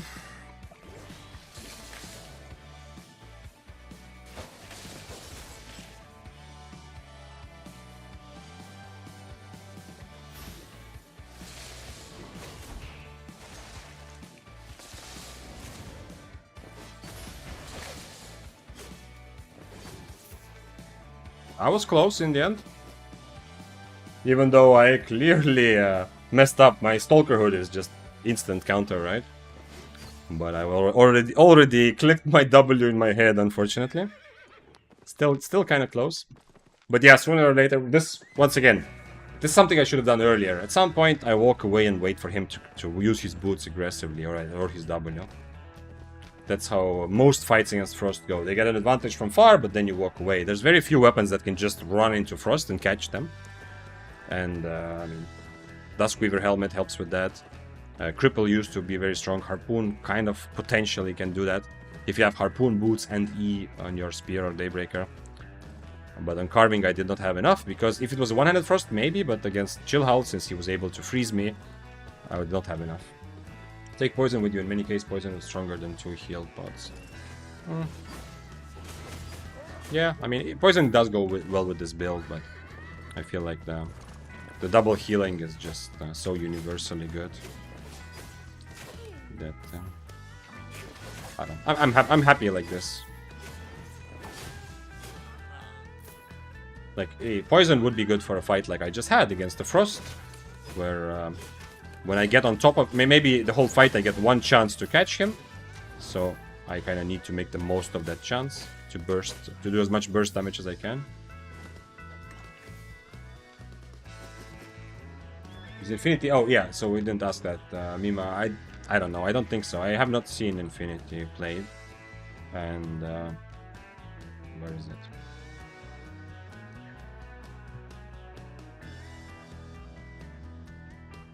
It's the last change was just the slow, right? I'm just checking to see that I remember. The last change was just that they removed the slow from the E, right? So it's not possible to double hit the E as reliably as before. I mean, Infinity Blade already before was it was played less, because I think it already got nerfed before, right? The E also got nerfed. I mean, the first part of the E. But I don't know. I have not seen successful players with Infinity lately, so I'm gonna say no, but I'm not 100% sure. Because I have not tried it. Maybe we should try it today, maybe not. I'm not itching to, but... Like I said at the beginning of the stream, we had the discussion about mobility, we had the discussion about Battle Axe mobility. And I said that one thing to note is that instant mobility, like dashes, is always stronger. Both when you want to use it for mobility, to catch up or to get away. Also to dodge stuff. The Infinity Blade also suffers a little bit that even though it has mobility on its E... let's see what the actual mobility is.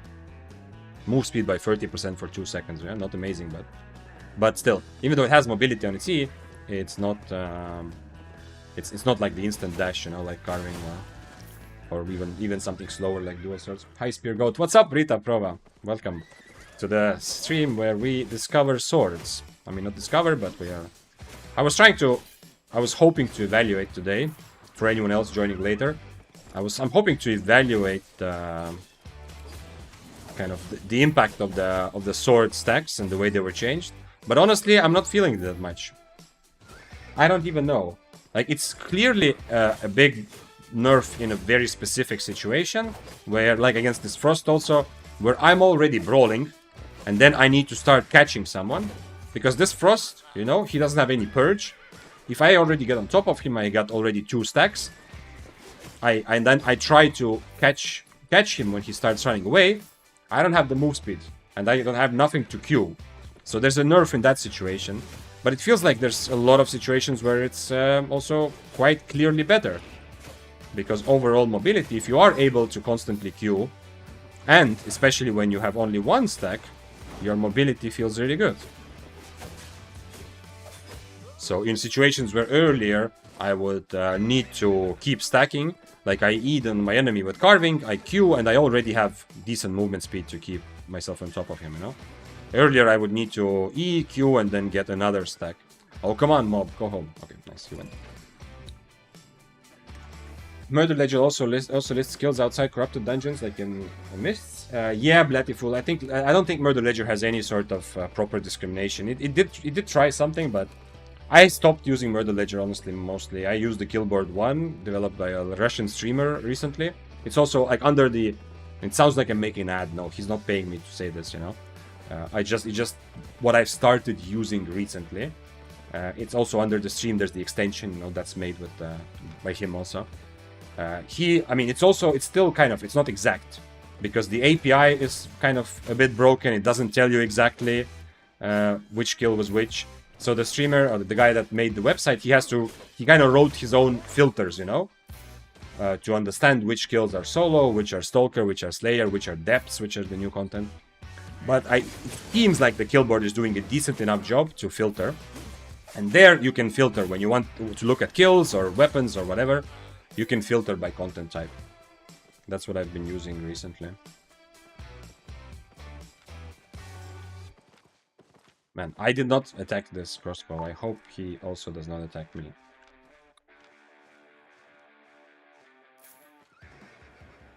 Do I change to a parry strike? Is that viable for me or not?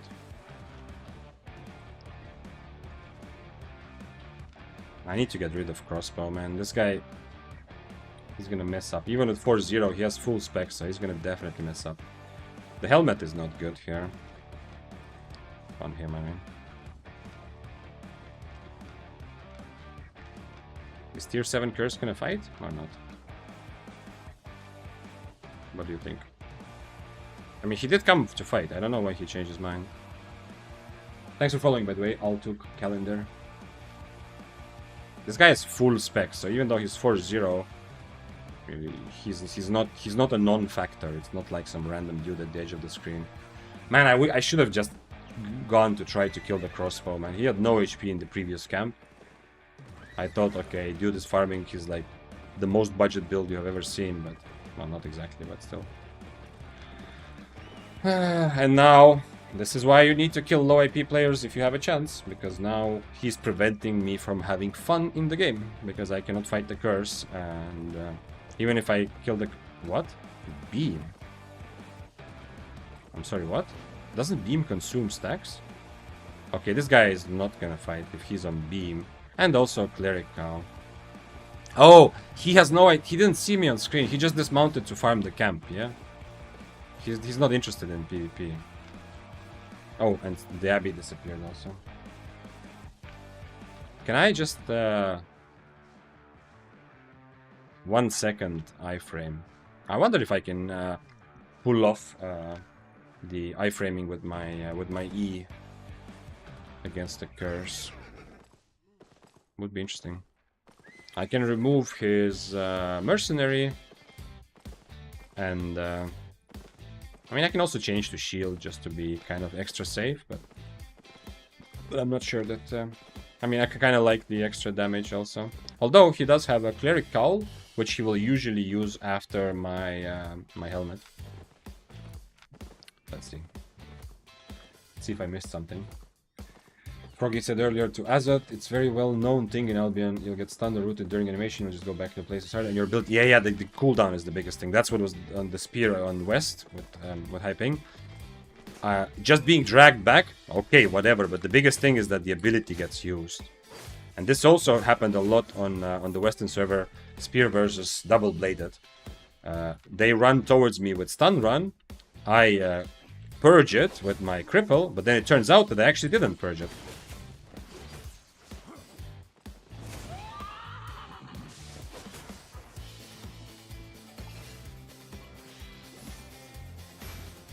I should not have done that. But anyway, did I drink it? Yeah, I drank a potion. That's not ideal, but I think it's okay. Let me get full HP and then fight him, hopefully. Without one potion, I can still do it.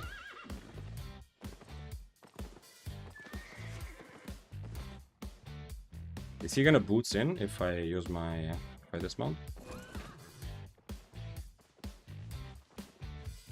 I should probably. I'll keep it on shield. I need 2 healing potions.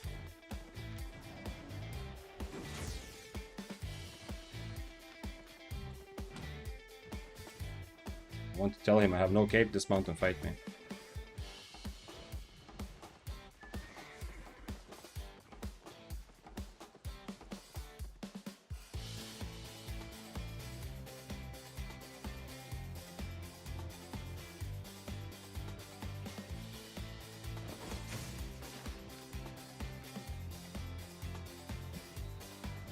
was mostly playing hammer, so the dashes, since the animation is a bit slower. I got dragged back so many times. Oh yeah. Yeah, it's if you still keep the spell, it's so much less painful. Yeah, maybe I shouldn't have maybe used the healing potion there, because if I was in the same situation without with 2 healings, maybe I can just dismount and fight him. But I mean, he's tier 7, and I used my E to dismount him. That's why I have to go back, because my only he's gonna, if I get him 4 stack and E me, and I don't have my iframe ready, which I won't. I mean, I want to try iframing. I don't know. I don't think I've done it because I don't really play Claymore, but at least with iframe I have a good plan to potentially win the fight. But if I had to use my E to dismount him, because God forbid, so he actually takes an actual fight, you know, tier 7 against tier 7. At least when he got dismounted, he has the capacity to understand that, hey, now I can fight back, you know, at least that, because some people even then would run away. But since I had to use my E, that's why I was so careful, and I started walking away. And I even used my mage robe just to remove his boots to create the distance, because 4 stack E I think will pretty much kill me there. Also, I don't have gig pots with me. Interesting. Yeah, so he had no clue that I was in the camp, because this is the same guy. I still kind of thought at the beginning that he wanted to fight and then change his mind, but he just came dismounted into the camp to kill the mobs. He didn't know that I'm there. Oh shit, somebody killed a full spec crossbow. I guess I'm taking his cape and mount. Does this mean that he got killed by an 8.4 who doesn't even want a 100k cape? I'm running around without mount on dash, so if someone dismounts, I'm not really getting away probably. Okay, let's go next mist. Nothing happening. By the way, Claymore looks kind of cool. I mean, carving also looks cool, but carving looks like a fantasy weapon, right? Like from some sort of anime Korean game type of thing. Or like anime or Korean, right? But this sword looks like an actual real big sword.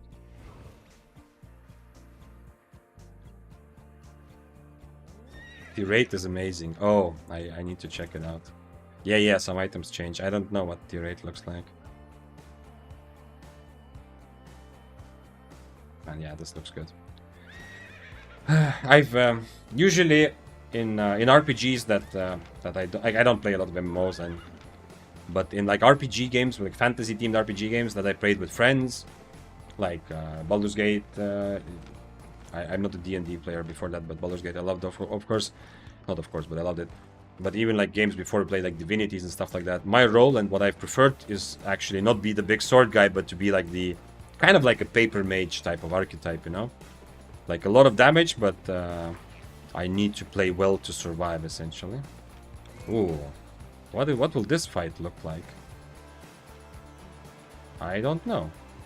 I don't have any mobility to get away. So he's gonna get a free E into me, right? But there isn't that much I can do either. He should be able to just kill me, right? I don't have anything against his E.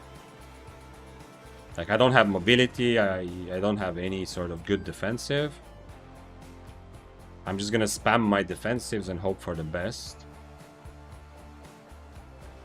And mage robe his hunter hood, hunter jacket, obviously.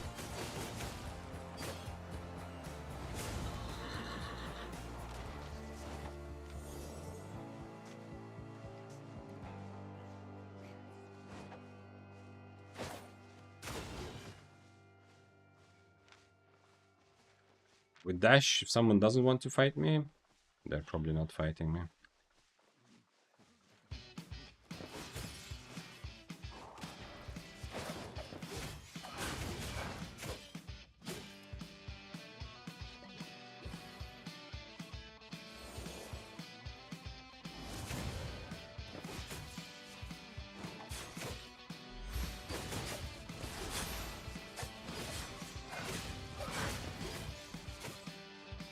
Cool build. Doesn't feel like he has a lot of hope to actually win something with this build, but cool. Cool that people are trying stuff like this. Tier 6, okay. I thought it was 5. I mean 4.1. Oh, he did kill something. Oh, he killed the spider probably. Okay, 60k with what? There's this thing. This thing. Okay. Well. 3E from him looks like insta-death. From the one-handed dagger. Yeah, I mean I don't have anything, right? I mean the best thing I can do is intentionally take the fight close to a mob. So the moment he is, I boots away to a mob, and then hope that he walks after me, and then I keep my E to later catch him, kind of, you know. That's kind of the best thing I can imagine. Cool build, absolute meme. Yes. Okay. You're right. You got me, Mima. You are. I need to hire the Vic Zane translator, you know. Like, you know, like this anger, like the, what is it? Key and Peele, I think, had this. One of their first sketches was the Obama anger translator, you know? They actually got real Obama also, I think, at some point. But anyways, like, the sketch is that Obama is saying something, like, very politically correct and general, and then there's, like, a anger translator who translates what he actually means, and it's, like, completely unhinged, crazy stuff. It's kind of like that, yeah. When I say cool build, it means absolute meme. Not always, but it's like cool build because it's not regular. And obviously the helmet is absolutely no reason to use ice block. I cannot think of a single good reason of any single good build to use the ice block in solo PvP. Now that it has crazy ridiculous cooldown and you cannot cancel it. When it was cancelable, there was at least some reason, you know. It was like a kind of like a soldier helmet wannabe thing, you know.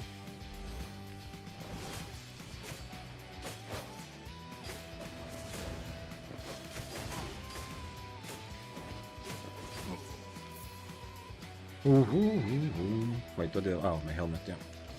So, yeah. But, yeah. Other than that, also, I mean, Demon Fang I also haven't seen. I fought the Demon Fang in the open world one of the days I was doing, like, a Monday challenge type of thing.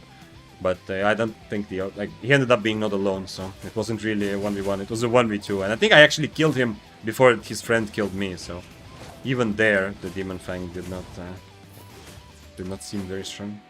Hello, man. What's up, Kamzor? Yeah.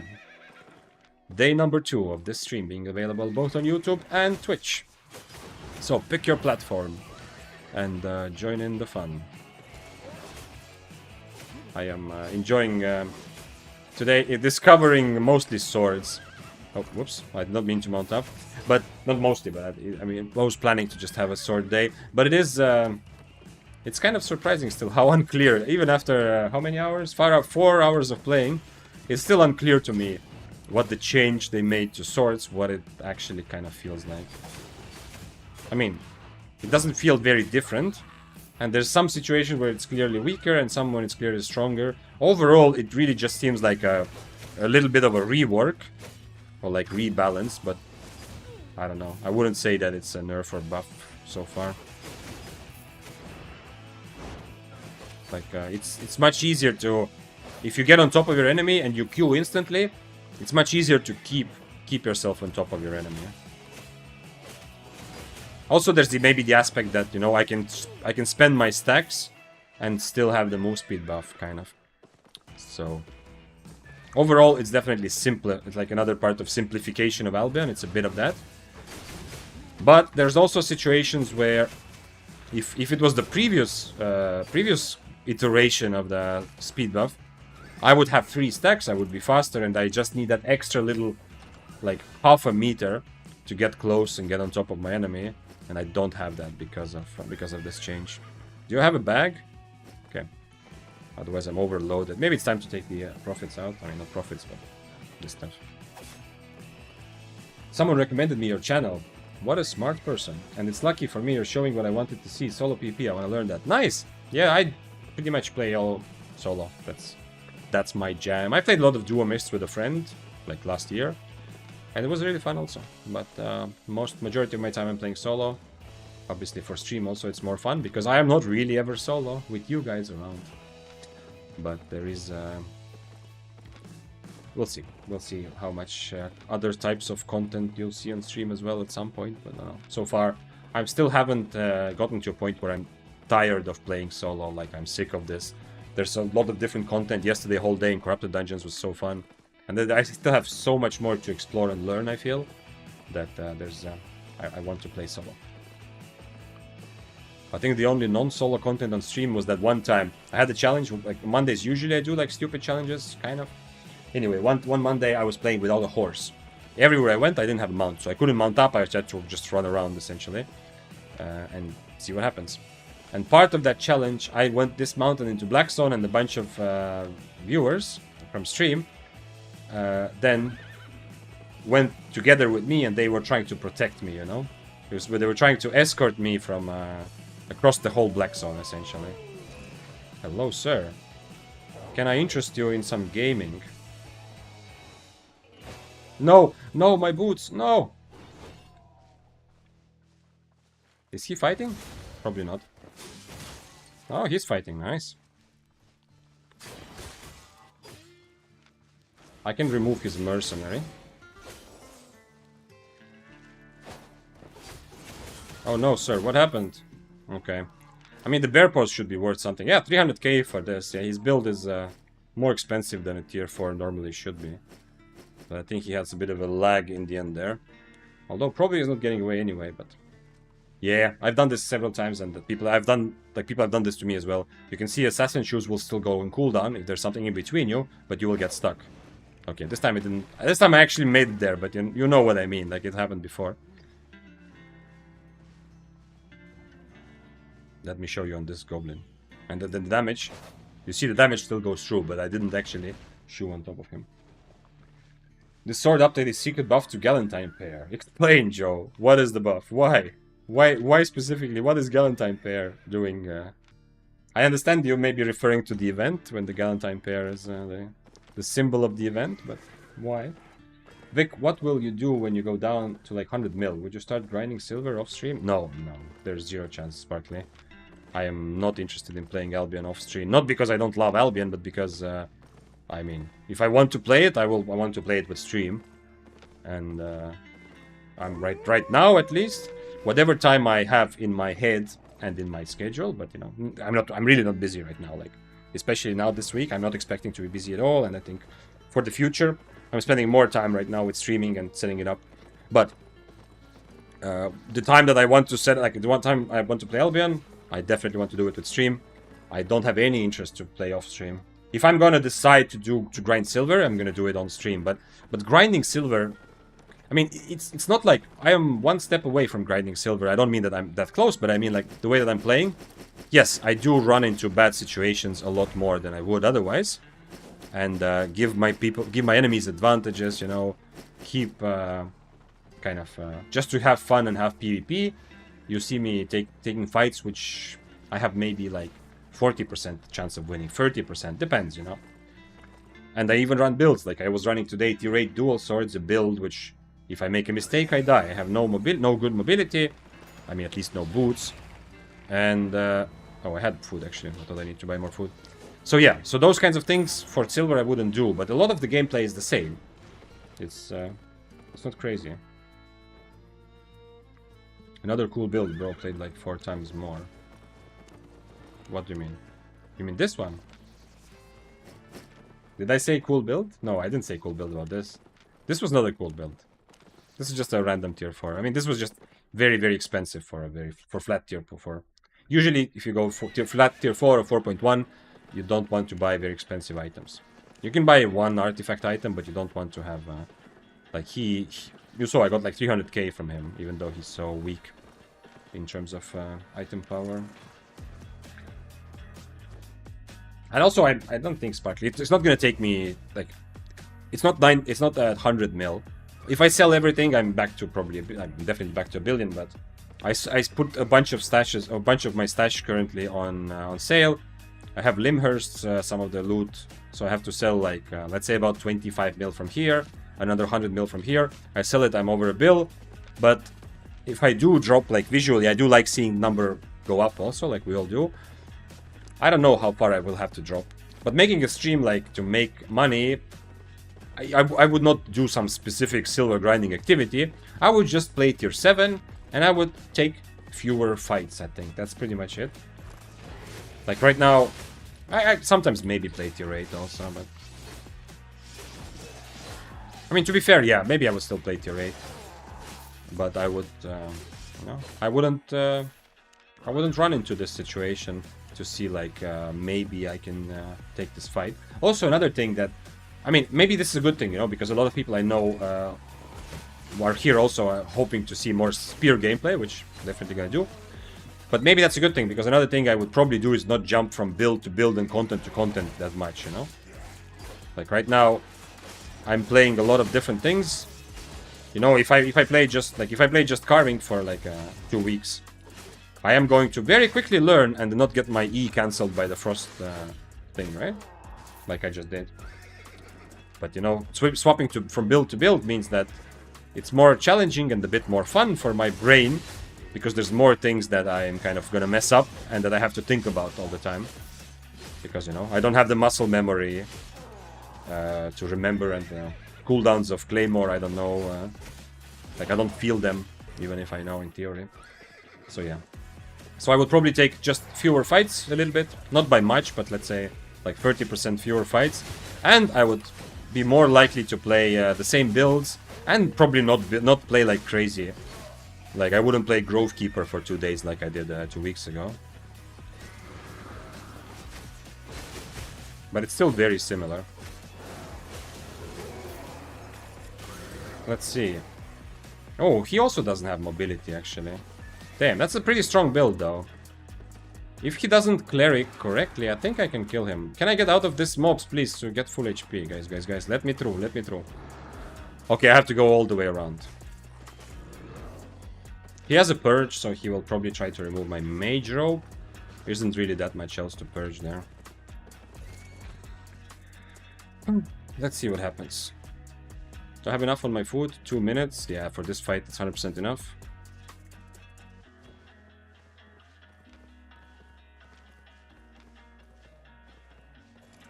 Maybe I can try to E his E even. It's not crazy. Oh shit. Oh no, I do have food, yeah.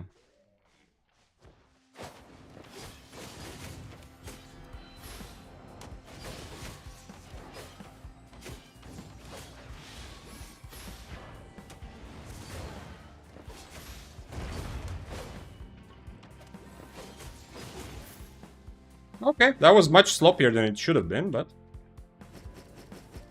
Did he cancel his boots? I thought that even after I reveal him, he will still appear on top of me. I was surprised.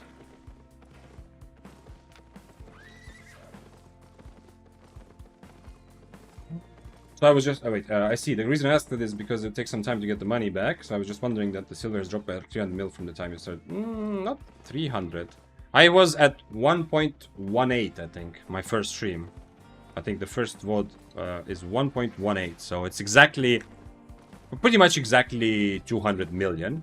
And, well, I put some stuff... Let's say I sell this for 125. Like, pretty much like the Mists, all the streams that I played in Mists ended up being pretty much even, you know? Maybe just a little bit of a of loss. But like almost even. It's the Corrupted Dungeon mostly. Like yesterday I think I probably like threw like 35 million to Corrupted, and earlier also. So it's mostly... Okay. I need to eat food before I fight. I forgot the food is over. What's the... Oh, there's a chest, yeah. I was gonna ask what's the occasion. Is this a swapper? No, it's not. No, man, come on. Let me fight. Ooh, this is interesting. He has very good helmet against me. His W is decent. Man, he has very good chance to just destroy me without second healing potion. But he's going into the fight, and no, he's coming into me. Okay. Damn, I want to take this fight, but I don't think I win this without second healing potion. Even with 2 healing potions, I don't know how close I can come to winning. Yeah, he's definitely looking at me. I'm sure. Like, I would do the same that he's doing. He's kind of baiting me in, like, oh, I'm fighting, but actually he's looking at me. And let me... Problem is, I can only use my E to cancel his boots, but if I do that, I need to figure out how to get... oh shit, not this. How to get actually also... How to survive the big burst of his E. So yeah, so this is exactly 200 mil down, and as I said, I need to sell about, let's say about 100 120 mil worth of stuff. Of course, in reality, it is all repaired, but I always repair everything, but it's not like there's a tax and stuff like that, you know. So overall, let's say very roughly I'm a bit under 100 mil down, but let's say more or less 100 mil down. And I don't know, I don't think I will not do something drastic, Sparkly. I'm not gonna do like, oh no, I need to make up, I need to quickly make 100 mil in 2 days. No, I'm just gonna slowly change how I play if I see that I feel like I need to make silver. But you never know what's gonna happen. Oh my god, is it 15 seconds again? If I E his boots, it's a bit inconvenient, because I might be forced to E at a random moment when I don't want to. But, I mean, I need to win the brawl first, which is unlikely. He will have 2 Gig Pots and another good defensive in his Cleric Robe. And plus, like, everything about him is defensive, you know? Like, I need to have a range build. I don't think I should win this in any way, shape, or form. But, wait, do I have a swap, maybe? No, I don't, actually. No useful swap, at least. Use OC? Yeah, I have to. This is one of those, like, this is one of those, like, marginal decisions, you know? It's like borderline. I think my chances to win this are very, very, very low, honestly. And especially kill him, because even if I somehow win the brawl, the probability of me actually catching him, very, very low. But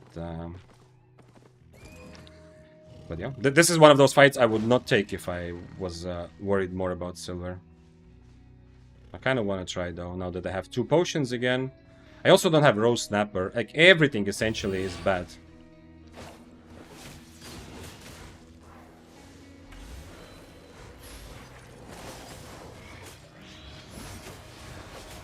Can I iframe it? No. It was close, though. I didn't even drink the second healing potion. That was really close.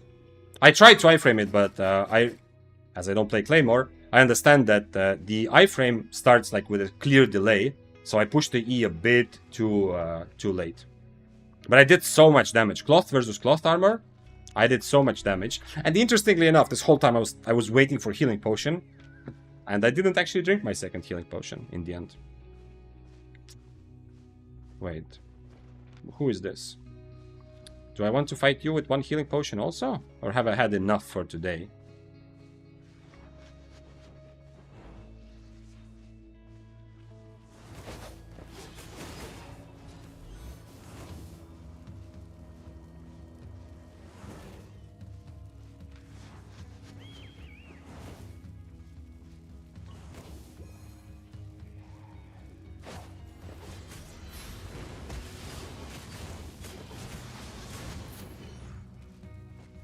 What happened there? Mr. Wildfire, what happened there? Wait, what? It's not showing the Wildfire kill. Didn't he have Gigpod? It's not showing the Wildfire kill here for some reason. Didn't he have Gigpod? Iframe head was a good try, you know. You now know to try. Yeah, exactly. This is the kind of thing, if you want to get better, I keep saying this, it's definitely helpful to play different builds to understand this. I mean, although I'm not sure how abusable this is by the enemy, but still, I love this. This is exactly the discussion I had, you know. For more silver, just play 1 build, but for more fun and more learning, different builds. And what did I iframe? I did iframe Curse, like a clutch iframe, which was my first try on that was on the Grove Keeper, yeah. But then the second time I tried to iframe, it didn't work, but the first time I did, yeah. And it was the same thing. I need to click it earlier. I clicked it a bit too late. And the iframe should last like 1 second, right? It says, yeah, for 1 second. So I don't need to be like, oh my god, I need to time it perfectly. This is not like the Frost W. So this is definitely like an easier iframe. I can just iframe way before and still end up with a very good result. No mainstream carving cringe, only Claymore, only hardcore? No, Stig. I played mainstream. I'm gonna show you the kill, of course, not the deaths, you know. I died as always, you know, Stig. It's not your first day on the stream, you know that I die every now and again. But I played carving cringe. I played let me see, did I get any kills on dual swords that are worth it? No, this is from before. Well, okay, let's show you the deaths from dual swords. I played dual swords, tier 7, tier 8. I played carving tier 7, tier 8. We are playing different kinds of swords mostly. I want to experiment. Not experiment, but I want to feel what the new after the change, what the new speed buff is like. And honestly, it doesn't feel like a buff or nerf. It just feels like a bit of a rework. It doesn't like it affects specific situations, but overall, I feel like it's just there. I suppose it's like your motto. You have to balance between playing the game and thinking about it. Yo, that is man. If someone knows the YouTube series where that is from, then you're gonna make me feel a bit less old about my. I have this already. Do I need something? No, I don't actually. Right? I don't need anything else. So yeah, that's not my idea. You have to balance between playing the game and thinking about playing the game. It is from a YouTube series which when it came out I loved, but that was like at the beginning of YouTube, I think. I don't know. I was in high school, I think. Anyway, they made a movie about it later. Like not about it, but the same guys made a movie later, which I also loved absolutely. Kind of like a gaming theme then.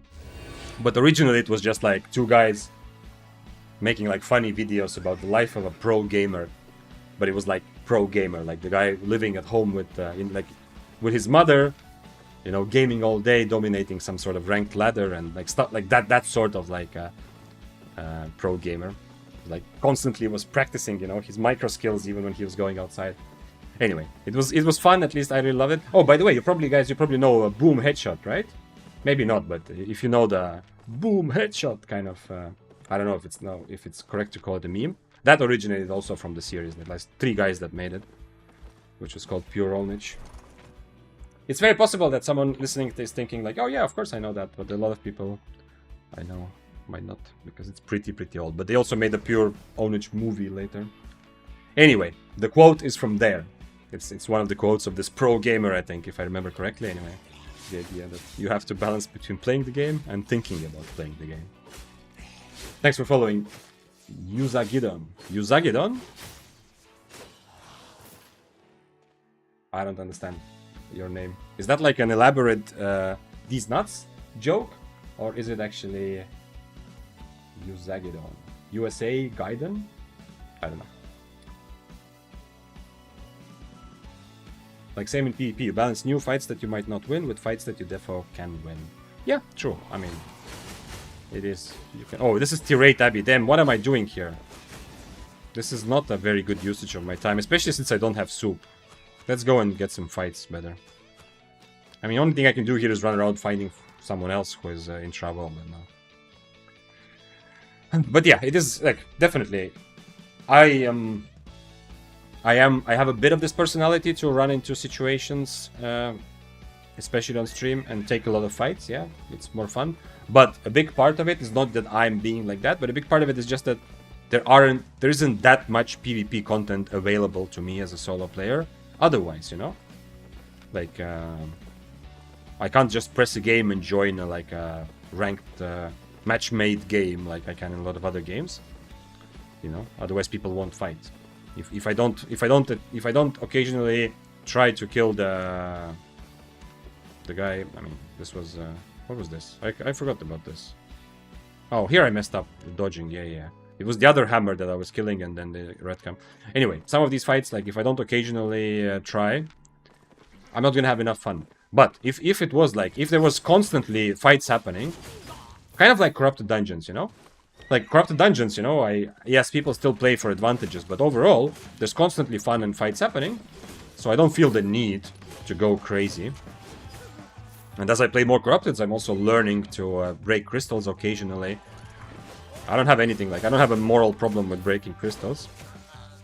But I just, in Mists, since I don't get that many opportunities for good fights, I kind of have to be more aggressive.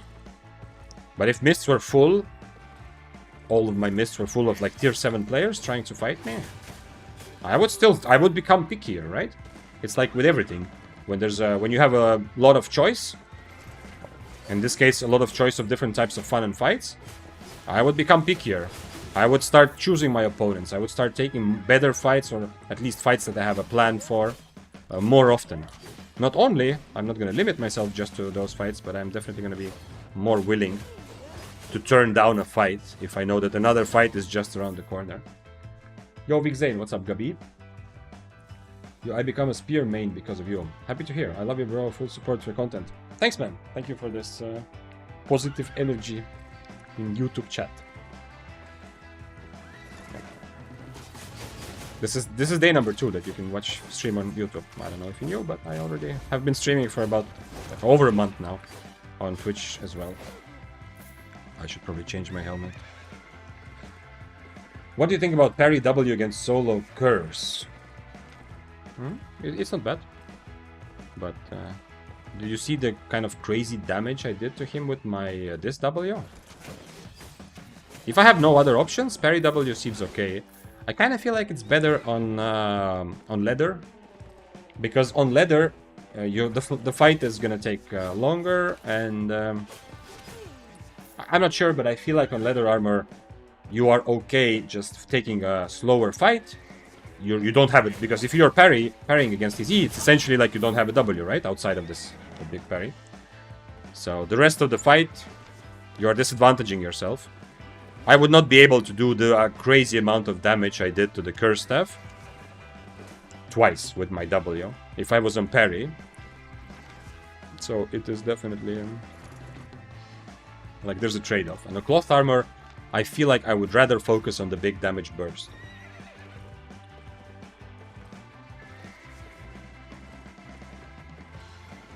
Spear or quarterstaff? Frenzy, what do you want to do? My default answer is spear, because I love spear, it's so much fun. But quarterstaff is, like, they're both in a very similar category right now. Like, spear and quarterstaff both are, in my opinion, somewhere like strong B tier for solo content right now. Like a B plus kind of tier. Not super strong, not meta, but strong enough to be very successful with it, and definitely fun and has a lot of variety in which kind of situations you can approach. I played this game for 1 week. What weapon would you recommend for solo PvP? If you are new, it depends. Where do you come from, Clockwiz? Like, what game do you come from is going to change my answer a little bit. Because if you have experience of like playing hardcore, ranked, competitive games, League, and I mean like actually grinding them, you know, so you are familiar with the feeling of being frustrated and losing 20 times in a day and feeling like shit. If that's okay, because, you know, that makes you learn faster, and this is not just League or Dota, this can also be competitive FPS, then difficult weapons are better. Like Spear is very good for that, to learn the difficult way. Arcane Staff can be fun for that. But you're going to have a very hard time. If you're just a normal person getting into Albion and you want a more step-by-step kind of learning and kind of introductory part, then take some of the simpler weapons, which are also not going to be too expensive.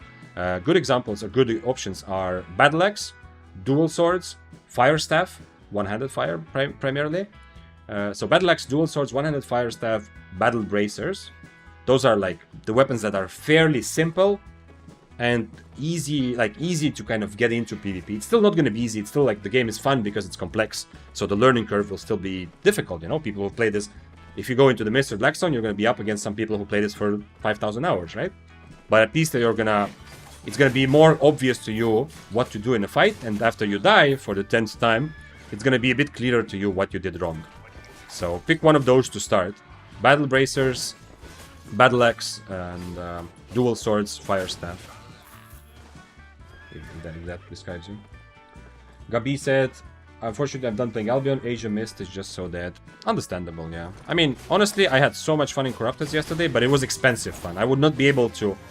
If I didn't have like a billion to, not throw away, but you know, like to spend on my fun, Corrupted would be much more difficult, because I played a full day of Corrupted and it's not the first time, and I constantly go up against the best players. And although I know and I want to learn to occasionally beat the best players, because, you know, if I want to be among the best, I have to beat the best, obviously.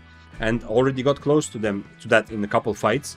But overall, it was so expensive that I understand that Corrupteds are not so accessible. The Slayer level, at least. Stalker level is much cheaper.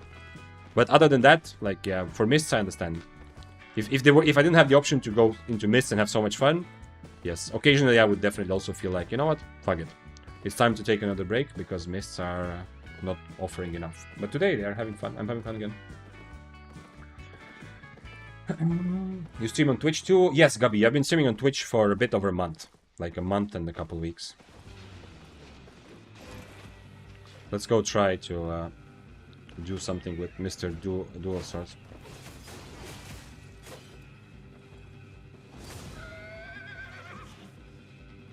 Please hit me. Hit me!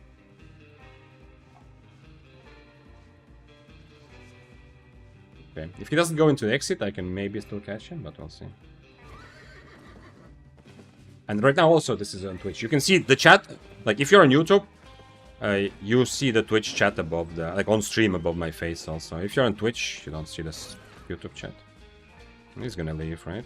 Oh, he's not going for the exit. Oh, he is, just not directly. No, I dismounted just a little bit too far. Give me a mob.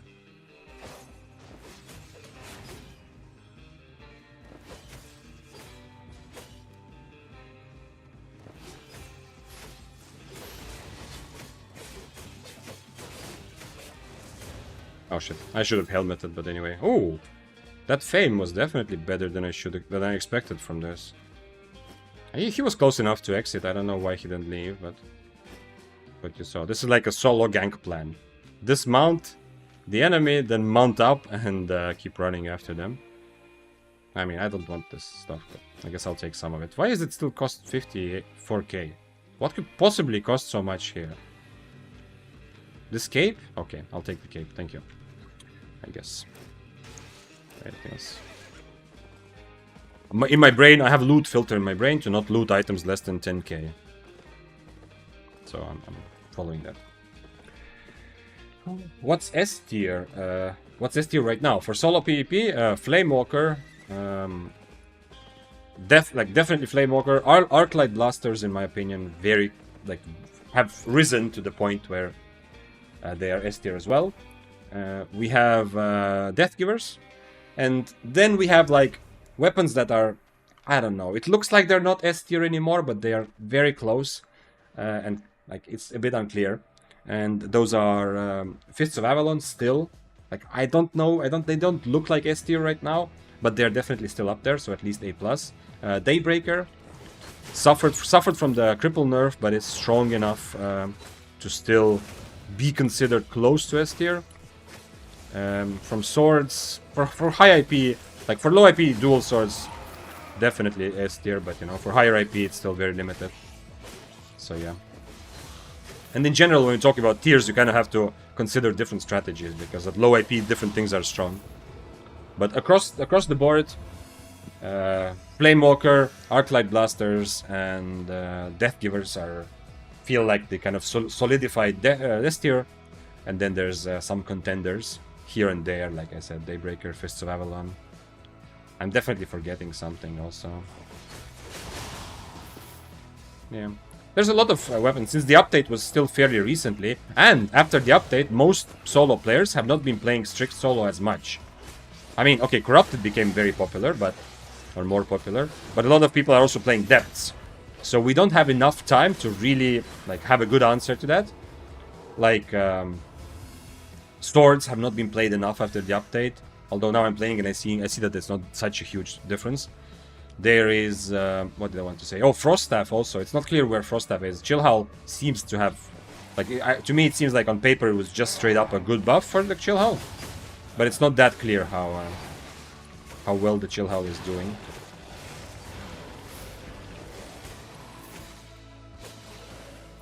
I am back. What's up, Crimson?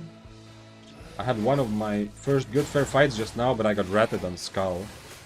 Was it tier 6 Skull again, yeah? I feel like it's a very... That Cursed Skull is like in a perfect place. It's very strong when you are like for a low AP strategy to defend yourself. It's surprisingly strong, and it does benefit from what we talked about before. The kind of element of not being super popular, you know? So people don't always expect it. Corrupted players, of course, do, because it used to be the absolute bane of Corrupteds. But those who have not played a lot of Corrupted, they will not always expect what the Cursed Skull can do. But hey, I am happy and sad for you at the same time, Crimson. I mean, happy that you got a good fight, but if it ended being ratted, then of course a little bit sad as well. Daedalus, thank you for subbing with Prime. It's time to get our spears out Those of you in Twitch chat can get your spears also out in chat if you want. For everyone else and those on YouTube, you can get your spears out at home. For the newest subscriber. Thank you, Daedalus, for subbing. Making my Tuesday just a little bit brighter. Here's to you. This is water with lemon.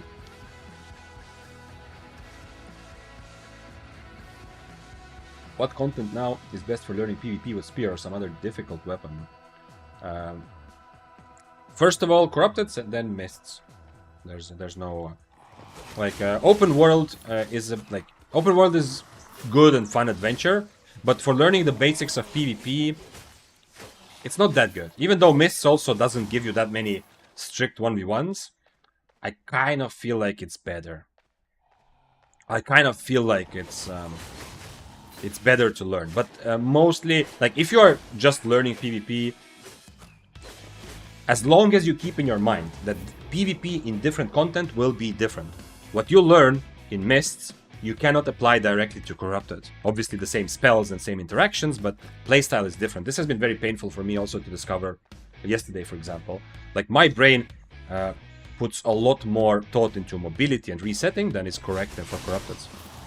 As long as you keep that in mind, I'm believing more and more right now that Hunter level first and then Stalker level Corrupteds are a great place to learn PvP.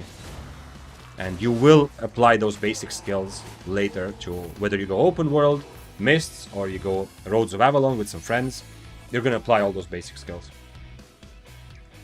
Clockwiz says, yes, I'm very competitive and have achieved high rank in many games. Dota 2, I have 9.5k MMR last played. Okay. I know there's a lot of inflation, but back when I played Dota, 9.5k was like you were on a professional team, most likely. Okay, not exactly, yeah, but it was like, I think when I played, we had in the group I played with, we had also a 9k player. And I think he was barely out of top 200. So I don't know what it's like right now, but anyway, 9.5k MMR means that you are the guy I was talking about. You know, you don't need a step ladder to get to slowly make your way into PvP. You just need to jump in like crazy. So you can take ooh, interesting. You can take a difficult weapon. Does he want to fight? Probably not. I have red buff. He's just specking for his healer duo.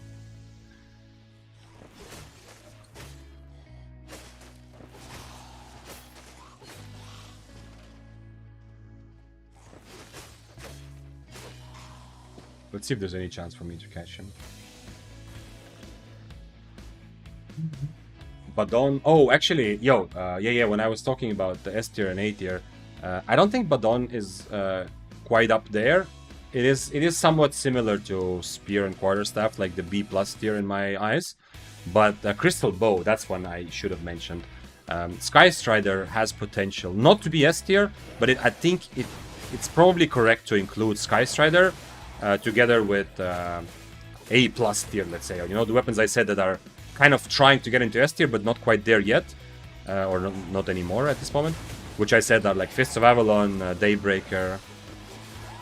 Yeah, it's probably correct to also include the Sky Strider bow in there. Yeah. Can you explain why there's a difference in tiers between low and high IP? Because when you play solo, your kind of long-term strategy is different when you play low and high IP. For low IP strategy, it's better to accept that you're gonna die over and over and over again and make your deaths kind of cheap. So more expensive items, builds, weapons are instantly worse at low IP, because no matter, even if you buy the most expensive 4.1 weapon, you're still gonna die over and over again. You're gonna die so many times. So that's one thing.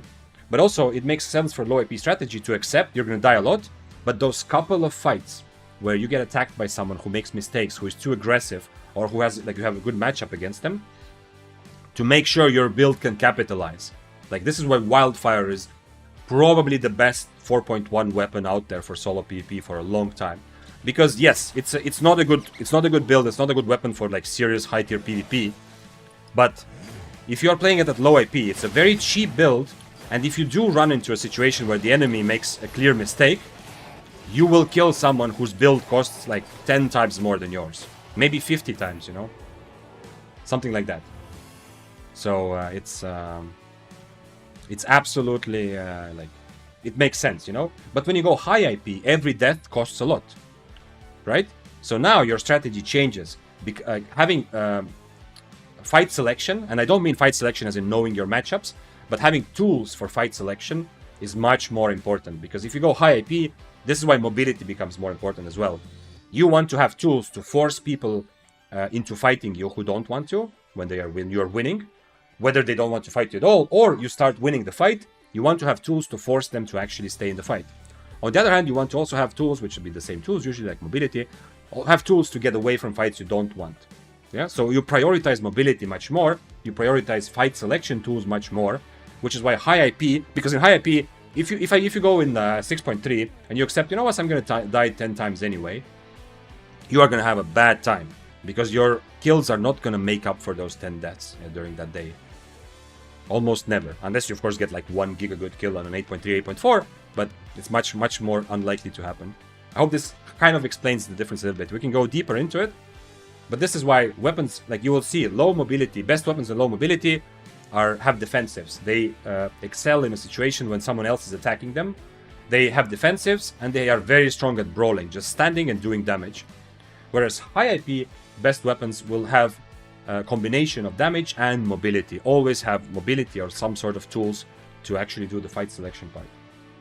This is very useful for anyone who is kind of new, or, you know, just someone who is experienced. You can add things to this. I know I covered like the basic idea, at least this is what I'm seeing from solo PvP, but there's a lot of things that maybe you can add to this as well, to this answer. Crystal Cobra S tier only because of the shape of the Cobra. I haven't seen that yet. I mean, I saw it in depths, yeah, actually, but I have not tried it on. Yeah, we should, if we made an like tier list of how satisfying weapons look and sound, Grove Keeper. From my experience, just Grove Keeper. Grove Keeper is so satisfying. Every bonk, every Q, it just feels good. How about Badon? What do you think about it? It's kind of similar place where Spear is. Not strong enough to put it like in meta tiers, but it is. It has enough variety now that it cannot be reflected. There's a lot of situations that it can handle, different situations. This is also a big part that, like, especially in middle tier, but higher tier also, being able to fight in the chest, you know, when there's 5 people and some of them will team against you, being able to handle that situation, but also being able to fight against a very high IP attacker. Like, having all of that at once is good. Is he fighting or not? He's not fighting. It's a full PvE build, but I have cooldown reduction, so if he doesn't know where the exit is... Okay, let's see. He hasn't used E yet. So at least some part of him might still be considering... okay, now he used an E. Slow him, mob, slow him. Nice. He's slowed. Question is, does he know where the exit... No, I said slow him, not me! He doesn't know where the exit is. He doesn't know where the exit is, guys. We are in.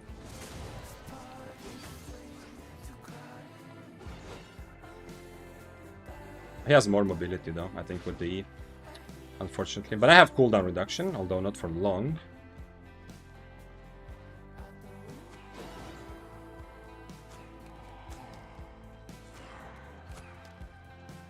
I can catch him with next boots. I'm gonna keep my E for his boots, too. Oh, no. Now you are in trouble. I mean, maybe not for long, but... Damn. Why couldn't I E? Was I really out of range? I was like rage clicking E there.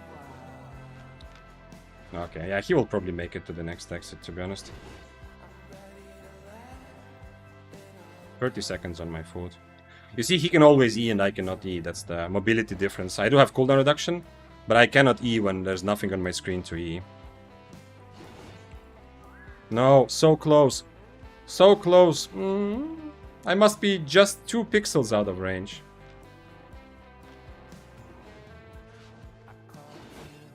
Okay, he took the long round, and he's being slowed. That's my chance.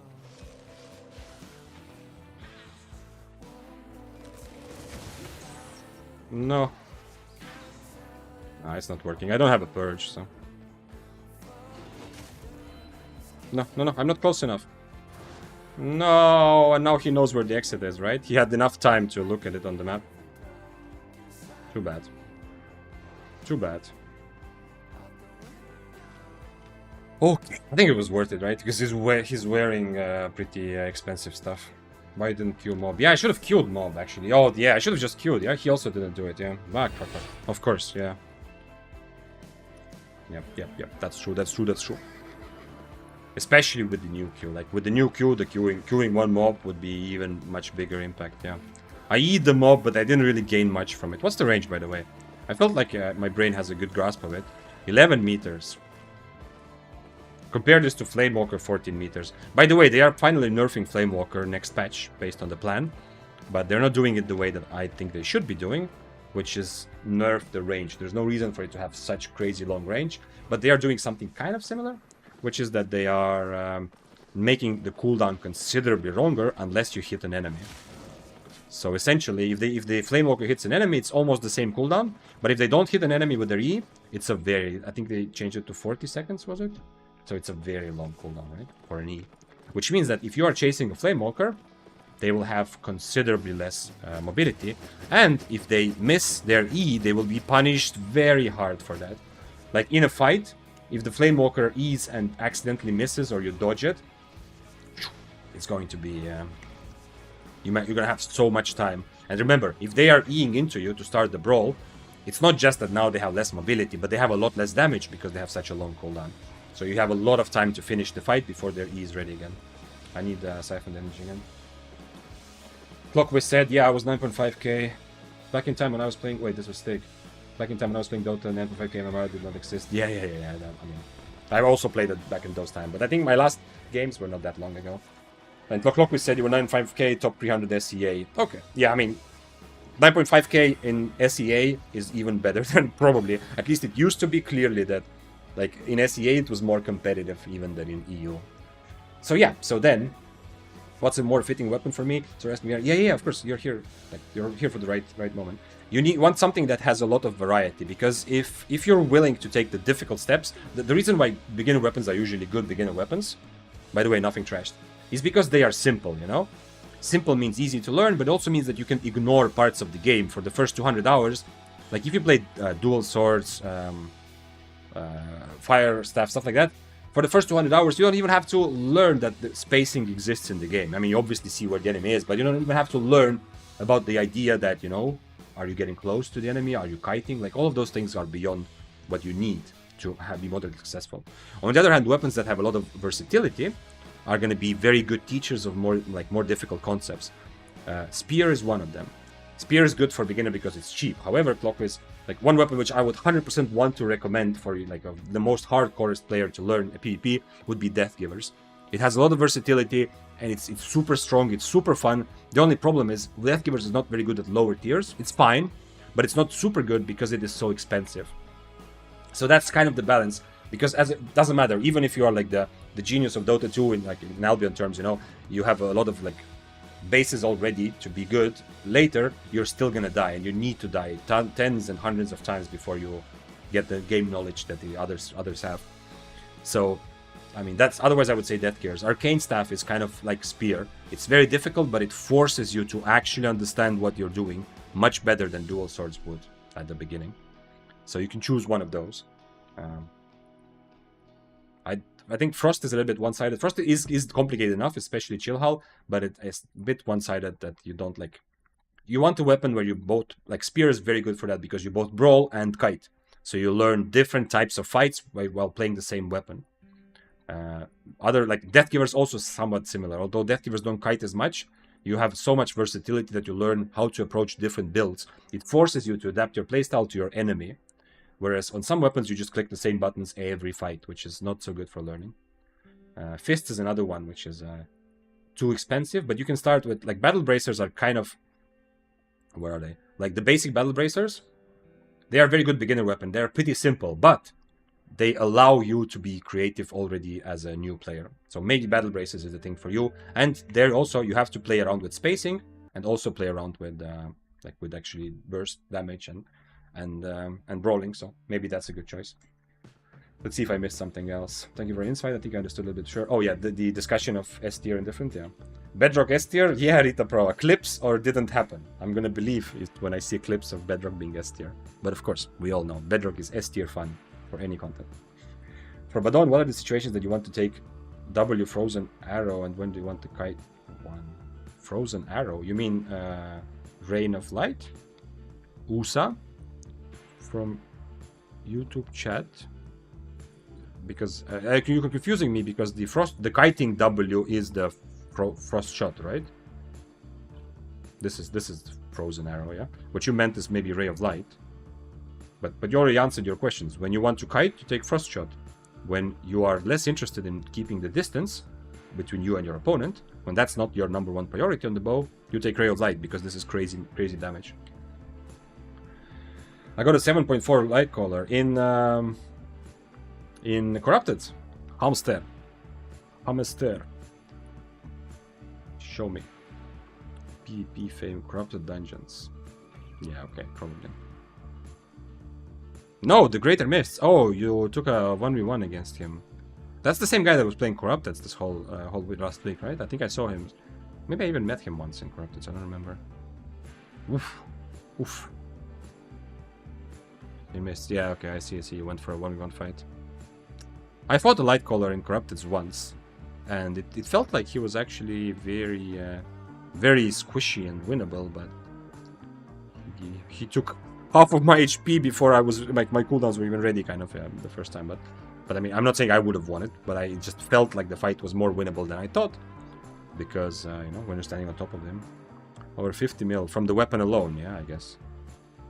Very nice, congrats, bro. This is, I mean, this is not a random dude, right? This guy has been playing light collar day in and day out, so this means you have, this means you must have outplayed him.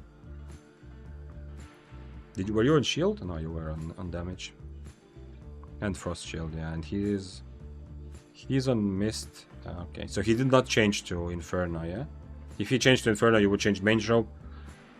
In Corrupted several times against Mistwalker jackets, I changed to Frost, and then they realized that they instantly changed to Inferno. Not this guy, but obviously, but with some other builds. This is a nice kill. Easy when you have scripts. Yo! Hamster! I got, even with my short track record of Corrupted Dungeons with like 50 losses and 20 wins or something, I already got accused of having scripts, yeah, by a big Spanish streamer. So I don't think you were here for that part yesterday, but that was the biggest success. You know, that's where I felt that, you know what, there is actually progress in my Corrupted Dungeon play. So I'm already there, like the first steps only, but yeah, of course. Yeah, we were talking about this earlier, so the feeling of being accused of any sort of cheats, how good it feels when you're, I mean, obviously when you're cheating, fuck you, but if you're not cheating, how good it feels to be accused of cheats, like by anyone in any game. But yeah, anyway. Thanks for following, Zod. And Mr. Magic Balls, thank you for subbing with Prime. Spears out for the man with balls of magic. This to you. I don't have a spear. It makes, like, I think a year is like a reasonable estimate. I think roughly about 1 year, not from now, but from the point I started streaming, I expect to have an actual real life spear. Who knows what life will be? I'm not very good at making long-term plans. I mean, I'm good at making plans, but looking back, they never actually happened the way that I planned. But I think about 1 year from my first stream is probably when I'm going to have an actual spear to raise in your honor. Thanks for following, Yiza. What's up, man? I appreciate you because we had this like discussion about the about global cooldowns, and yep, I love the fact that we can have, like, you know, we can have this kind of arguments, debates, and different opinions. Although my strongest debating days are behind me, it always lives with me, you know. As I said, I said this before. It used to be my life. During university, my whole life was competitive debating. And like really high level competitive debating. It was everything I thought about. Well, except for maybe girls also, but mostly competitive debating. Let's see if there's something else I missed. I missed. So far, I've been playing Sky Strider is also good, Clockwise, by the way, because of it good for you to learn. Although it's the same problem, it's a bit expensive, like Death Givers or so. But the good thing about Sky Strider, just like some of the other weapons that we discussed that are good for someone like with a hardcore gaming background to learn Albion PvP more quicker, is because it's not super strong. You know, it doesn't give you like an easy way to win fights, but it is super versatile. So that makes it also good. You have to figure out, like you play Sky Strider, you have to maintain spacing. You have to do damage while you're spacing. You have to figure out when is the time to use your E. Like, what purpose does your E serve, depending on the situation. That's a big thing for many good weapons, like versatile weapons. Every Arclight Blasters player is using scripts. Yeah. I still don't know exactly what the scripts or macros could do. I'm not trying to open this discussion so that we actually start developing scripts for Albion or macros. I don't know if this is the same thing or not even. But I'm just saying that I don't even know, like, if somebody's being accused, like, what does it do? Like if you're being accused, like, what could it be? Like, I know, like, in some games, like, obviously there's radars and is that like a wall hack, you know, wall hack in the FPS games, radar in Albion. I understand. Like, I don't know. It's kind of like an aimbot equivalent that your client kind of always knows where the enemy is, something like that. I don't really know what that even means. I don't want to open this discussion up too much, but I cannot even figure out, like, if I was trying to have some sort of script, I don't know what it would be able to do for me. I guess pressing a couple spells at once? I don't know. But you have global cooldown anyway. Thanks for following Oomph. Hi, you said lower tiers Death Givers aren't good, but 4.2 Death Givers, talk about Merc Jacket with overcharge, can 1v1 and win so much higher P gaps. Yes, I'm not saying they are not good, but they are not among the best low tier weapons, bridled, because they are very expensive. And if you play 4.2, you have to accept that you're gonna die all the time. You're gonna die. You're gonna die from rats. You're gonna die because you take fights where you are disadvantaged by IP. You're gonna die because you get ganked and dismounted. So, if you die 20 times today and you get, I don't know how many kills, if you die 20 times on a cheap wildfire build, it's not gonna cost you as much. If you die 20 times on Death Givers, it's gonna cost you a lot. But part of it is, of course, also how experienced you are. And I just said also to Clockwise that Death Givers would be such an amazing suggestion. But for a new player, it's better to buy cheaper items so that you actually get the experience and you're not worried about losing items. But for an experienced player who goes lower IP, Death Givers are, I mean, they're all, even for anyone, they're viable. They're just not like S tier or A tier low IP weapons. They're somewhere like B tier in my opinion. So, but you're right. Like, Death Givers have a lot of potential to, like, not all builds, but some Death Givers approaches, like one shot, especially, the one you said, like the Assassin Shoes carry on cape. You can even play that with cloth armor instead of Merc Jacket. The exact build bridle that you mentioned. That is pretty good for going low IP and specifically taking like, fights against someone much more expensive, yeah? You just have to accept that you're gonna die a lot, yeah? No hard feelings. Yeah, exactly. That's the point, Yiza. That's the point of debating, you know? This discussions don't have to be like personal. I mean, discussions anyway, but disagreements don't have to be personal.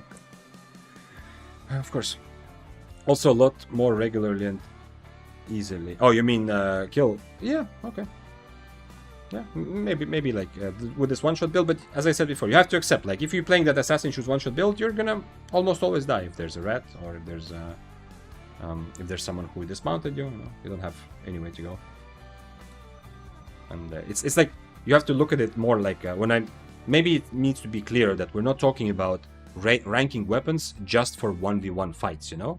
We are talking about when we take low IP, like tier lists or high IP, and like a lot of meta weapons historically have been terrible at like good 1v1 fights. Like, you know, the whole Stalker Jacket meta, and still, like, this guy, I don't want to, okay, not personally this guy, but like, okay, this is not the best. This build is bad at proper 1v1 fights. You know, and even here he ran away with 20% HP before then coming back full and killing me, right? But still, like, this build is terrible for 1v1 fights. If I was anywhere near his gear level or investment, he would be hopeless. But this build used to be one of the most popular builds, and I'm not just talking about RMT radar users, but also for regular players, like high IP players at least. It was a very popular S tier weapon, not because it's good for 1v1 fights, but because it's good for a long-term miss strategy to make a lot of silver. Okay, just to be clear, Bridal. So your analysis about the benefit of Death Givers is very much correct.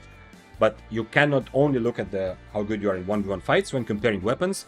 Like on Wildfire, you are going to, or on dual swords, you go 4.1 dual swords Wildfire, you're gonna die 9 times out of, like, okay, 8 fights out of 10, you're gonna probably die. But your long-term strategy will more than make up for it, because occasionally what will happen is something I showed on stream like a couple of weeks ago, the clip where one of the most popular Russian streamers of all time, I think in Albion, Fakturka, many of you know him, the clip where he ran into a tier 7 Wildfire when he was 6'4", 8'3", and he just died.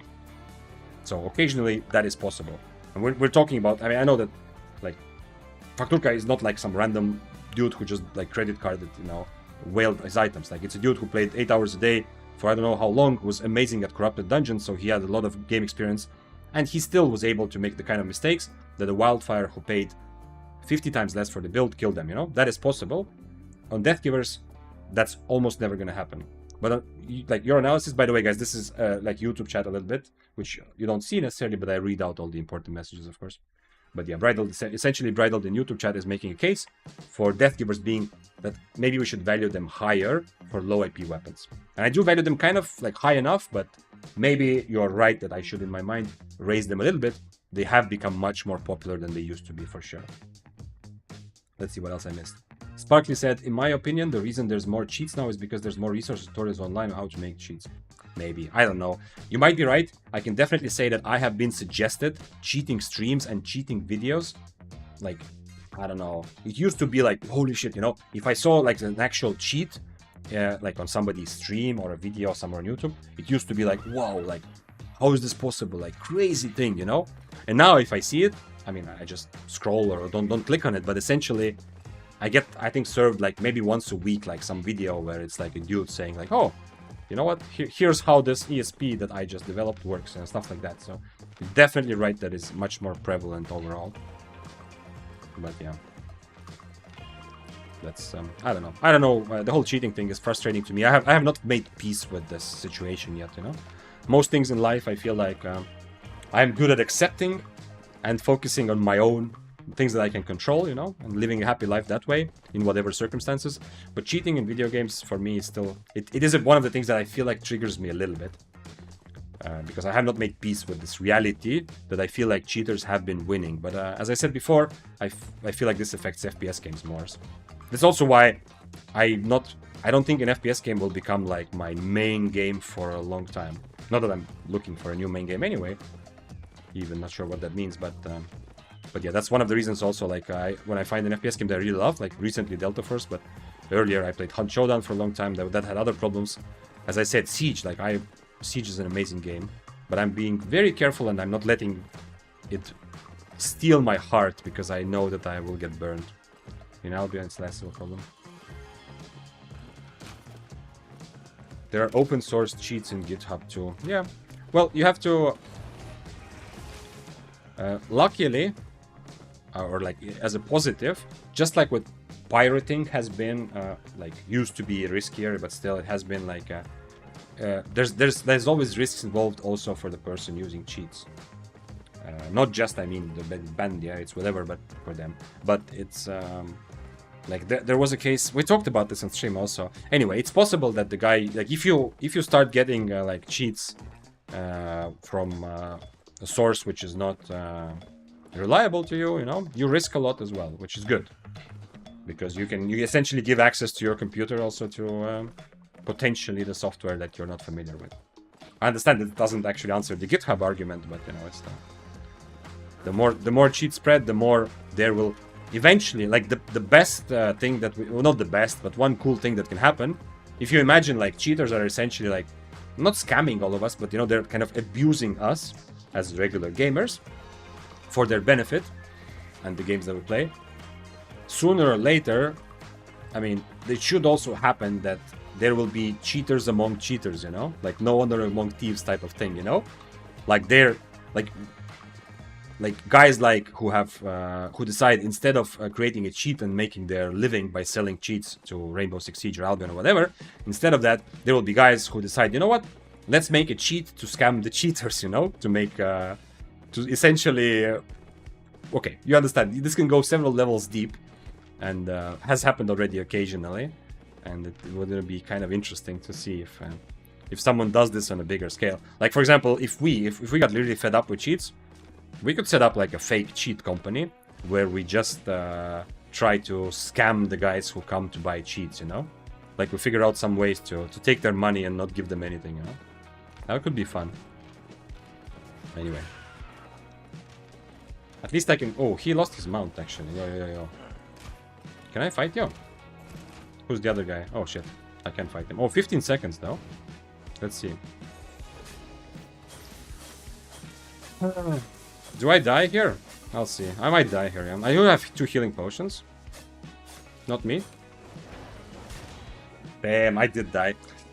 If I eat his E, it would have been better, but... I kind of felt like I could actually turn this, to be honest. But, you know, he was tier 7, right? Yeah, he was tier 7, so it is same tier. And I don't have... Other than trying to E his E to predict it, I don't really have a way. The bow was going for him, though, for the other guy, which is nice. Anyway. Kind of well-deserved, but... I did not realize that he got dismounted by the bow. Like, I thought he got dismounted by mobs. But that is still... more Claymore, though, I think. Maybe time to go tier 8 Claymore. Let's go tier 8 Claymore. Let's get some of these. Maybe even Snapper. What if I actually do Snapper? Yo, let's get one of each and see what we come up against. For future, is there something here I can use? Tier 5 Horse and one of these capes. I think everything else... tier 8 Stalker Hood. No, I'm not gonna use Snapper. I'm thinking... I mean, I do want some fights to be a bit longer. Oh shit, but I'm not actually gonna use Snapper, I think. Let's go like this, yeah. Yeah, okay. I should have also overcharged. After that, if the E doesn't kill me, I'm gonna do gigaton of damage to the Bloodletter. Although, it's probably not gonna be enough to kill him, but at least... I hope the bow gets my items, actually. It's possible, right? Probably not, though, but it's possible. Yeah, I don't want to loom and gloom, but multiplayer gaming in general is under threat because of the cheaters. Yeah, that's what I feel like the cheaters have been winning for a while. And obviously I'm still here having fun, so, I mean, they will never take our freedom type of thing, right? At the end of the day, how much fun I'm having depends on me. And I choose to take bad fights because I want the challenge sometimes, right? I can also choose to play game just without the illusion, you know? I can queue a game of Siege without having the illusion that, yo, this is going to be a fair game where no one's going to cheat, you know? Just to see, maybe I can actually outplay the cheater some way. But overall, gaming for me is still in a good place, but obviously, cheating thing, I do feel like we are losing the fight a little bit, like on the bigger scale. Games like Albion and such might stop existing, and sometimes we better enjoy them while they exist. Yeah, who knows? You know, there used to be, I don't know if they wrote other books. I think they wrote it a couple times. The guys who wrote Free Economics, maybe some of you are familiar with this, like a long time ago. But I like kind of their outlook on life and some of the examples they brought about like how sometimes the solution kind of comes out of nowhere randomly. We're going to play, by the way, tier 8 with Assassin Shoes once again, which you should not do if you're trying to make money. Because if I get caught with this, I am in trouble, but I want to try this. And healing potion. And I can buy 0.2, I think, if they're back on the market. Okay, now they're expensive, so now I just buy 6.1.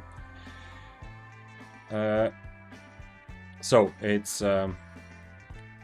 what was I saying?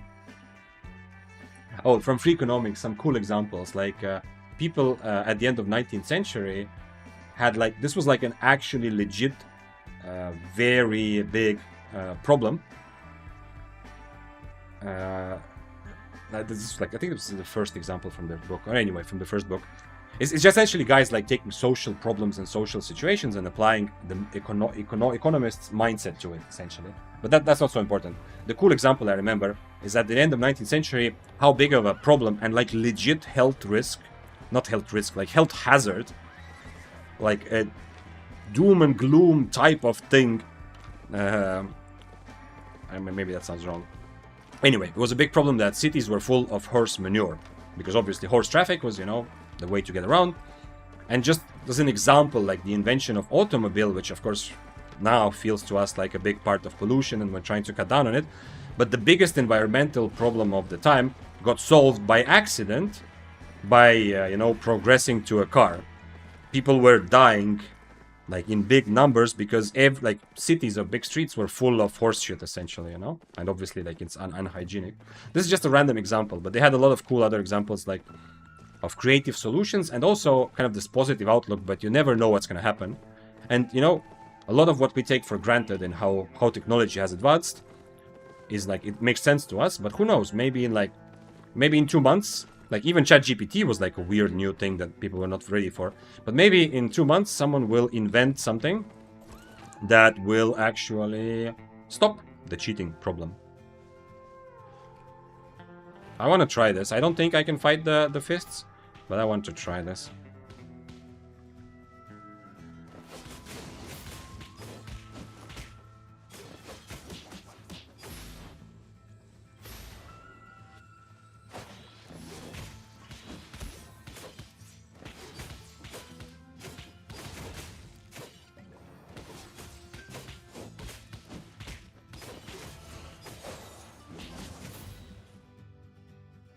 What?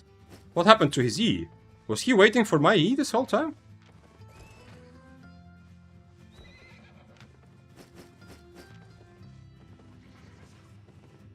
What happened to that guy's E?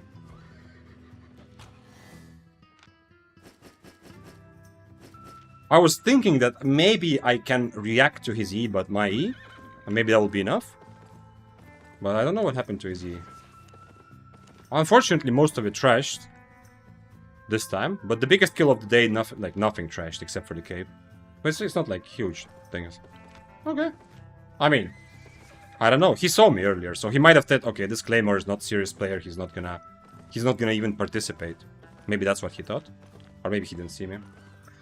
So yeah, what I have this part of me which believes that all of a sudden there's gonna be some sort of technological advancement which is going to allow for developers to control the multiplayer environment in a way that cheats will almost be gone. You know?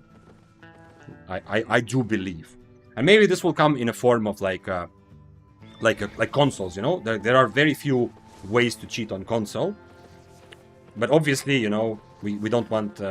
So maybe this will come in a form like you buy to game to participate in a game on top of your computer. You buy like a special console type new device. Who knows? That is like protected. So you give your anti-cheat like full control over this device, but not your whole computer. I don't know. Anyway, whatever. It's definitely a topic that is not just triggering to me, but I feel is interesting for a lot of people. That's why we always get stuck in the discussions about cheats. Like, it's not the first time. Let's go back to actual Albion.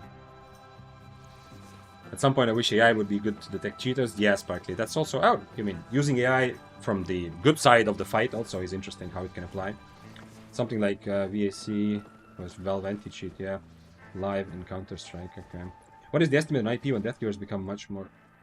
Wait, Fizz, you have to explain. What is the estimate on IP when Deathgivers become much more violent? Oh, you mean at which point?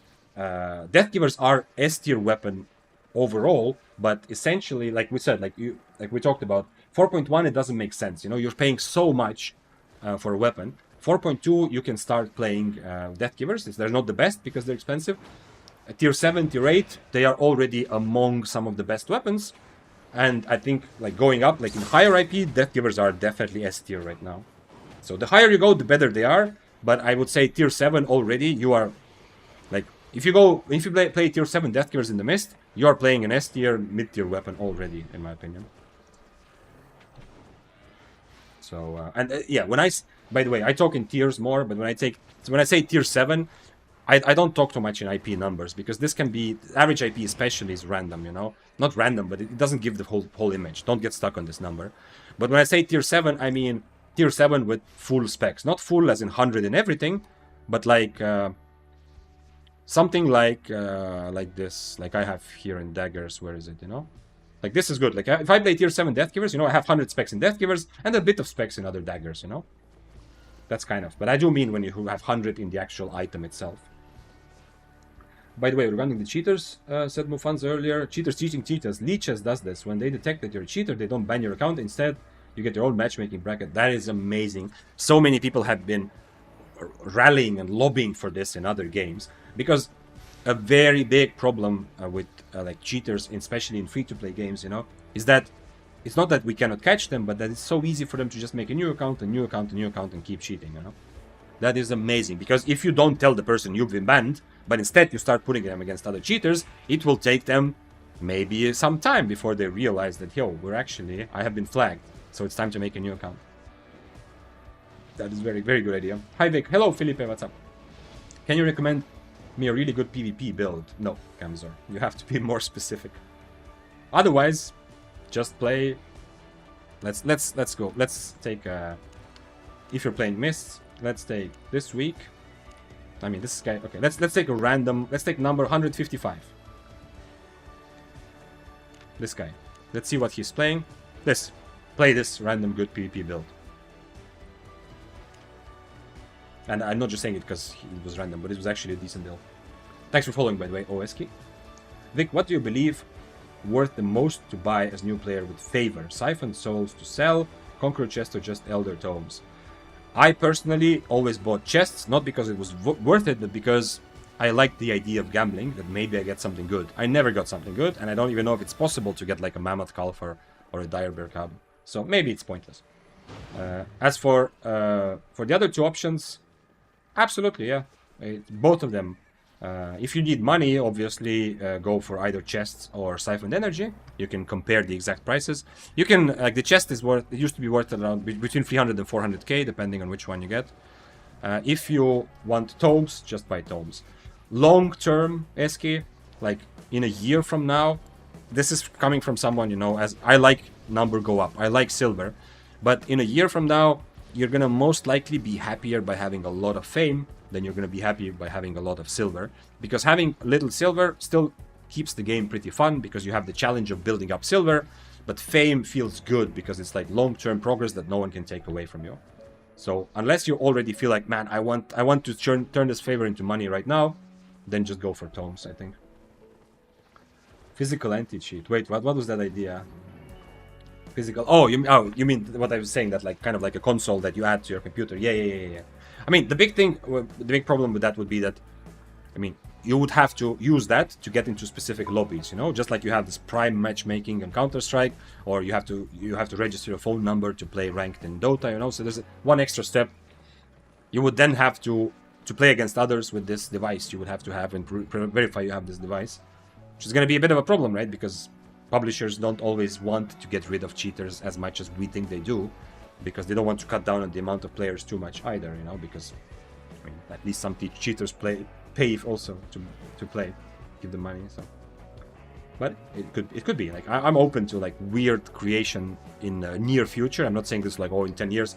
I'm open that before this year is over, someone is going to invent something that's going to revolutionize the anti-cheat problem that we have. Because obviously, not obviously, but in my experience, from what I've read as a non-technical person, the very big problem of anti-cheat is not that it cannot detect real cheats, although that is also maybe becoming a problem. But the big problem is that you can't really give anti-cheat everything, right? You can't give it control of your whole computer, because, I mean, I don't trust SBI enough, right? I mean, the kernel level anti-cheats already in itself. There was a tournament, maybe you know, there was an ALGS, so Apex tournament, like last year, when hackers used the anti-cheat to inject cheats into the program of people playing the tournament, like competitive esports players, just to show like this is what happens if you mess with us. So they used the intrusiveness of the anti-cheat to infect, I mean, maybe it's like a layman's term, but essentially to infect the machine of the person playing the tournament. This happened to a couple of big streamers.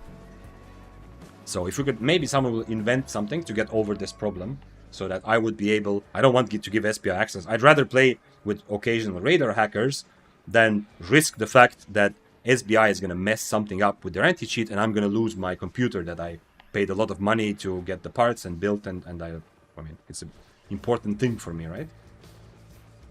So maybe someone can overcome that problem. Again, we're getting into discussions about cheats so much for some reason. Yo, I can't believe I'm catching the Master yourself live. Hey, Nihar. Yes, this is the second day ever that my stream is available on YouTube. So you can join and watch from 2 different places. Let's go into the mist so I'm not just standing here randomly. But I have been streaming on Twitch for over a month. I am surprised. I thought you'd be more corrupted now. Oh, playing more corrupted. Yeah. I wanted to take a break and just discover some swords and see what it feels like, essentially. But I am still addicted to corrupted because it was very difficult for me. I don't know if it's the build, if it's the fact that I played too much mists. Maybe it's just time to, to be honest with myself and say, fuck it, man. I have a less of an understanding of a lot of matchups than I thought I do. But anyway, corrupted's definitely brought out in me the super big enjoyment of sucking at something. I love feeling that something is difficult, I suck and I have to overcome it. And I'm gonna definitely continue corrupteds more this week and in the future. I still have money to die and not worry, because in corrupteds I am expecting to die a lot more than I do in mists, for example. Dafa says, hello, I'm from Indonesia, I like your explanation. Nice. I don't know exactly which explanation, because I'm trying to catch up with chat. But in any case, I'm very happy, Dafa. Happy to have you. Hey, what's up, Blue? Turtle, yeah, that's... I was thinking, because I remember in my... Last time we had the discussion, and I realized that you're right, actually. In my language also, a turtle is a shield toad. So yeah, so what's up? Nice to see you. If you value the tomes by the price of tomes in the marketplace, the tomes are worth more than the chests. Also a good point, yeah. So it might also be a cost-effective way to get fame, even if it's not just that you want, like I said, fame is going to make you happier than silver long-term. Maybe just a very cost-effective way also. Thank you, Vic, for the analytic response also. Thank you. Oh, okay, that was the question, yeah. Vic, do you remember what they did at the last Apex big tournament? Even managed to get... Yeah, oh, okay, exactly. That's what I was talking about. Yeah, that was one of the LGS. I don't think it was the last one. I think it was like last year at some point. Exactly, Eski. Yeah. I should have read chat before, because I was talking about it like maybe some people didn't know. That's exactly what I meant, Eski. Like that kind of example makes me remember, because as a gamer, 100% I want to contribute. And I feel like, you know what, I'm happy to give away my liberties. Just like, you know what, I'm happy to pay for police, to pay taxes, and live in a society, knowing that in return for this, I get protected, so the police will protect me. But when it comes to, like, and I also have that attitude against cheaters, I'm happy to sacrifice some of my, some of what I can do in a game to help them fight anti-cheat. But I realized at some point that I am not happy giving developers like too much access to my computer. That said, I did play Apex, so who knows? Many big games do have kernel level access, so maybe I'm just saying this. Nice. How you doing? I'm doing well. I just realized one thing about swords. Today I want to play swords. I have been playing swords to discover a little bit better how the new passive works. I just realized that one big thing that was always true for spears and daggers, but not swords, is that you can mount up and you don't lose your stacks. Like on swords, you always lose stacks because all movement speed buffs you lose. Like if I boots, I lose the boots. But look at this. I can dismount and I still have the 2 stacks. This is new. I didn't realize before, of course, that this is gonna happen. I mean, not of course that this is happening. Look now, I have 3 stacks. I mount up, and I continue with 3 stacks. And if you didn't know, you lose all movement speed buffs. I mean, obviously, you cannot boots and then mount. I mean, you can, but yeah, you will see. Oh shit, okay, I don't have a move speed buff, but if I had, I would lose it. That's why sword stacks were always instantly removed from you when you mounted up, but no longer. So PvE on swords just became a whole lot easier. This is actually interesting that it took me so long to understand this and come to this conclusion. But this is an interesting new change. Swords have always been good at PvE, but not amazing. Like, especially with Blade Cyclone, they are good. Like the popular swords, carving, duels. But they're not like Battle Axe or Spear level good at PvE, But I realize now that swords have become much better, because you can see this whole time. Okay, I did lose a stack there, but essentially The stacks time out pretty quickly, but I can do this, you know? And now I continue with 3 stacks. I kill this mob. I mean, the stacks don't last that long, but still. I kill this mob, and I continue with 3 stacks here, you know? Interesting. Does that happen with Cripple too? What do you mean what happens with Cripple too? Do you mean that... I mean, Cripple does not remove sword stacks anymore. That's a nail in the coffin of Cripple. Unless you're running around very high IP, Cripple is even worse now, yeah. Because at least in the matchup against swords, where it was still felt good even after the big nerf, it still felt good against swords. Now I don't think it will. But if you meant cripple as in, do you lose your cripple buff when you mount up? Yes, you do. But I don't know, I can't imagine a situation where you would use cripple and then try to mount up in the next couple of seconds right away. I mean, you cannot really... Ooh, hello, Tirade Battle Axe. Axe of the Bat... Is it Axe of Battle? Or is it Axe of Running Away? Let's see. My food choice kind of doesn't make sense for the fact that I'm not fighting at all, but Battle Axe or Running Axe? No, no, no, no, no! Wait! No, come on! No. It's Beetle Axe. Beetle Axe? Oh, he's on... But he has fighting food. It's not... I mean, he's on pie right now, but he has fighting food. Let's do gaming. I am also tier 8. I am looking scary. If I was tier 7, I would take this fight just as happily, but I would not look as scary to him. Just 2 gamer girls together. Let's... Wait.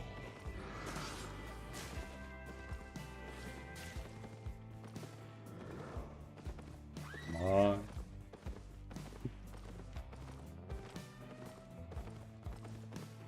He's thinking. Thinking about something. I don't know what. If I use everything to dismount him, I think I just get destroyed in a epic showdown till death, right? Maybe I'm wrong. I remove his mercenary. Do I just go for shield as well? Sure. Let's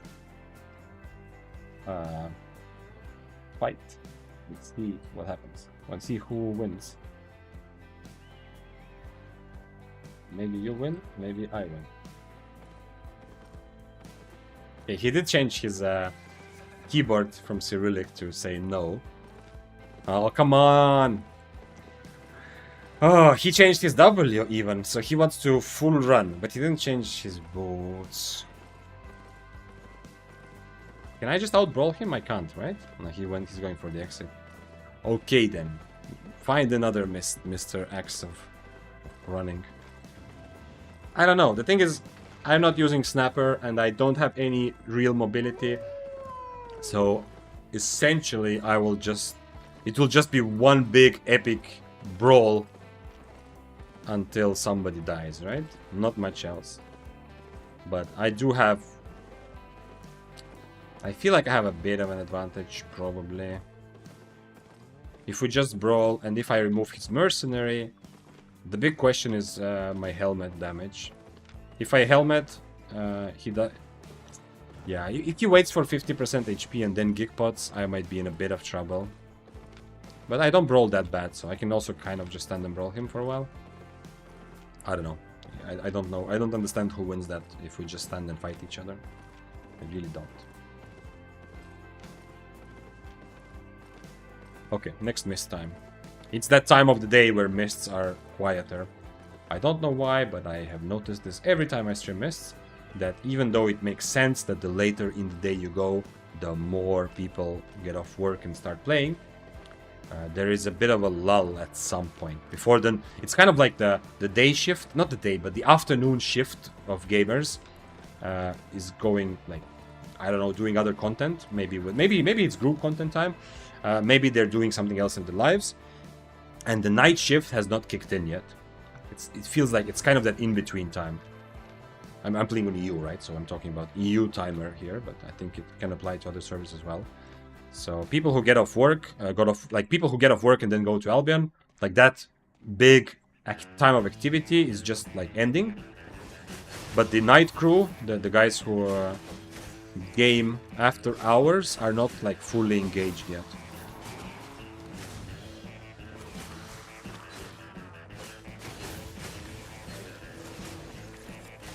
I should change boots for Abby, actually, I forgot.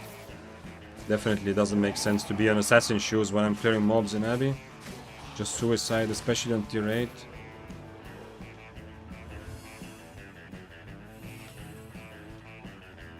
But yeah, but with dual swords I could get away with this one, since I can only E when there's something in front of me. I mean, for mobility. If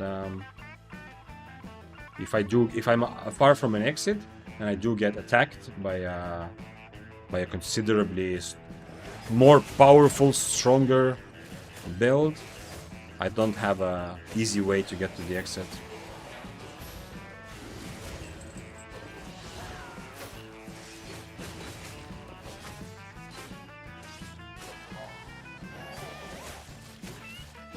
I wonder if the passive I'm using makes sense.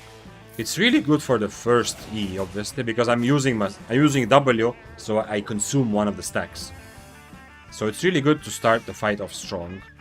But I'm not sure for long term. How many attacks? 4 auto attacks. If I had bleed instead, I don't know.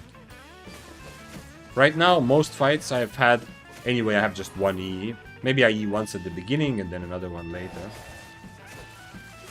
Bisotti says F. Is there an F? From my end, there is no F. But let me see. You're on Twitch, yeah? Okay. Let me see. Twitch failed for me. Oh, interesting. For me, it works. I just opened. I mean, if something live for 45. It is, yeah. Interesting. I don't know how that happened. It's okay now. You're right. It says 45 seconds. I wonder why. Stream was down for a bit. Okay. I wonder if this is also the case for YouTube. Like, my OBS didn't give me any sort of error. But now it's not just about OBS. Let's see. Do I have the YouTube window open? No, I don't. Okay. Very interesting.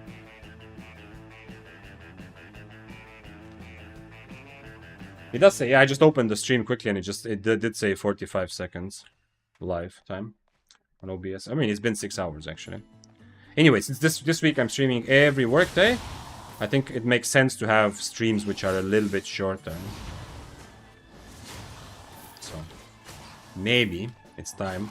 Man, I can't believe it took me so long to realize that you can PvE better with swords now because of mounting up with stacks. I mean, I guess I wasn't doing a lot of camps, but... Or maybe I was looking at chat, but still. That definitely feels like it will actually impact. Once you get more into PvE, or you get into this habit of mounting up, because I do that with spears also. Mount up, kill mobs, mount up, kill next mobs.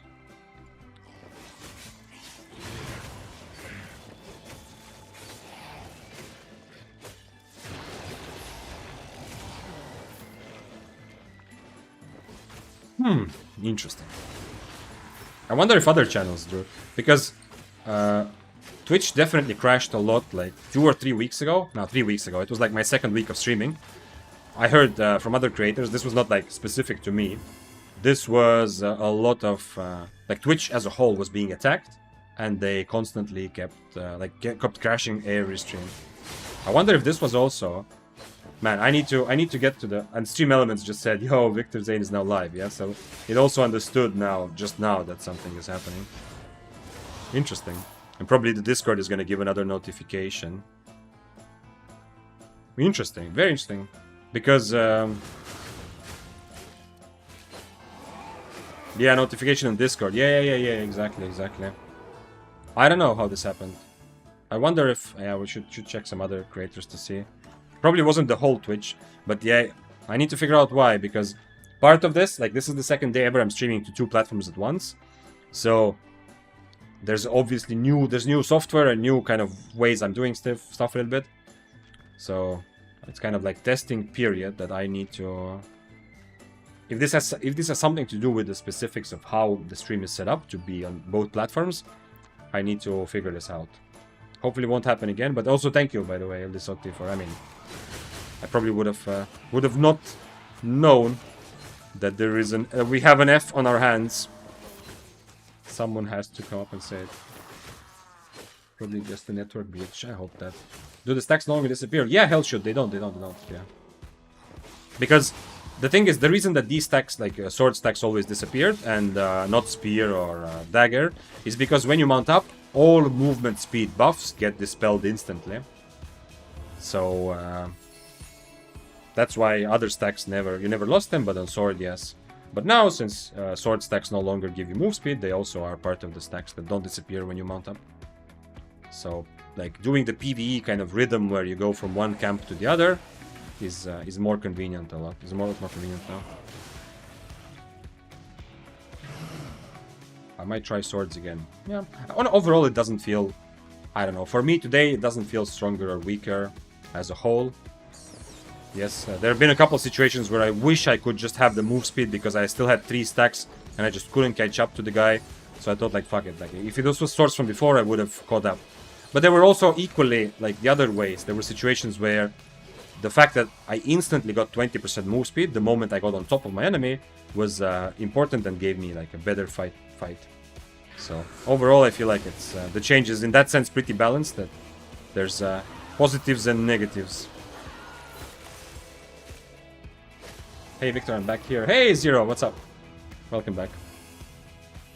Man, I'm kind of thinking of... I mean, we're not going to stream for much longer, as I said, since I'm streaming every day this week. Don't have to push it until the latest hours. But I now feel that maybe having the extra notification on Discord is like a... It's like an interesting bait, you know? If I could do that on purpose, I mean, then people would just turn off notifications, and as most people, you know, I don't have the Discord sound on for like other Discords I'm on. I just see the number 1. As a Battle Axe player, Claymore is 3 silver. Hey, well, the Battle Axe I just saw before said no. I mean, especially right now I changed boots for Abby, but in the Mists I play with Dash, so I am even freer of a silver. Yeah, not much. I mean, also I didn't bring Snapper because I'm playing Cloth Armor, and I thought whatever. But yeah, I guess Vitas that mostly against Claymore. I mean, you just throw E's from far, so you're not even hard-pressed to go on top of them, right? And when Claymore gets on top of you, then you just brawl until you win, yeah? There's no big secret, right? Or is there something that you've learned from this matchup that if I fight the Battle Axe now, I will be able to utilize, you know? I mean, I'm playing different swords today. I played dual swords, tier 7, then tier 8, then played carving, and now a Claymore, some tier 7, and now tier 8. So it's not that I'm just trying to learn Claymore specifically, I just want to try different swords and see how they feel right now after the update. I hope the stream doesn't crash again. I'm kind of worried now. Maybe I should... I will open. Maybe I should have the Discord on my background.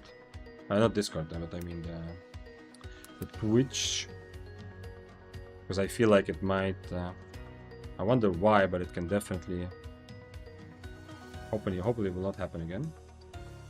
Let's see, creator dashboard. Let's see. It's also interesting that means that I crashed for a bit longer than normally, right? Because there's this disconnect protection, you know, if the stream crashes. I have to figure out. I think it must be something to do with the restreaming software, the software that allows to stream to both locations at once. Looks like it works right now though. So, Vitus, tell me, sir, is it just as straightforward as you throwing E's from range and then once the Claymore gets close, you all brawl them anyway, or is there something that you have learned that I can take advantage of? Now that I'm about to meet a battle axe in 20 seconds here. Man, I have a bad buff, that sucks. I didn't realize the chest is so close to being ready.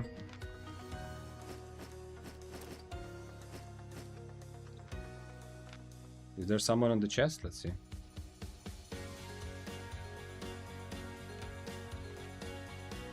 You can just full brawl. Okay, yeah. When I was looking at the battle axe, I also felt like it's just gonna be one big epic brawl.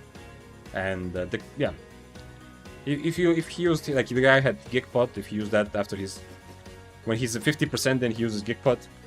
Not much I can do. By the time Geek Pot is over, I might just be dead.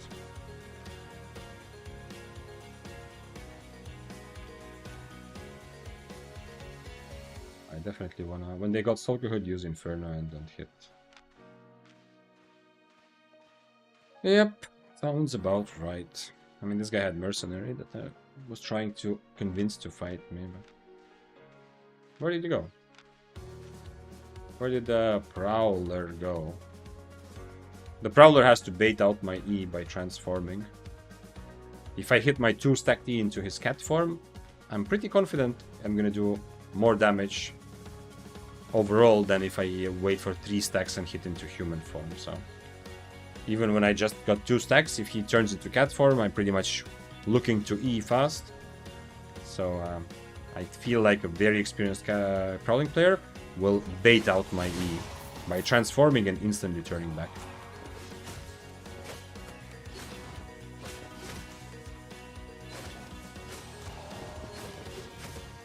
I wonder if it's kind of similar with dual swords then.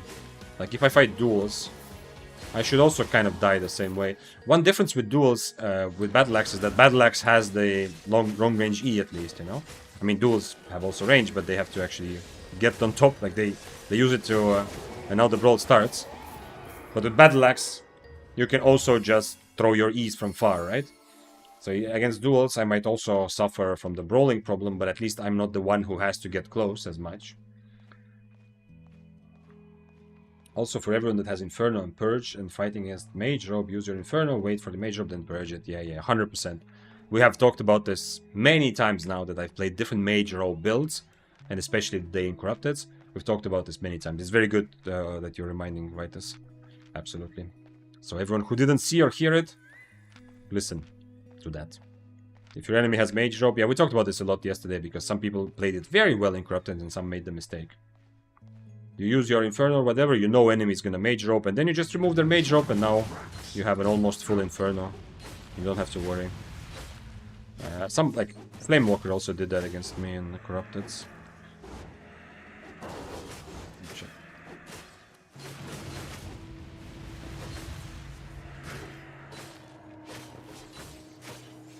I wonder if the Prowler is lurking somewhere.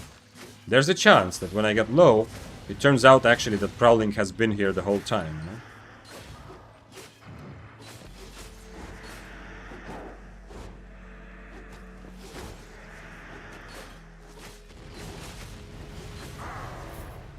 you know? Okay. Also, I'm racking up decent fame credits. Now that today also, and earlier with blasters, and today I'm playing weapons where I have full spec for a change, so I'm racking up some kind of decent fame credits to spend on something later on.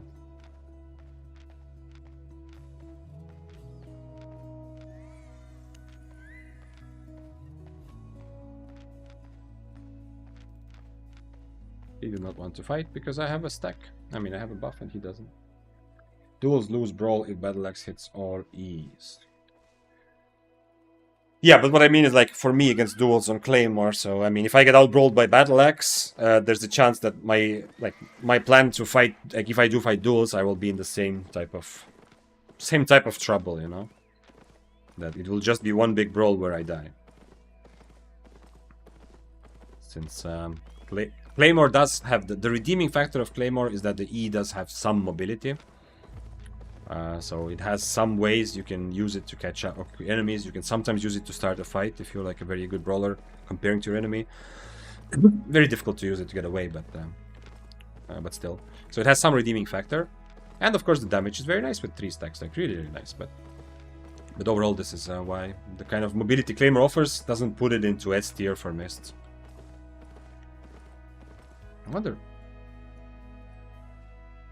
I don't know. I'm very. I'm worried now. I'm constantly worried about the stream because I don't understand why and how. What happened with it, and why in my OBS the stream worked. I need to check with the software. 100% need to check and figure out.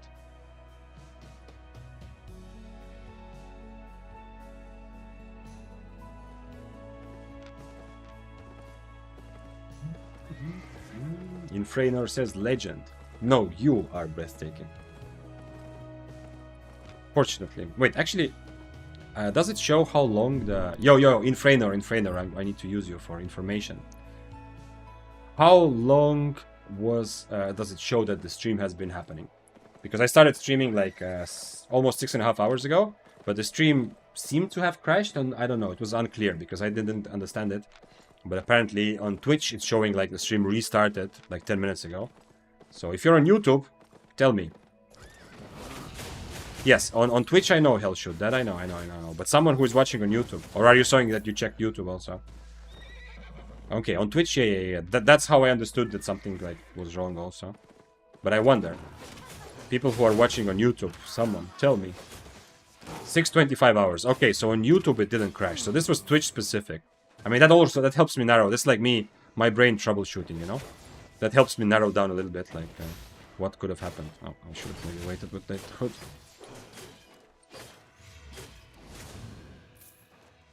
So, on YouTube it's showing correctly. Also, what's up, Infrainer? Welcome, yeah. It's the second day of the stream being available both on Twitch and on YouTube. And, I don't know.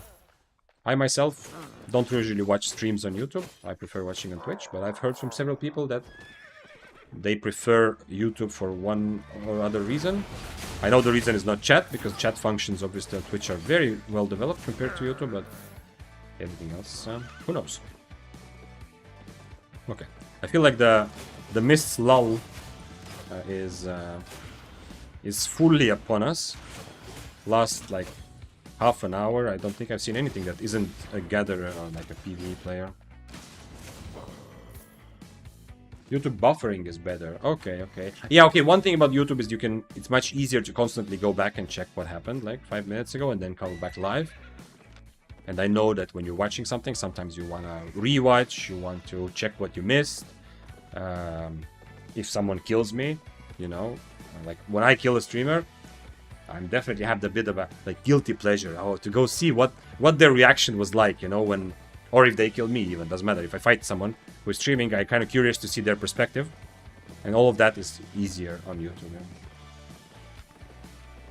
Yeah, it's always it's part of that. Like, I don't even know why. It's not that I'm hoping that they're tilted, you know, but it kind of feels good, you know, that my fight was on stream, you know. And obviously now every single one of my fights is on stream because I'm streaming, but I'm talking as a pre-streaming Vic, you know, kind of. YouTube best for streams. I don't have sub though. Oh, okay, I understand the movies. Yes, well, everything that has to do with the actual social community part, chat, subs, emotes, all of that is so well developed on Twitch compared to YouTube. But the stream itself, I don't know about quality, but it might be, who knows. I think the video encoding, yeah, so that sort of stuff might be like YouTube might have an advantage. Same, I like when they trash talk me and call me a bad player after getting wrecked. Oh man, that is so satisfying. I mean, if you kill them, and even if it's not on stream, but of course on stream it's even more powerful. But if you kill someone and they are trash talking, whether it's on their stream or whether they're just writing shit to you, it makes the kills so much juicier instantly, you know. Absolutely. Vic just has a compilation of people crying after he kills them to feed his shadow. Yeah, that would be interesting, yeah. I mean, I said this is what I did yesterday after stream. I watched I went quickly to see the VOD of the Spanish, but honestly I'm just curious from his POV, you know. I don't speak Spanish well enough to understand I mean, I used to speak Spanish much better, but I'm very rusty, and I don't understand like when he's speaking fast anymore, I think. So I didn't fully understand, but at least I heard him saying that I have scripts, which made me feel good. But otherwise, I mean, the original idea why I went to watch is just not even just to feel good, but mostly to see what the other perspective was like, you know.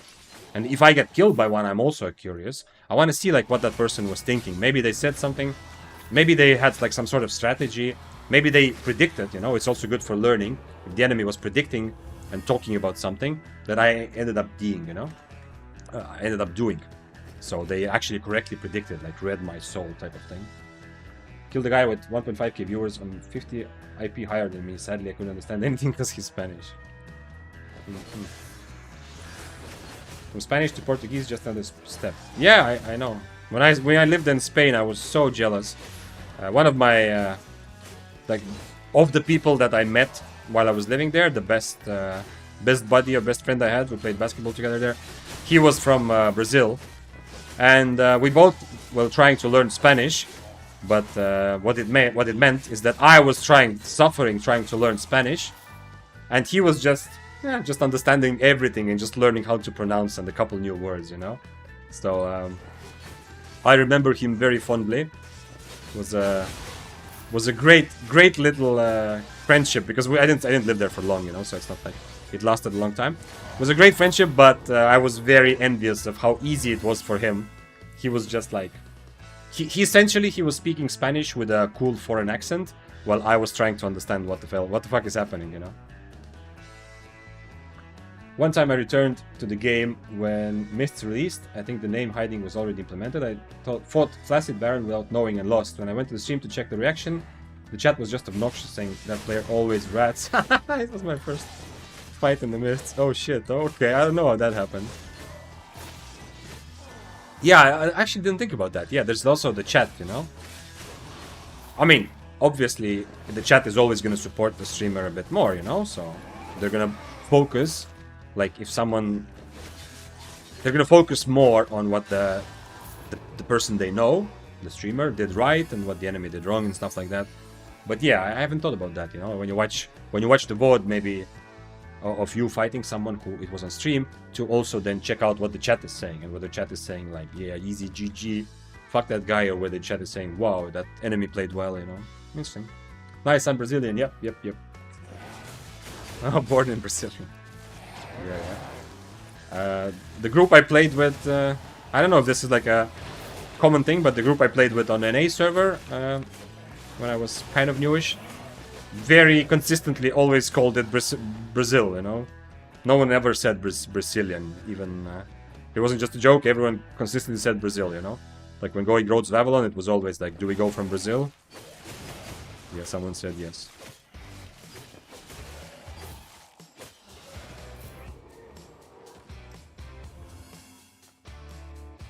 At the time, the chat bothered me, but now I'm glad I had the opportunity to fight Flaccid Baron. Yeah, his greatness as like a very positive force in the community is something that I've heard a lot about, but have not experienced, because you know, I didn't play Albion from the beginning. And like in terms of Albion veterans, I don't know if it's right that I'm not probably a real veteran. I'm still kind of new, although it's been several years now and thousands of hours, you know.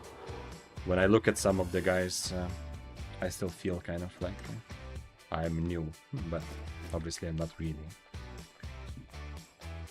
So yeah, so I didn't actually catch Flaccid when he was streaming, but I hope like it's a good example of what kind of positive influence you can have.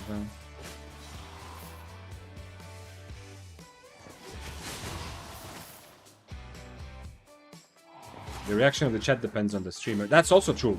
That's a very good point, Lisotti. Yeah, you're right. And it depends partly on what streamer is saying and doing right now, like in the fight, but also in like, you know, the overall culture, you know. Like obviously, like for example, on this stream, you will definitely, generally, I think we are all pretty positive, you know, because I'm pretty positive. So probably, if you're here, you have like pretty happy, wholesome thoughts about PvP, even though it sucks when you die, it sucks when you get ratted. There's a lot of problems, right? But there's still like things like we talk about, like for example, Flamewalker, you know. Every couple of days, you will probably see me go into a short rant about why haven't they nerfed Flamewalker yet. It's annoying. So if you fight a Flamewalker, even if I don't say anything bad about the person on my screen, which hopefully I usually don't, you know, I know that the overall mentality in this chat probably will be like, fuck that guy, you know, don't play Flamewalker. Play what you want, you know. If you're here, play what you want. But you know what I mean. So it's like the overall tone also probably depends, or like the reaction depends on the overall tone of the streamer as well. That's a good point. We call it the same. You also call it Brazil, yeah. Okay. The name of our capital is Brasilia. Yeah. I remember that from geography class. We write it both using S, but Z seems fit for strangers. Oh, okay. I don't remember the S versus Z thing. You could have. If you polled me, I would not have remembered, but I do remember from geography class, yeah, that the country and city name were essentially the same. I think it's one of those like Brazil is one of those trick countries, right? When you ask about the capital, because people expect it to be, don't expect it to be Brasilia, right? I think so, right? It's like one of those countries where everyone thinks that the capital is Rio de Janeiro, right? That's like what you would say if you're thinking. Maybe I'm being an idiot on camera now, but if someone asks, like, it's, oh, probably that's the capital, but actually it's not, yeah? I like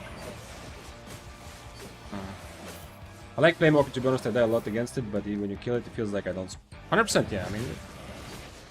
It's with every meta weapon, yeah? Like, just that it feels good, right, as when you kill someone 200 IP higher, it feels good when their build is more popular than yours, yeah? Of course, that makes sense, yeah? Fuck Crystal Bow Waves. Nice island, I like that. I don't have the notification, like, if it's your first time chatting or not on YouTube, the way I have on Twitch, but I think it's your first chat message, and you just wrote, fuck Crystal Bow players. I like that. By the way, I'm not saying that, you know, but it's just such a cool random thing when we're talking about streamers' attitude and how that affects the chat. Such a cool way to come into the chat with that. Although I feel like Crystal Bow is in a good place to be a fun weapon, which is not OP to the point like a Flamewalker, where it feels just annoying that it's being played so much. So I have no qualm with Sky Striders at all. But I love that. But I love that attitude. Yo, one question. Do you think that one-handed dagger is good? Yes. Berserkill. One answer. I think it is good, yeah. But it is not like meta tier. It's not S or A tier good. It's kind of like a B tier good, you know? It's viable. If you get really good at it, it has potential to get very, very good kills, meaning that, you know, you fight people who have spent a lot more money, and they make one big mistake, and you just win. But you need to be good at it. It's not simple. It is pretty tactical, and it takes some time to get used to. It was Rio before they changed. Oh, okay, so it's not just that people are like, yo, I think the capital is the most famous city, but it actually used to be Rio de Janeiro, okay. Like Canada, wait, Canada...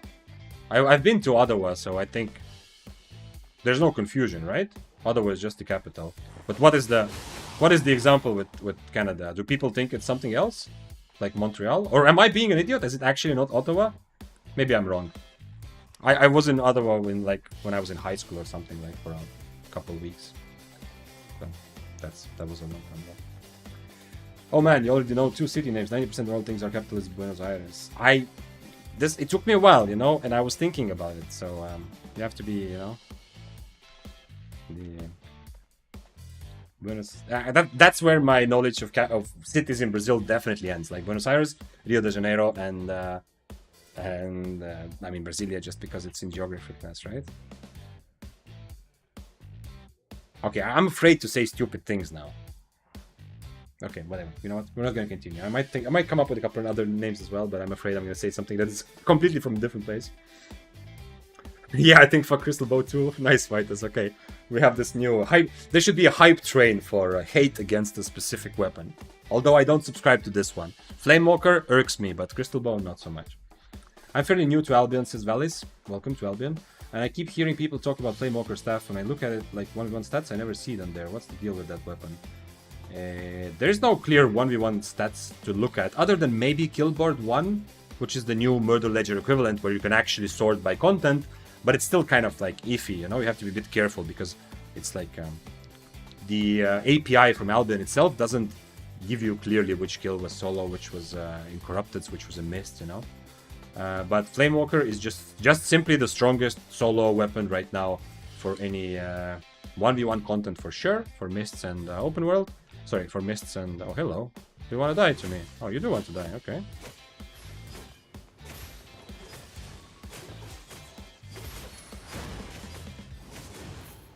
I should have probably not E'd with 2 stacks, but I also did not want to risk him popping my buff.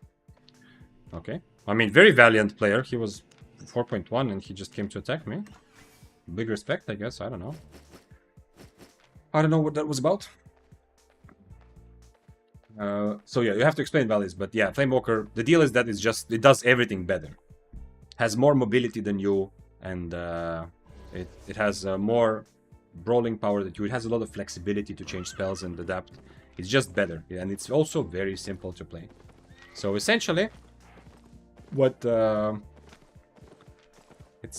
Flamewalker is the weapon that your girlfriend tells you not to worry about. Whatever you're playing, like you play Spear and you feel like Flamewalker is just a better Spear. You play Carving and you feel like, Flamewalker is just a better Carving. I mean, okay, if you play like a very brawl-heavy build, you can feel like you can out-brawl them, but they have so much mobility that they can take the fight for free and see if you mess up. Yeah, first capital was Salvador, then Rio de Janeiro, then Brasilia, which is a planned city to run its capital away from borders. Okay, I see. Corrupted Plouge. I think it's one of the most hardcore weapons in the game. The Crystal Bow we were talking about. Some people think it's Toronto. Oh, I forgot about Toronto. Yeah, okay. Yeah, okay. I don't know. Maybe I'm just not... I'm not familiar enough with Canada to have a wrong... to have a misunderstanding about it, yeah. I only remember... When I was in Canada, I was in Ottawa visiting, like, my family friend, obviously. It was even... No, it wasn't even high school. It was even earlier. It was like middle school age or something.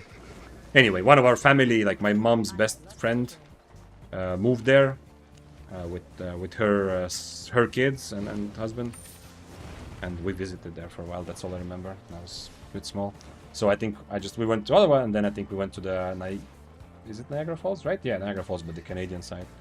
That's the rest of Canada. Don't really have any experience with. What am I looking for? I'm looking for roasted... no, not roasted. Our stew. Yeah, eel stew. There we go. Got there in the end. Eel stew is getting expensive. Let's just buy this. Doesn't matter that much. I think people think Toronto... Oh, okay, you also said, yeah, okay. Interesting. The other city, only other city I remembered, like, instantly thought about, obviously I know Toronto, but the only other city I instantly thought about was Montreal, but I don't know why. I guess we've, like... I don't know, maybe in connection to something, I don't know. I mean, Toronto is famous. Is it international, the hockey, the Toronto Maple Leafs? Once again, when I play in Estonia, there is hockey scene, but I'm not very familiar with that. I don't know why people would think it's Toronto. Buenos Aires is in Argentina. Wait, what did I say? See, this is what I was afraid of. I'm gonna make some stupid decision. Stupid understanding. Capital is Buenos Aires. Yeah, wait. Oh, I said that the 3 cities I know. Yeah. Wait, no. Yeah, see, I did end up saying something. Somebody just came into this mist, I think. I heard a bubble. No? Okay, wait. So we have Brazil, which is the capital. We have Rio, which used to be the capital. No, the third one, the huge city, like when they make these videos that it takes like 4 hours to get from one side of the city to the other. Is it Sao Paulo, potentially? Or am I again? Man, every time I say, and this is like, this is difficult for me, you must understand, because in high school I grew up as the guy who knows stuff, you know, because I knew stuff, you know, so I'm not good at embracing the fact that I actually don't know a lot of stuff anymore, like this setup. Sao Paulo, yeah, that's the city that is famous for being like huge in terms of not just population, but also like horizontally huge, right? Where like if you want to get, like if your friend lives in Sao Paulo, and like from Estonia, I would say, oh, you guys both live in Sao Paulo, right? So it's easy, but actually you are like 4 hours away from each other, right? Okay. Then I'm thinking of the right thing now. I hope. I don't know. Okay, no stupid things. What is the capital of Estonia? Yeah. But Estonia is so small that I don't expect people to know. I know a lot of people know, but I don't expect people to know it. That's the guy on the journey of 1,000 punches. Oh, this guy? Yeah. That is awesome. Yeah, this guy is just attack everything until 100%. Man, that's exactly, yo, Bovis. That's exactly the point, right? That's like this kind of the story of the Tai Chi or Kung Fu like master, you know, who's just hitting the brick with his finger every single day until one day it's not the pink finger that breaks, but it is the brick. That's what this guy is doing, just hitting everything that moves on his screen all the time until one day it is the enemy that breaks. Yeah. That is awesome. Awesome attitude. I played Battle Ace. Vita says I played Battle Axe and they got more mobility. They got more mobility and they outbrawled me. She told me not to worry about it, but I still am. Correct. Yeah, okay, so if even Battle Axe, if our resident Battle Axe expert says that even he feels like you get outbrawled by Flamewalker, you know? That is a problem, you know? Because I thought, okay, Flamewalker is like a better spear because it does everything but better. It's like a better carving because once again, carving is also kind of, especially after nerfs, it's become kind of similar to spear, like jack of all trades but not amazing at anything. But Flamewalker is not just jack of all trades and master of none, but it's actually master of all trades. But if even like more specialized builds, not that Battle Axe is like super specialized, but still, like a brawl heavy build gets out-brawled, man, you need to do something more about Flamewalker. I don't think the cooldown reduction is good, but I think it should be 11-meter range. Why does it have more range than the Claymore? I mean, okay, it doesn't. Not everything has to be 11 meters in the game, but still, make it 11 meters or 12 meters, okay? Doesn't have to be 14.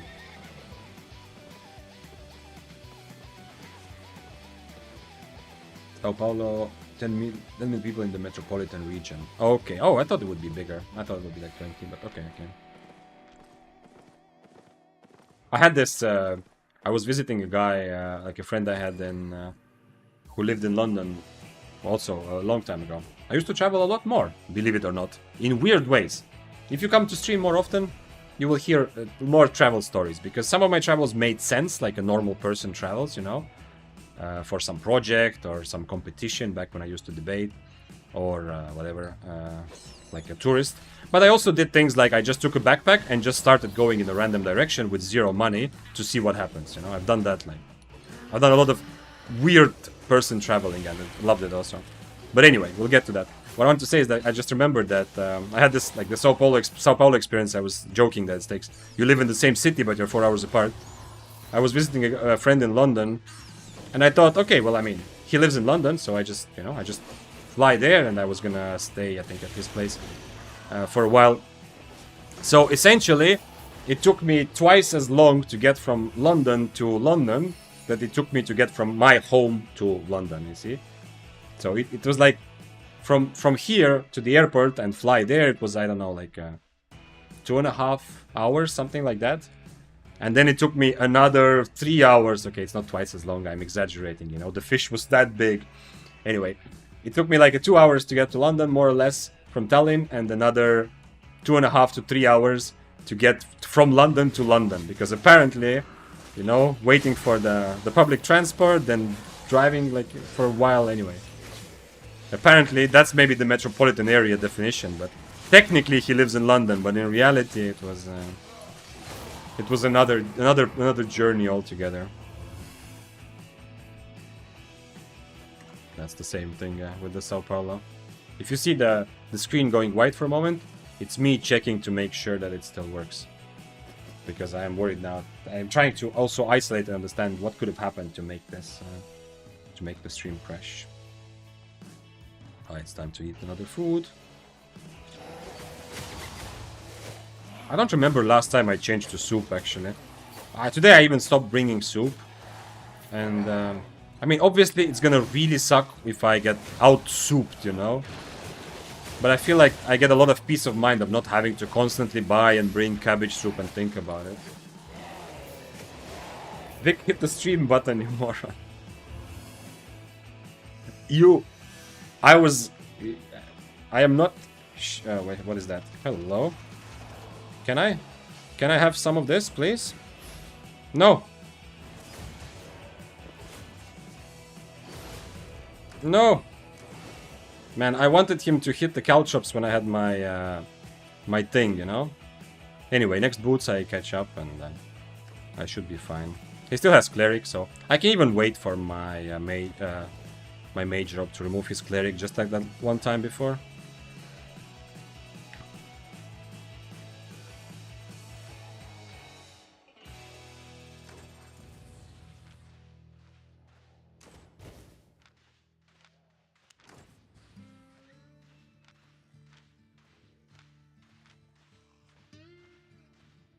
He has red buff, by the way, so... But he's tier 6 also, I'm tier 8, so... Can I do this, actually? I think it's better for this fight. We'll see. Okay. I'm wasting my time, I need to get stacks. Too bad that the mob procced the caltrops and I didn't get hit by it. Because I was really hoping to remove his soldier boots there.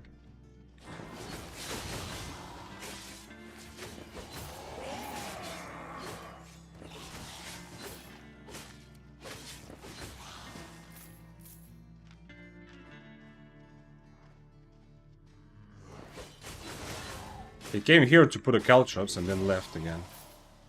Interesting. I don't know what he wants.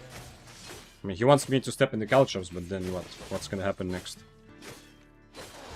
I don't know.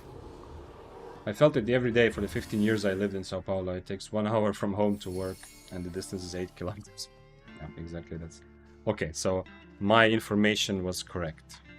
My random thing I remembered from somewhere was more or less correct. What's best build to play as new Albion player? Too general. Sinister. And the reason is because there's so many different playstyles and so much different content, and for different content you need to have different builds and different weapons. So this kind of general question will not give you a good answer, because anything I say or you hear from someone else, it's going to be simplified to a point where it's not useful anymore. Solo PvP open world. Start with battle bracers, one-handed spear, battle axe. One-handed fire for open world, not that good. If you were going mist, I would say one-handed fire in that list as well. Pick one of these. Battle bracers, battle axe, or one-handed spear. One-handed spear is going to be the most difficult of those for actual fights. So if you don't want such a hardcore experience right away, then battle bracers, battle axe. Dual swords are fine as well if you want to play a sword. If you're going to also play other types of content with your friends, swords have a lot of weapons can fit into different comps, you know, weapon trees. But if you play dual swords, you will already be more familiar with swords, so that if later, like, your team wants like a carving, you can play carving for your team, for example, stuff like that. Those are all good. For solo open world, quarterstaff also is worth mentioning. I wouldn't suggest it necessarily for a new player. For solo PvP, like for mists or corrupteds, for example, but for solo open world, I think quarterstaff also is makes the list for sure. And that's not the whole build, that's just the weapon, right? After that, you'd go and take the basic build that you see anyone play. If you choose one of those weapons, you will very quickly find a very simple build. For dual swords or battle axe, you will have mercenary jacket, green boots, so rejuvenating sprint, which any green boots have, and like guardian helmet or something defensive on your head, usually guardian helmet. For spear, you will have assassin jacket for hinness. What's your recommendation in tier 7 builds for learning PvP? Kind of similar to what we just talked about, but for learning PvP, like if you have more focus on learning, I would suggest picking a weapon that is more versatile. So some of the weapons that are simple and good for low IP or even mid tier are a bit too simple, so you don't learn as fast. So if you can manage, then take Daybreaker, take Death Givers, Fists of Avalon. Those are very versatile. You will have to make decisions and adapt and understand fights, which is going to suck for a while, but it's going to teach you things, Berserkill, which are going to be super valuable later on. But if you want a simpler experience at tier 7, Battle Axe Dual Swords both still very, very good at tier 7. Even though they start losing some of their power as you go higher, they're still very good, so definitely good choices.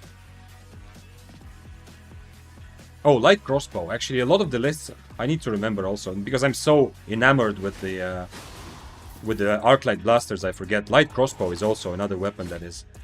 It's very difficult comparing to other weapon in mechanical. Like, mechanically, from most solo weapons, it's maybe one of the most, if not the most, difficult mechanical solo weapon, in my experience. I'm saying mechanical because, yes, like a lot of other weapons, you have to make tactical decisions also.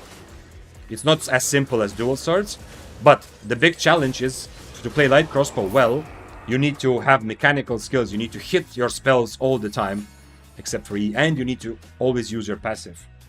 So it has a lot more layers of actually challenging you to mechanically play correctly, which usually Albion is much simpler than other games, or many other games in mechanical aspects, and more complicated in game knowledge part. But light crossbow is mechanically demanding. Bow of Badon says multi. Yeah, it's actually not bad also. I mean, that's the thing. If bows are not in a great place, but if you decide as a either beginner or you're just looking for like weapons to learn PP with, and you decided that you like the bow playstyle, I would definitely suggest going with Bow of Badon. Sky Strider is very good, but it is a bit too expensive. Bow of Badon also not super cheap, but at least it's manageable. Sky Strider a bit too expensive. And Warbow and Longbow are too limiting to your experience because you're not going to learn as much as you will. On Badon, you have to handle different fights. You have the versatility, which I said forces you to adapt to the actual fight. So Bow of Badon, if you decided that you want to play bows, how to say it? Rest be upon you. I don't know what's the word. You know what I'm trying to say. Like rest in peace. Yeah, if you decided you want to play bows in open world or mists, rest in peace. You're going to have a difficult time for a while, but Bow of Badon is going to be the best choice in that case, I think. Light crossbow is a good start to... Or bows, not crossbow. No, earlier I was saying light crossbow, yeah, but then I read Bow of Badon from Multi. That was in YouTube chat, so you don't see it on Twitch. But light crossbow is kind of like spear. It is going to be a very good teacher, but it's going to be a bit painful, right? It's also a weapon that I would recommend. One of my friends, when he joined Albion, I told him to play light crossbow. Like, I didn't even suggest, I just told him, you are playing light crossbow. And part of why I did that, and he plays Albion as much as me, probably more than me now. Part of why I did that is because I know this person, right? It was a friend of mine. I know how competitive and, first of all, how good he is, like in other games. But secondly, how he has gone through the process of being frustrated and like learning other games. So I knew that for him that would be a good fit. But it's kind of like the spear, right?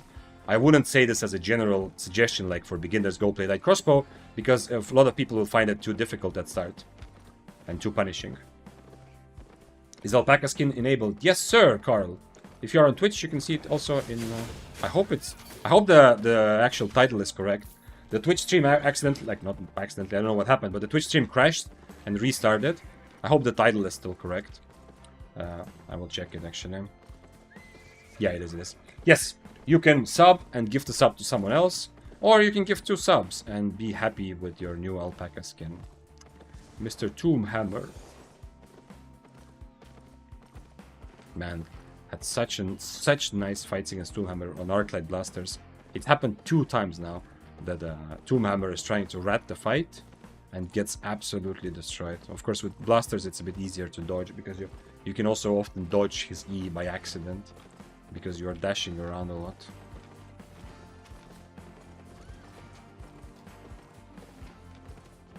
Mm-hmm. 8% cooldown rate.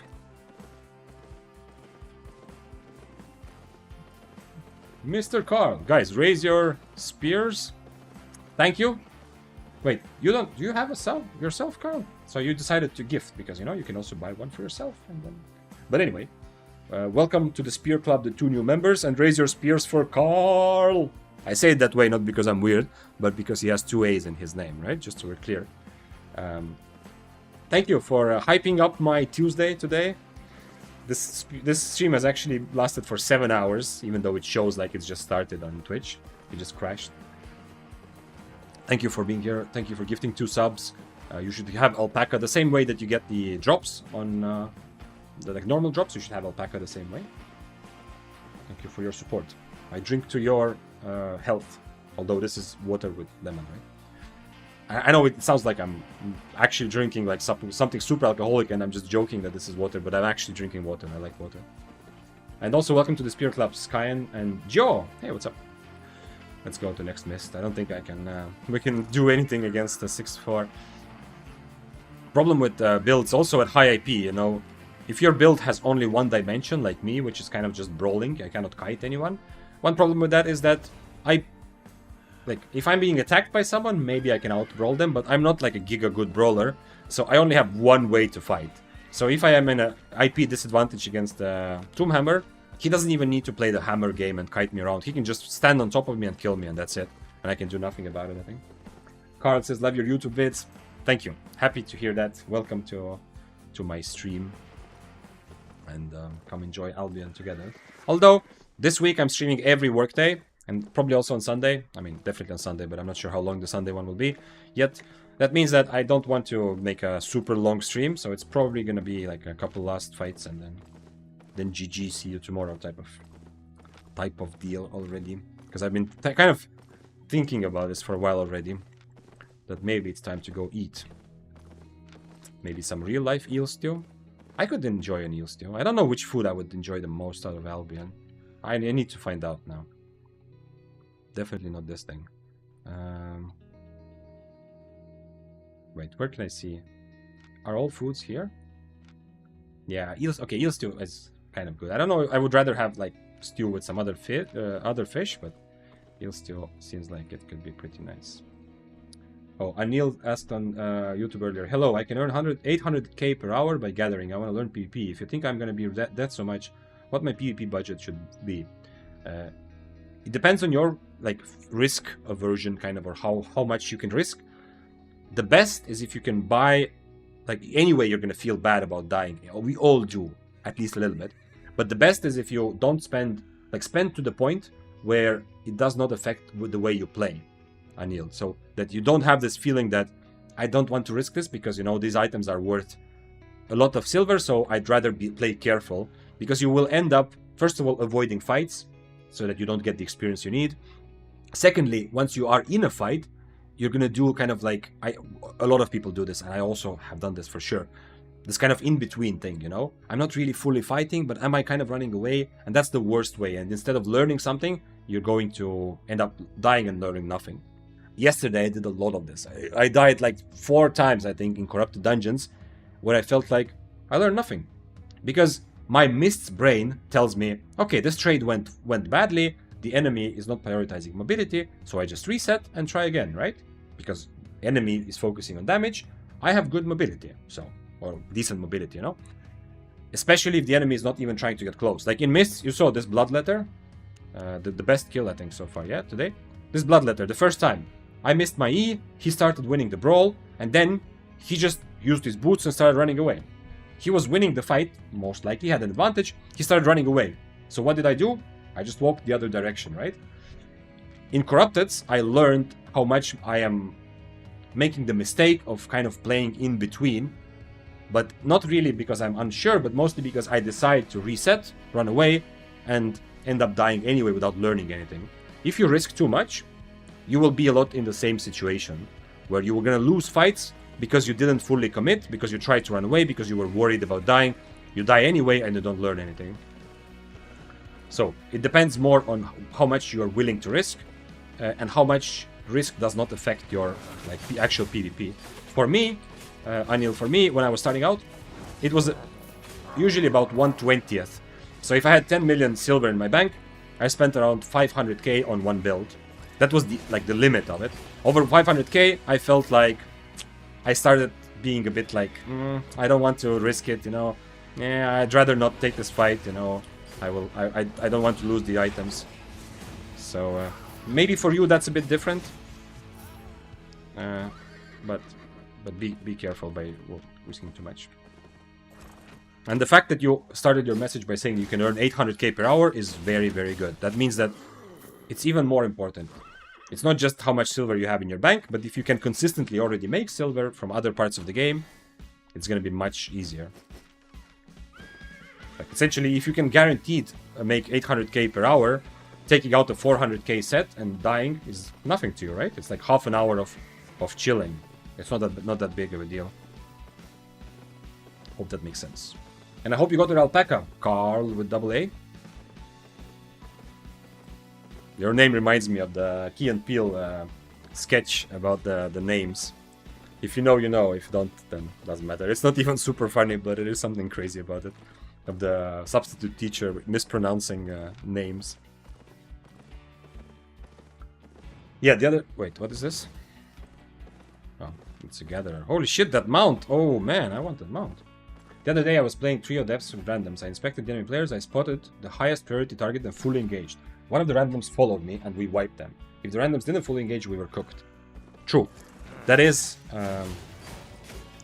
why a group of people playing together for a while, I mean obviously there's other reasons also, but that is why they have a big advantage over someone if you play just a little bit, you know? Aaron. Yeah, that one, Valis. Yeah. Aaron. Yeah, exactly. So, that is a bit of an advantage. But when I introduce people to duo mists, I 100%, or when I play with someone who's newer, or if I talk to someone who's asking about duo mists, 100% for someone starting out with duo content, and this to trio applies a little bit as well. My suggestion is, number one, until you are more confident and you've played together, or you're more confident in the game, your number one job is to keep yourself alive. In depths, it's a bit less important because you can be revived, you know, if you win the fight, especially in duo mists. Before you start thinking about full committing and how you play with your friend and stuff like that, that comes later and that is important. But my number one thing is, it's your job to keep yourself alive. If the enemy duo is fully focusing you, use your defensive, use your invis, even use your boots to walk away. Yeah, it might not be the most optimal strategy for your team long term, but you have to first start by, you know, it's your responsibility to not just die, essentially. But that's a cool example, and you got lucky with randoms. I don't know about randoms in Albion, you know, it's a small community. I have not played depths with anyone else. I played them solo when they came out. But in other games, getting random teammates is always a very big hit or miss. So it feels like you got lucky with one random hell shoot. Yeah. I'm a billionaire on an A, and I rarely use expensive sets, mostly because I hate making other people. Understandable, Keko. Yeah. Wait. I keep last time you said that I pronounced your name correctly the first time, and then I already said that. Oh my god, I'm going to forget it. Well, anyway.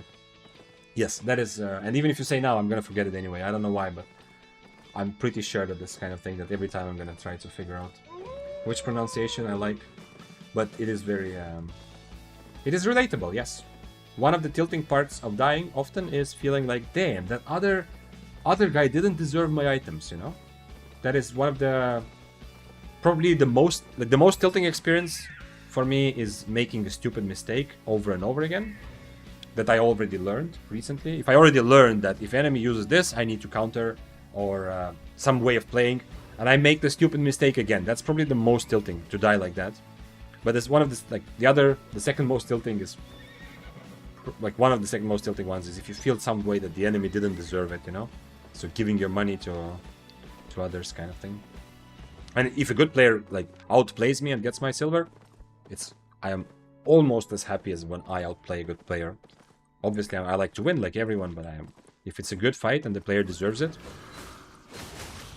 yes. Do you think gathering is worth doing as a new player? It depends on what you want to get from the game. If you're asking just in terms of making silver,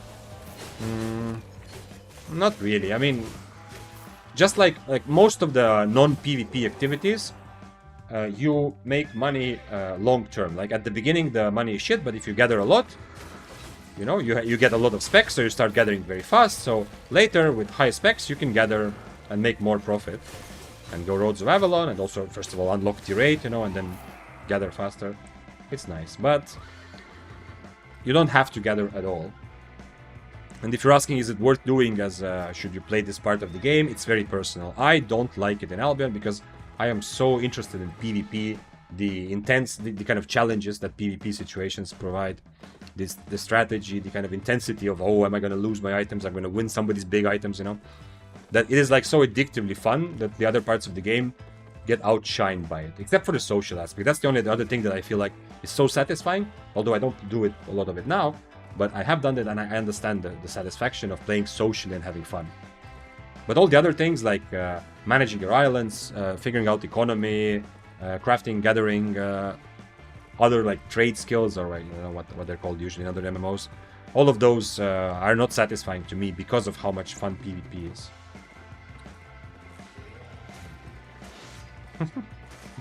Raid me now, go though, have fun stream. Hey. Oh, I don't see who is raider also in this new chat. I don't actually see who is a raider and who is not, because usually in the Twitch chat I know, I get it. By the way, this is day number 2 of this stream also being available on YouTube, just so you know. And this is actually over 7 hours long, not just let's see, wait, do I have to, you know what, I'm gonna write it there. Wait. Man, I am Scribble Loops, Mr. Loops of the Scribble. So I know on Twitch it shows like the stream started like an hour ago, but it broke down and restarted, you know. It's actually a 7-hour stream, so once again, soon you guys are gonna go even further from here. But I am exploring swords today. Thank you for raiding me, Mr. Loops of the Scribble. If you were here earlier, I mentioned Scribble Loops when we were talking about, someone asked like what is a good weapon to 1v2 specifically, and we got into a bit of a discussion of different weapons. And if you remember, I mentioned quarterstaff.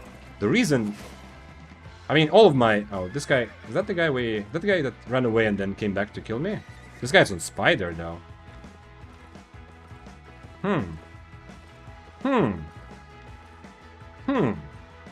Is there any way? This is one of those moments, kind of. Is it the same? Let's look at specs. Is this the same guy that we almost killed in tier 8? Who's carving? Was it this guy? Yeah, this guy. No, it's different specs. But same build.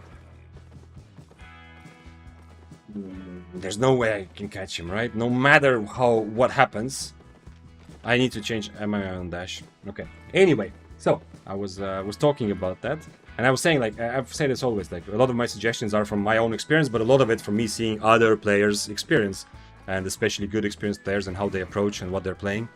So I don't know how good quarterstaff is in 1v2, but having seen Scribble play it a couple times after I raided him, and hearing his comments about it, makes me think that it is actually a very good weapon for some 1v2 fun. So if you had that question on your mind, you have an answer now. Thank you for raiding. Hello here. Hello, loopers of the Scribble. I am 7 hours into my stream, which is when we usually get really philosophical and start thinking about ending it. But if you didn't know, what I learned today is, let me show you. I was playing different swords. I played, I'm gonna show you kills only, because I never die on this stream, you know. This is another stream where I die over and over again. Don't tell the raiders. So I started with dual swords, played tier 7, tier 8 dual swords. Kind of fun, but a funky build, which if I make one mistake, I die. No. Then I played carving. Okay, wait, I should show you this kill. Then I played carving, you know, just another day at the office. Tier 7, tier 8, just to try different swords and things I haven't played for a while. And now we are playing Claymore. Why does this say 0 assists? This was actually 0 assists, I just realized. Because the guy he was killing was AFK. Yo, remember the situation. This was actually a 1v1. I thought I was ratting, but I just realized this guy was killing an AFK player. Okay, anyway, I'm trying different swords. And let me show you what I learned today. Look at this. This is new. Look at my stacks, you know, I have 1 stack, I have 2 stack. Nah, come on, let me go to a horse. I don't lose stacks when I mount up, do you see? You can do the same thing like you always did in with spears and daggers. You can get stacks, mount up, get, ooh, man, there's an 8-3 double-bladed here, right? But he doesn't know it. Why are you playing 7-4 without full specs? Mr. Givers of the Death, let me give you my items. It's only 400 IP difference. I would say that it's about... I should tell him, he's not gonna fight. I don't think this... I mean, if this guy's running away from me, he's not gonna fight the double-bladed, right? I would say there's about 7% chance that I win this fight against him. My build doesn't have a plan B because Claymore's mobility is not great. So yeah, let's see if I missed something. I think I keep raiding you at the end. Yeah, I mean my schedule is kind of normal, but like kind of the same. But you are also like Scribble. I think a lot of people, if you're still here, a lot of people in chat are probably happy because. I mean, not only do you actually have a very similar energy, at least the streams I've seen you, very similar energy to mine of just running into challenges and seeing what happens, kind of, sometimes. But I think people are happy because you are forcing me, you know, to stream a bit longer, so we get more fun all together. Because, you know, I feel like, you know, I still have not developed that. Like, Grinder, who was helping me a lot with his streaming experience, you know, and kind of sharing it when I was starting. He told me very clearly at some point that I should feel zero pressure when I get raided, you know. It's whatever, you know, it's still, like, my schedule is my schedule kind of thing. But that didn't work. I still feel this extra thing that, you know, we got raided, so we have to welcome some of the new guests together for a while. Quarterstaff is really good, especially if you main it. Yeah, I feel like Quarterstaff, in general, in my list of suggestions to people who are looking for either beginner weapons or weapons to learn PvP with, after last couple of weeks, I feel like it's time to prop a Quarterstaff up a notch. Like, if you just rank solo weapons, I still feel it's fair to put it in some higher B tier type of place. Somewhat similar to One-Handed Spear. Fun, good, viable if you're good at it. A lot of situations, fights you can take, but not an actual contender for the meta class of weapons. However, people asking for weapon suggestions to learn, I feel like it's time to put Quarterstaff, like, to put it up there now. Not as in, like, the best pick. Like, if you're new, still play, like, a Battle Axe, Battle Bracers, Dual Swords, Fire Staff, but Quarterstaff is very close behind, especially if you play Open World as a solo. Swipe? You think the Death Givers was a swiper? Maybe, I don't know. It's uncommon to see a 7-4 awakened weapon without full specs, yeah? It is definitely possible it's a swiper, or it's someone doing some sort of challenge. If it was a very experienced player from an A, there's a chance he would have just fought me. But at the same time, maybe he wants to attune his weapon, and he thinks like, I don't have time to kill this tier 8 guy, you know? Day Draco said, I have 720 spec spear, but still I'm afraid to play. Nice. I mean, Daybreaker is in a very good... Oh, he actually fought someone, right? He was not overcharged before. Can I do this? I don't know. Probably not. He has Gigpot. I don't like this, but... I guess we have to find out. Alright, I need to another put. Okay, do I just go full Giga Brawl and hope for the best? No! Wait. No, stupid. Yeah, he wants a free E.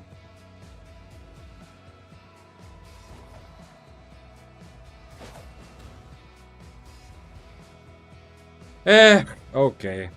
I didn't realize that while I was swapping spells that he would do this.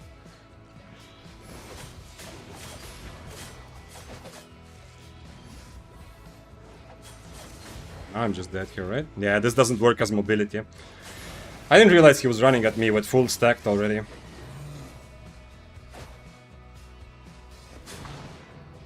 Didn't get a fight at all in the end. Because of swapping spells. This is what I did in Corrupted as well. Overthinking it. Yeah. I should have, like, if I had regular boots, he did the same thing, you know. He probably didn't realize I had the no mobility boots, or maybe he did. But it did the same thing that a lot of, like, the Bloodletter, as I was saying. Like, this guy, the first time he was winning the brawl and he just starts running away, you know? He did the same thing. He got the free E that he wanted and he just started running away in the other direction. So, it's, if I had proper boots, you know, I'm just going the other way and just resetting to actually take a fight when I have my spells ready. But hey, it's a lesson to all of us, which I keep relearning, but I mean, I would do the same, you know, if your enemy has a cooldown, whatever, use it, of course. But I definitely could have just swap spells, mount up, and then fight when I'm actually ready, if I do decide it. Is it another Claymore time? Of all the weapons so far, Claymore seems very clearly the weakest. I didn't realize this was a 1v1 fight. I legit thought I was ratting. So this is like the only actual Claymore kill I got that felt like a kill, you know? But everything else, I feel like Claymore just feels a lot weaker because you're so much... Even the dual swords build... Where is it? Even the dual swords feel I felt like I have some optionality of what I'm doing, even with dash. So I don't think we're gonna play Claymore. Can I buy... Wait. Can I go from here? Where is my death? This death, we can... Can I just buy this? Save as loadout? Okay. Can I just buy it now? New loadout? Let's do a carving run to end the stream together, right? To end it on a positive note. Because one of the lessons of the day is carving is probably still the best sword. Of course, for low IP, I wasn't playing like the real dual sword build. For low IP, you would enjoy dual swords more. But carving gave me the most feeling of actually being able to play and react to what's happening, because there's you are much more versatile on the carving. We're gonna do this, a bunch of rose snappers, and we're gonna have together one more last hurrah.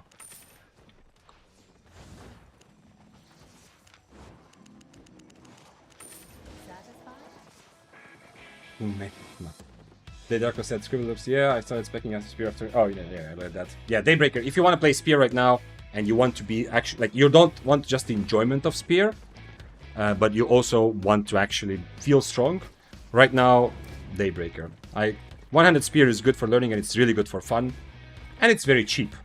But it is very limited against pretty much everything that is strong in the meta. Daybreaker also nerfed from the... Daybreaker was like an S+ tier weapon last summer, like a powerhouse, one of the... among the best of the best. Now, also dropped down, but it's still very strong. So play Daybreaker right now. Let's see what I... What about Curse Staff? For real, like 100 Curse Sinister for real PvP? No. If you just want to run around and try to look for opportunities, maybe, but you know, you will end up, like, first of all, it's going to be boring. Secondly, you're going to end up in fights where people have a plan against your E, which is going to make it so that you, I mean, the fights will not be fun. You're going to just fight people who have Mistwalker jackets, iframes, and everyone else will just not fight you. I don't think Curse is a good suggestion to a new player or to someone looking to learn PvP. I think it is a bit too limiting. The one-handed curse. However, there are other curses, like the Life Curse, because of its E, gives you versatility, so you're once again forced to learn, because you need to figure out what to purge, you know? It's already like a tactical decision that makes you think more about it.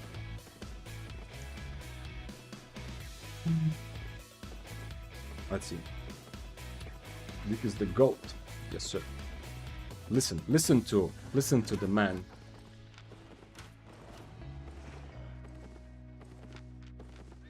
Too bad. I don't think... Did I ever get I didn't get any fights against... because obviously, like, I swapping builds and playing random shit. I never got actually a fight against Death Givers, and this was my chance to play this matchup finally. And unfortunately, didn't really get to play it. And if I remembered that... I mean... Not remembered, but if I realized that, you know, I cannot go away anyway, even after he gets the free E, I should just full fight and just fuck it, you know.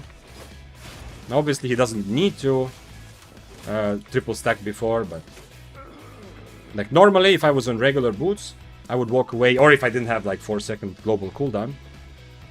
I think this is another of those fights. I don't really think I should win this because I'm so limited to just going full YOLO. But he is on the purgeable Q, which is a big plus for me. I can mage robe it potentially, or at least get rid of his mercenary. Like, if he has to use Gigpot when he's under 50% HP, if he wastes his Gigbot early, like I think he did in the end, I mean, it didn't matter because the fight was over anyway. But anyway, there's some chances that he will make enough mistakes so I win, but at least in theory I don't think I should win the Claymore fight. But, unfortunately, because of the global cooldown, I will never really know. And I'm not feeling like playing more Claymore.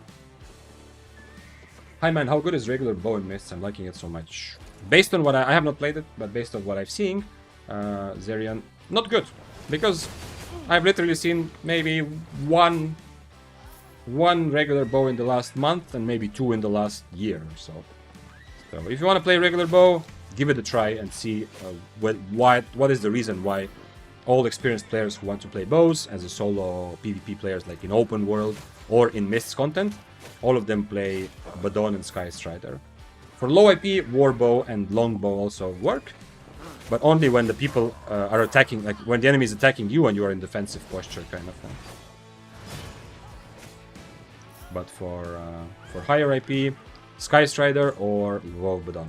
However, if you really like the regular bow, like you said, you're liking it, go play Corrupteds. In Corrupteds, even some of the best players, occasionally, right now, it used to be like there was a time where bows in Corrupteds were like, it was just bow, right? Just like it was also fire staff. There was a time where it was bow. Now, it's not like that, but there are still some guys who play bow. Like, and some like really Corrupted players who are very experienced and play a lot. So not just some niche guy, you know? And by the way, if somebody's wondering what the hell am I answering, it's because you don't see it in chat, you know? It's because today is the second day that I'm streaming also at the same time to YouTube. But on screen, you still only see the Twitch chat. But it is available. The stream is available simultaneously. And I'm wondering if that is also the reason why it crashed earlier. Because it crashed in a weird way, but anyway. Yeah, this is actually also tilting a little bit. I just realized. I was saying earlier, like, that the biggest tilting thing is making like a stupid mistake in a fight that you already know you shouldn't be making.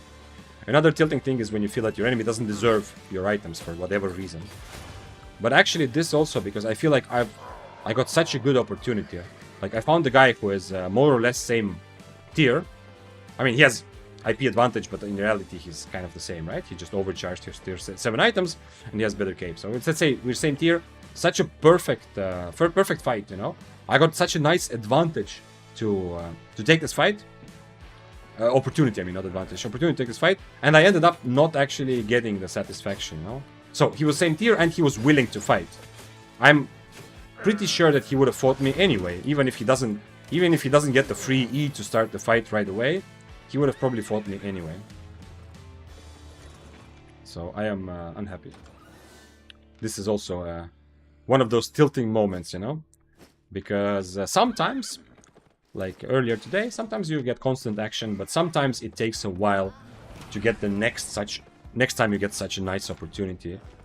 And especially if it's a matchup that I don't fully know, it's also extra fun because I could get like I could understand.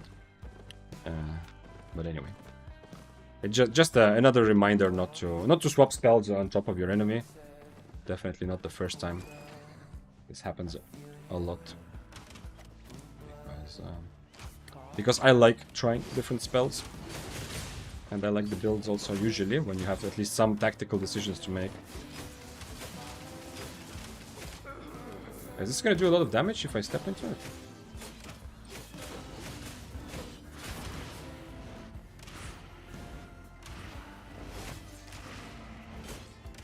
Man, how many arrows? I have not fought a lot of these guys, interestingly. Over the course of I don't know how many thousand... I mean, I do know. It's probably like about 2,000 hours. Something like that, I guess, in Albion. Probably more than by now. Anyway, I have not fought a lot of these archers, and I feel like they used to only arrow twice. Maybe it's a different level of archer, but this guy arrowed 5 times.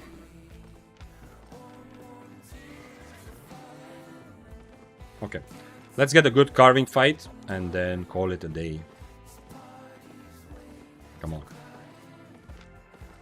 Next mist. I feel like we need to change mists for this. Thinking about getting back into Albion. Where can I go to relearn the game? If you're looking to get like relearn PvP specifically, yeah, the PvP part of the game, I mean, there's a YouTube link under the channel. You know, you can start there. You're also in the right place here, right? But I mean, Skyen's answer is also good. That at the end of the day, it's like chatting to women. You know, no amount of theory will get you ready and help you actually become better at it. Sooner or later, theory helps to make more out of the same practice, like to get more out of your fights. But it's gonna be the same, right? Like, if you watch a bunch of videos, you watch streams, you ask questions. You know, you're going to, when you end up in a fight, you're going to learn a bit faster. But at the end of the day, you're never going to get back into the game or get into the game for the first time in just theory. So watch YouTube channels like the one I have, linked to other stream. Watch other creators. Be here on stream. But at the end of the day, you still just need to, yeah. It's a good answer, Skyen. Just log in and play, yeah. Just buy cheap items, you know. You can buy really cheap items like 4.1 and you will get a lot of action already.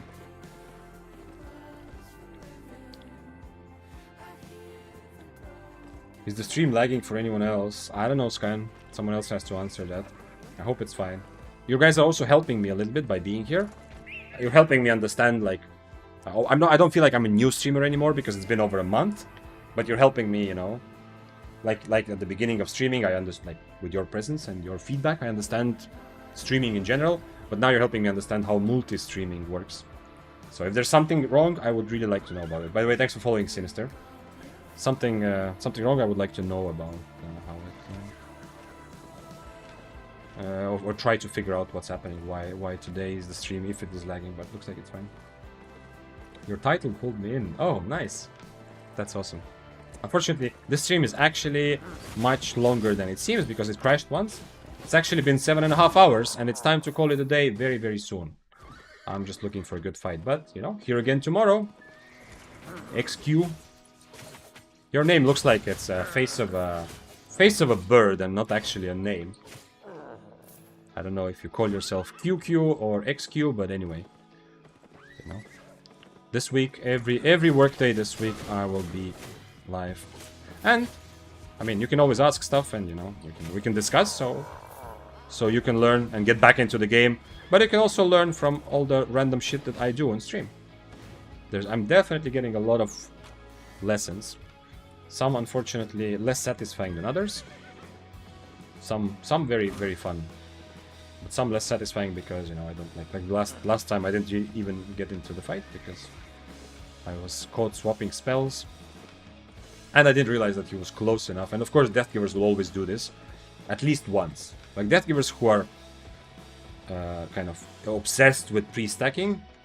Usually, I mean, they're making up for something else, maybe. Or it's just, you know, just a fight you can walk away from if you don't want to take it.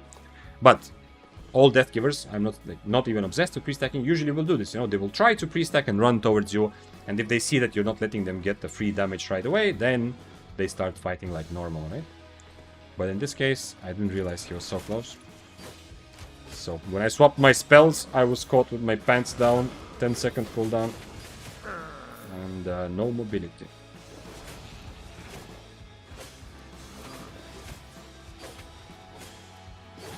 Is the chat working now? Peak Blue? I think it's been working the whole time. I absolutely have not... I mean, no one in YouTube chat has said anything about something not working.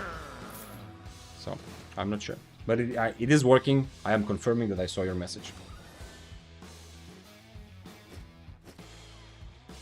Thought I saw someone, but it was just a mob moving around at the edge of my screen. Okay, go, Gadget. Good fight. Come on. Come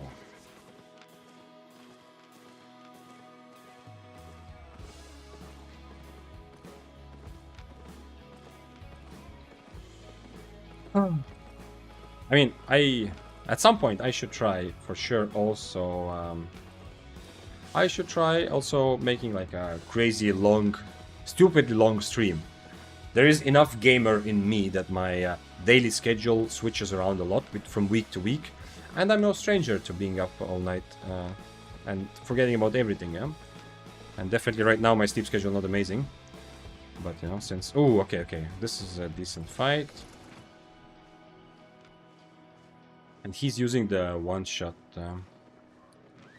the one-shot setup, kind of. I mean, not exactly because it's not cloth armor, but he's using the assassin shoes for... so I should be able to kite him, but he will have Shadow Edge. Like, this is a good setup from him, I think. Wait, did he dismount only, or did the other guy dismount too? I feel like the other guy also might have dismounted.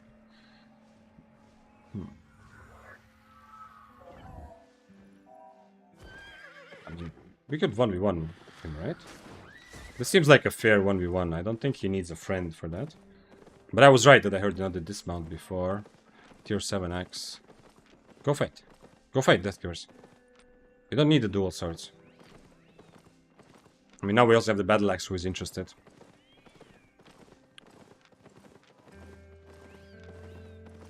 Battle axe is also tier 7. Deathgivers have nice specs. I am twice as expensive as Death Givers, so that's why maybe they're trying to 2v1 me. I don't know how to get them to come. I remember last night there was an issue. I didn't know there was an issue with YouTube chat, yeah, but good, more time to learn from the best. Yeah, so what I was saying is that, yeah, I definitely want to try some weird, 24 hours of Albion type of stream at some point. It depends on what kind of work projects I have going, but right now I don't feel like I'm doing a whole lot of productive work stuff. So it will be fine, I think, if I don't like if I take a couple days just for Albion like that also. However, since this week I already decided to stream every day, then it's not gonna be crazy streams. The fun left me. This is so much. This is another reason why I keep saying how much tier 7. It's not just best for making money, but it is so much more fun on average. Because if I was tier 7, I would be one of the boys, you know. I could take some fights and just fight them. And this guy is very brave dismounting here, but let him be. But since I am tier 8, I hope that's because that's why the Death Givers, who could easily 1v1 me and win or lose the fight, definitely that's why he has instantly a friend against me. And it's not just everyone for his own, but it is instead 1v2. Can you save this video on YouTube? The stream will automatically be saved on YouTube, yeah. If you go if you go to the channel and there's live streams or just live, you will see the yesterday's VOD as well. And the VOD is saved both on YouTube and on Twitch.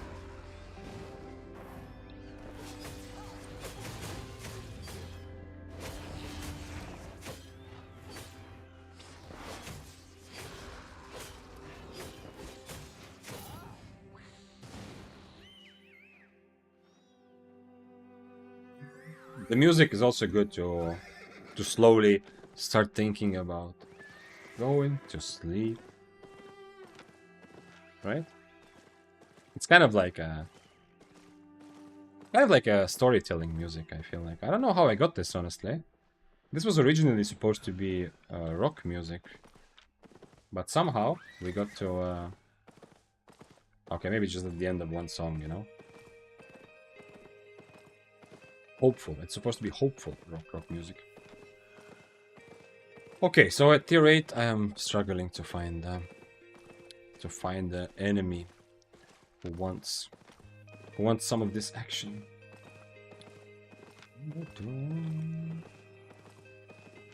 Peak Blue on YouTube asks, is it possible to do from 0 to hero PvP only? Yes.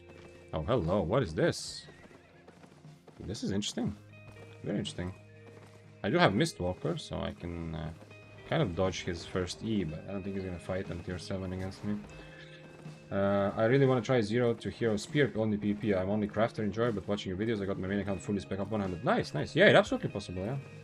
Chief, what's currently S tier in Mists? Asked Dario. We had a long discussion earlier about how it is useful to think of low IP or middle IP tiers a bit separately from high IP, and how different weapons and different builds function differently. So when you're high IP, some things become much better because mobility is more important, so you don't die. When you're low IP, you embrace the death and you die a lot, but you take a build that you can get good kills with sometimes. This is just to add nuance to your answer.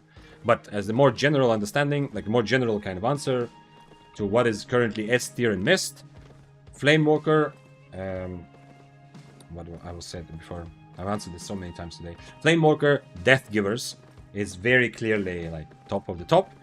Then we have Arclight Blasters, which are kind of close, but in my opinion they are S tier, but they are not played as much. And then we have a couple of weapons which are kind of like S tier contenders, like close to the meta, but it's not so clear, and they're just a little bit below, but I would still say they're meta, which is Fists of Avalon, Daybreaker, honestly Sky Strider probably as well now, it's fair to put it there. Am I missing something? Chill Howl, unclear. Like there's weapons that are unclear, like Chill Howl, which can come back after the buff. I mean, it was always kind of part of it, but I would probably say it's still probably like B+ tier. So it's just out of meta, but it's close. It's close. Killed someone with a tuned 4/4 bear paws. How do I know a good price to sell it? I haven't played in 2 years, so these are new to me. I haven't sold tuned weapons other than selling it back to the person for some random price. There are markets. There's also a marketplace channel in the Discord community, but not that active yet. there are specific discords also for markets, so you can look at how others are selling it, essentially. I don't think I'm missing anything from the tier list, kind of top of the tier list. Yeah. There's a lot of weapons which are kind of B tier, which are good, viable, but you have to be pretty good with them, and they definitely don't feel like the meta of the meta, just strong weapons for solo mists. And though that includes quarterstaff, one-handed spear, light crossbow, there's a lot of like definitely frost staff and chill howl. And this we're talking about different IPs. Battle axe is worth mentioning. There's a lot of weapons like in between. Bow of the Dawn, you know, so there's a lot of choice right now to have fun in the mists. But the actual meta of the meta is the ones that I mentioned at the beginning of the answer. Sorry, I paused the video. Was my question answered? Partly yes, but not fully. But mostly my answer was just yes. It's possible to do 0 to hero PvP only. Absolutely. Just it depends on what you mean by PvP only. Peak blue, because by the way, this is also YouTube chat question. You don't see it here on screen, right? Come on, give me someone to fight also while we're figuring this out. So if you mean by PvP only to not loot any chests, no. But if you mean that you are playing PvP content, you're killing players and you're fighting for objectives, yes. Very easily. You will get a lot of loot from chests and from players, occasionally ratting, occasionally 1v1ing, occasionally you get attacked and you fight back. Very possible. However, if your understanding of PvP is not just full loot PvP, but any kind of PvP, then consider also depths. If you want to do 0 to hero, depths right now have a lot of, like, the loot is very much buffed, and you can feel the loot in depths is like ridiculously much better compared to mists from the PV loot. In mists you get money for killing players, but in depths where you risk nothing, I think they overdid it a little bit. Like, you get from the same rarity of chests, you get so much more. How is it going? Hello, Ferdy. It's going well, but I'm getting ready. I hope that nobody raids right now, man. It's so nice. Like, raiding in general is like such a happy part of life. Ever since I started streaming, man, I'm enjoying it so much. Raiding myself, and when people raid me, it's like kind of like really sharing the love, and you know, it's just something about it feels really good. You know, like there's a lot of hype in it. But there is also clear, like right now on Twitch, it shows that I've only been live for like an hour or two, but actually it's been over 7 hours. So it's time to start calling it a day for me. So yeah, I just want to be careful, you know, because if I say hope no one raids, I don't really mean it. But yeah, I want one good fight so that you can end on a satisfactory note for me. Hey yo, says Sungun. Hello. I've been lurking for a while I do depths and stuff. I love your content. Thank you. Thank you for taking the time to write that in chat. That'll make me a little bit happier. I appreciate you lurking. Come on. What can I do? What can I do here? What can I do to manifest one enemy to fight?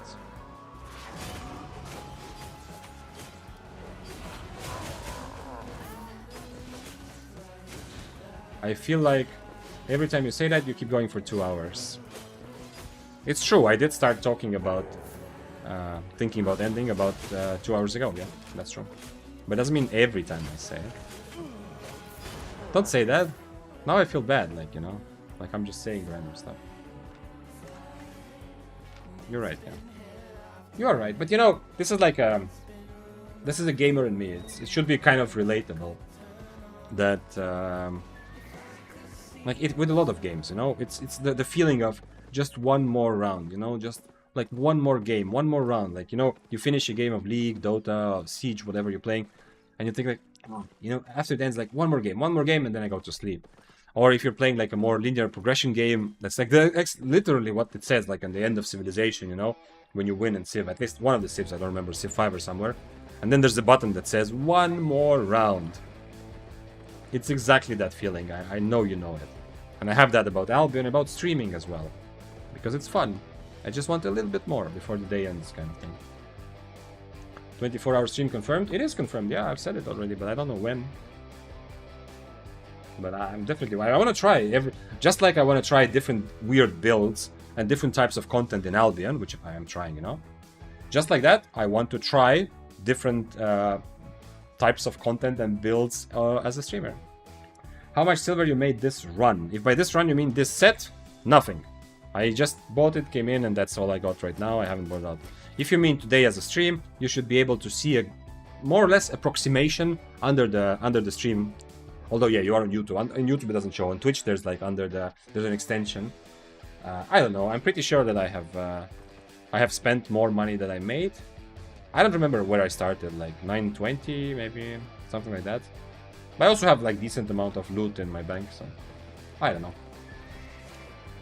This kill, the other kill that these items wait, is he fighting?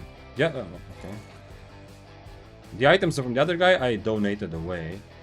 Man, I don't even want to change food. I am tier 8, right? Am I misremembering something? He drank his gig pot, okay.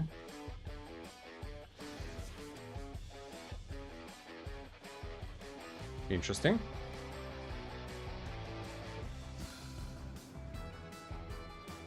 Was this a mistake?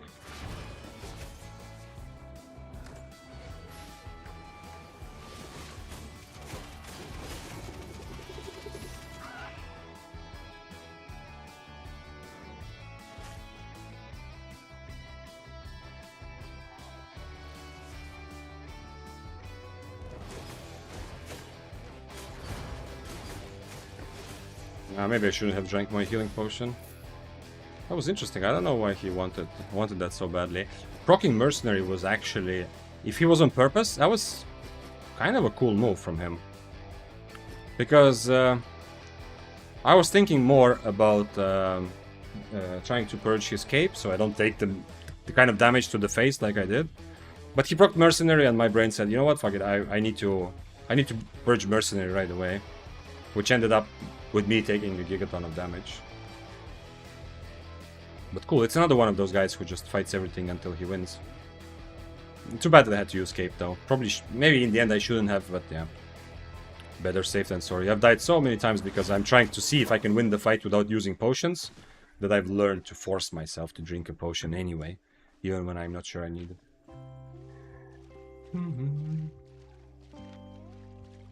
And yeah. His hope, like, he charged up his silence on his helmet very fast. Another thing I could have done is just remove the silence and his boots. But, yeah, I ended up mistwalkering, so I don't get silence, so I don't have to eat his whole E. But it meant that I ended up eating his whole E anyway, because then I didn't have my mistwalker. One more game in Dota and you end up stuck in our 20-minute game. Yeah. Not just Dota, yeah, it is.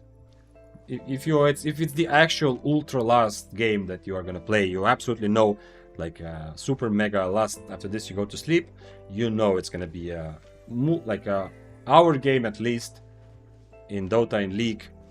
I don't know how common it is to have hour-long games. I think the fact that you can give up like makes the average game skewed, right? In Siege, you're gonna have overtime. In Counter-Strike, you're gonna have overtime. You're 100% know it's gonna be the longest game. Look at this, I got the bug again. I mean, they broke the UI thing, you know? Look at this. What am I doing? Tell me. I'm trying to mount, you know? But the developers last patch broke this HUD, you know, which I'm constantly using, and I suggest for all PvP-minded players to you have this recording mode, so you constantly can remove the HUD so you can see better. Last patch broke this, so that if your HUD is not showing, some of the things don't work. Like just now, when I last had my HUD, I didn't have the mount up button, I had the button to release the Wisp. So after I released it, the game still tried to make me, you know, release the Wisp and not mount up.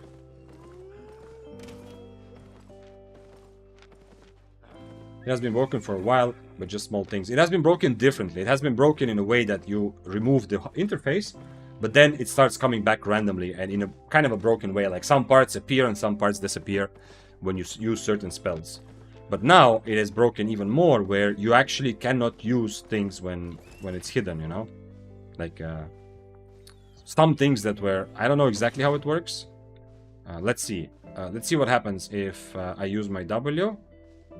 And now... Let's see. And now I put it away when my W is on cooldown. Let's see, can I use it? Yeah, I can. Okay, so it's not that, but some things are... Some dude is writing to me Some dude is writing to me in Russian, which is absolutely nothing to do with me. I think he's writing to the wrong person. He's talking about his aspirations and dreams to play 4463 Death Givers. And he's telling me that he's on Discord. And I don't know who this is.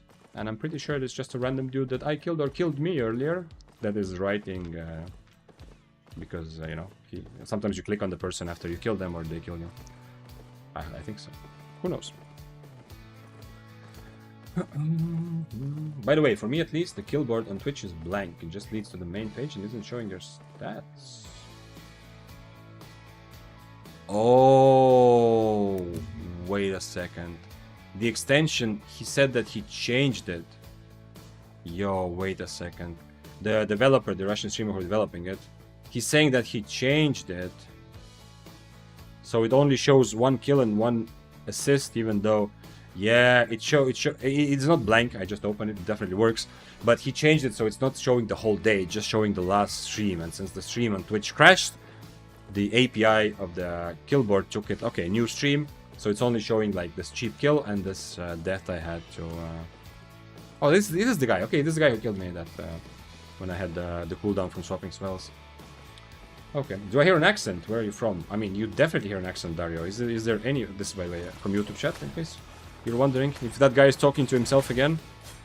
How many people do you know that don't have an accent? Isn't accent something like everybody has? I'm not trying to be a smartass, but when you say, do I hear an accent, what you actually mean is, I'm not a native speaker. Yeah, if that's what you mean, yeah, of course. Although I have worked so much in my life in English, like using English, that I do think, like, my thoughts change from between like 3 different languages depending on what's happening in my life. But I do also think in English sometimes. But no, I'm not a native speaker, yeah. I definitely have a accent. And if you're wondering where I'm from, most people know this. But the actual answer, I'm not going to keep you waiting. Sometimes I let people guess, but the actual answer is Estonia. Little tiny country in the northeast of Europe. Yeah, let's take this, and that's it. What? Bro, hi, I'm your fan, I'm a new subscriber. What's up, Max? Hey! This is day number 2 of me being on YouTube, but actually, on Twitch I've been streaming for a while. Okay, it looks like there is no fight happening, so we have to end on an unsatisfactory note.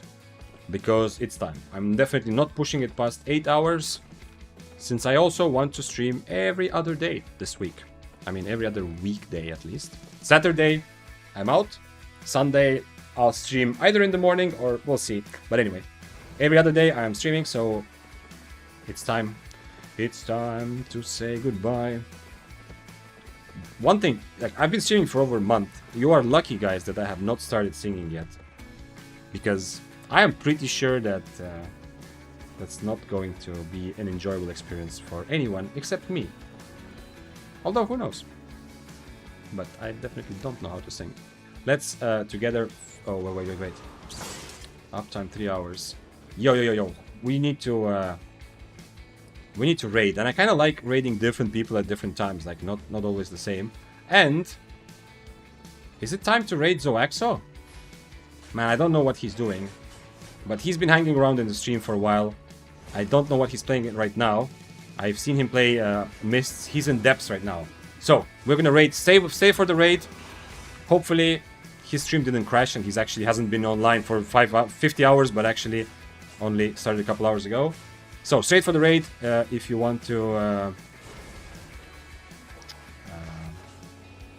get points on Twitch, so that you can actually make me play weird stuff and, you know, just things that Twitch points allow you to do. Looks like they are playing trio in depths, which can be really fun. Hopefully, do they have a healer? I don't think they have a healer, I think they just have an arcane. Anyway. What is your Twitch, bro? I didn't know we were streaming. You would use my Prime and you. Yes, Max, you can. My name on Twitch is Victor Zane. It should be somewhere. I should put it under the description also. So it's...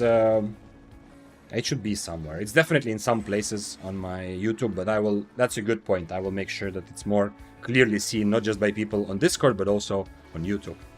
Thank you for being here, whether you were on Twitch or on YouTube. See you again tomorrow. Don't forget to get your spears out, and those who are on Twitch, to get your spears out when we reach Zoaxo's stream in a couple seconds.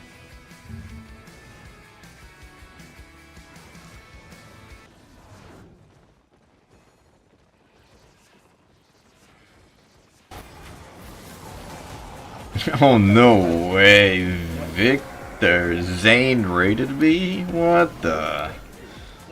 Sheesh. Hey, Vic. Second, let me. Oh. The GOAT. The solo, probably a solo legend at this point, rating me. She'd appreciate it. And given that The legend himself, rating the little rat. Thank you for the raid. If you got a dine and dash, you know, raid and dash, feel free. Spirit is out indeed. Dine and dash, hey, feel free to do so. Appreciate the raid. Hope your stream was great. Hope you clap some cheeks and learn some new things in Albion.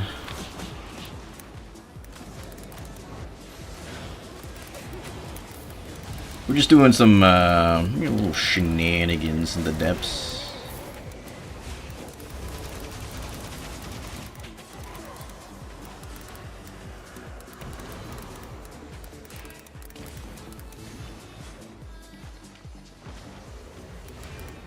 Somebody doesn't like buffs. Alright, we'll find someone down here, alright.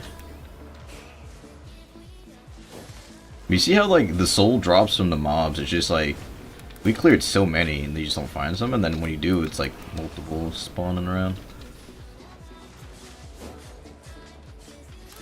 Really want to find somebody, though. Yeah, I brought 1 million down to the 3rd floor, and then I lost it all because I didn't get a single soul the entire time, until the time ran out. Like fucking 20 minutes. Wait. And I cleared almost.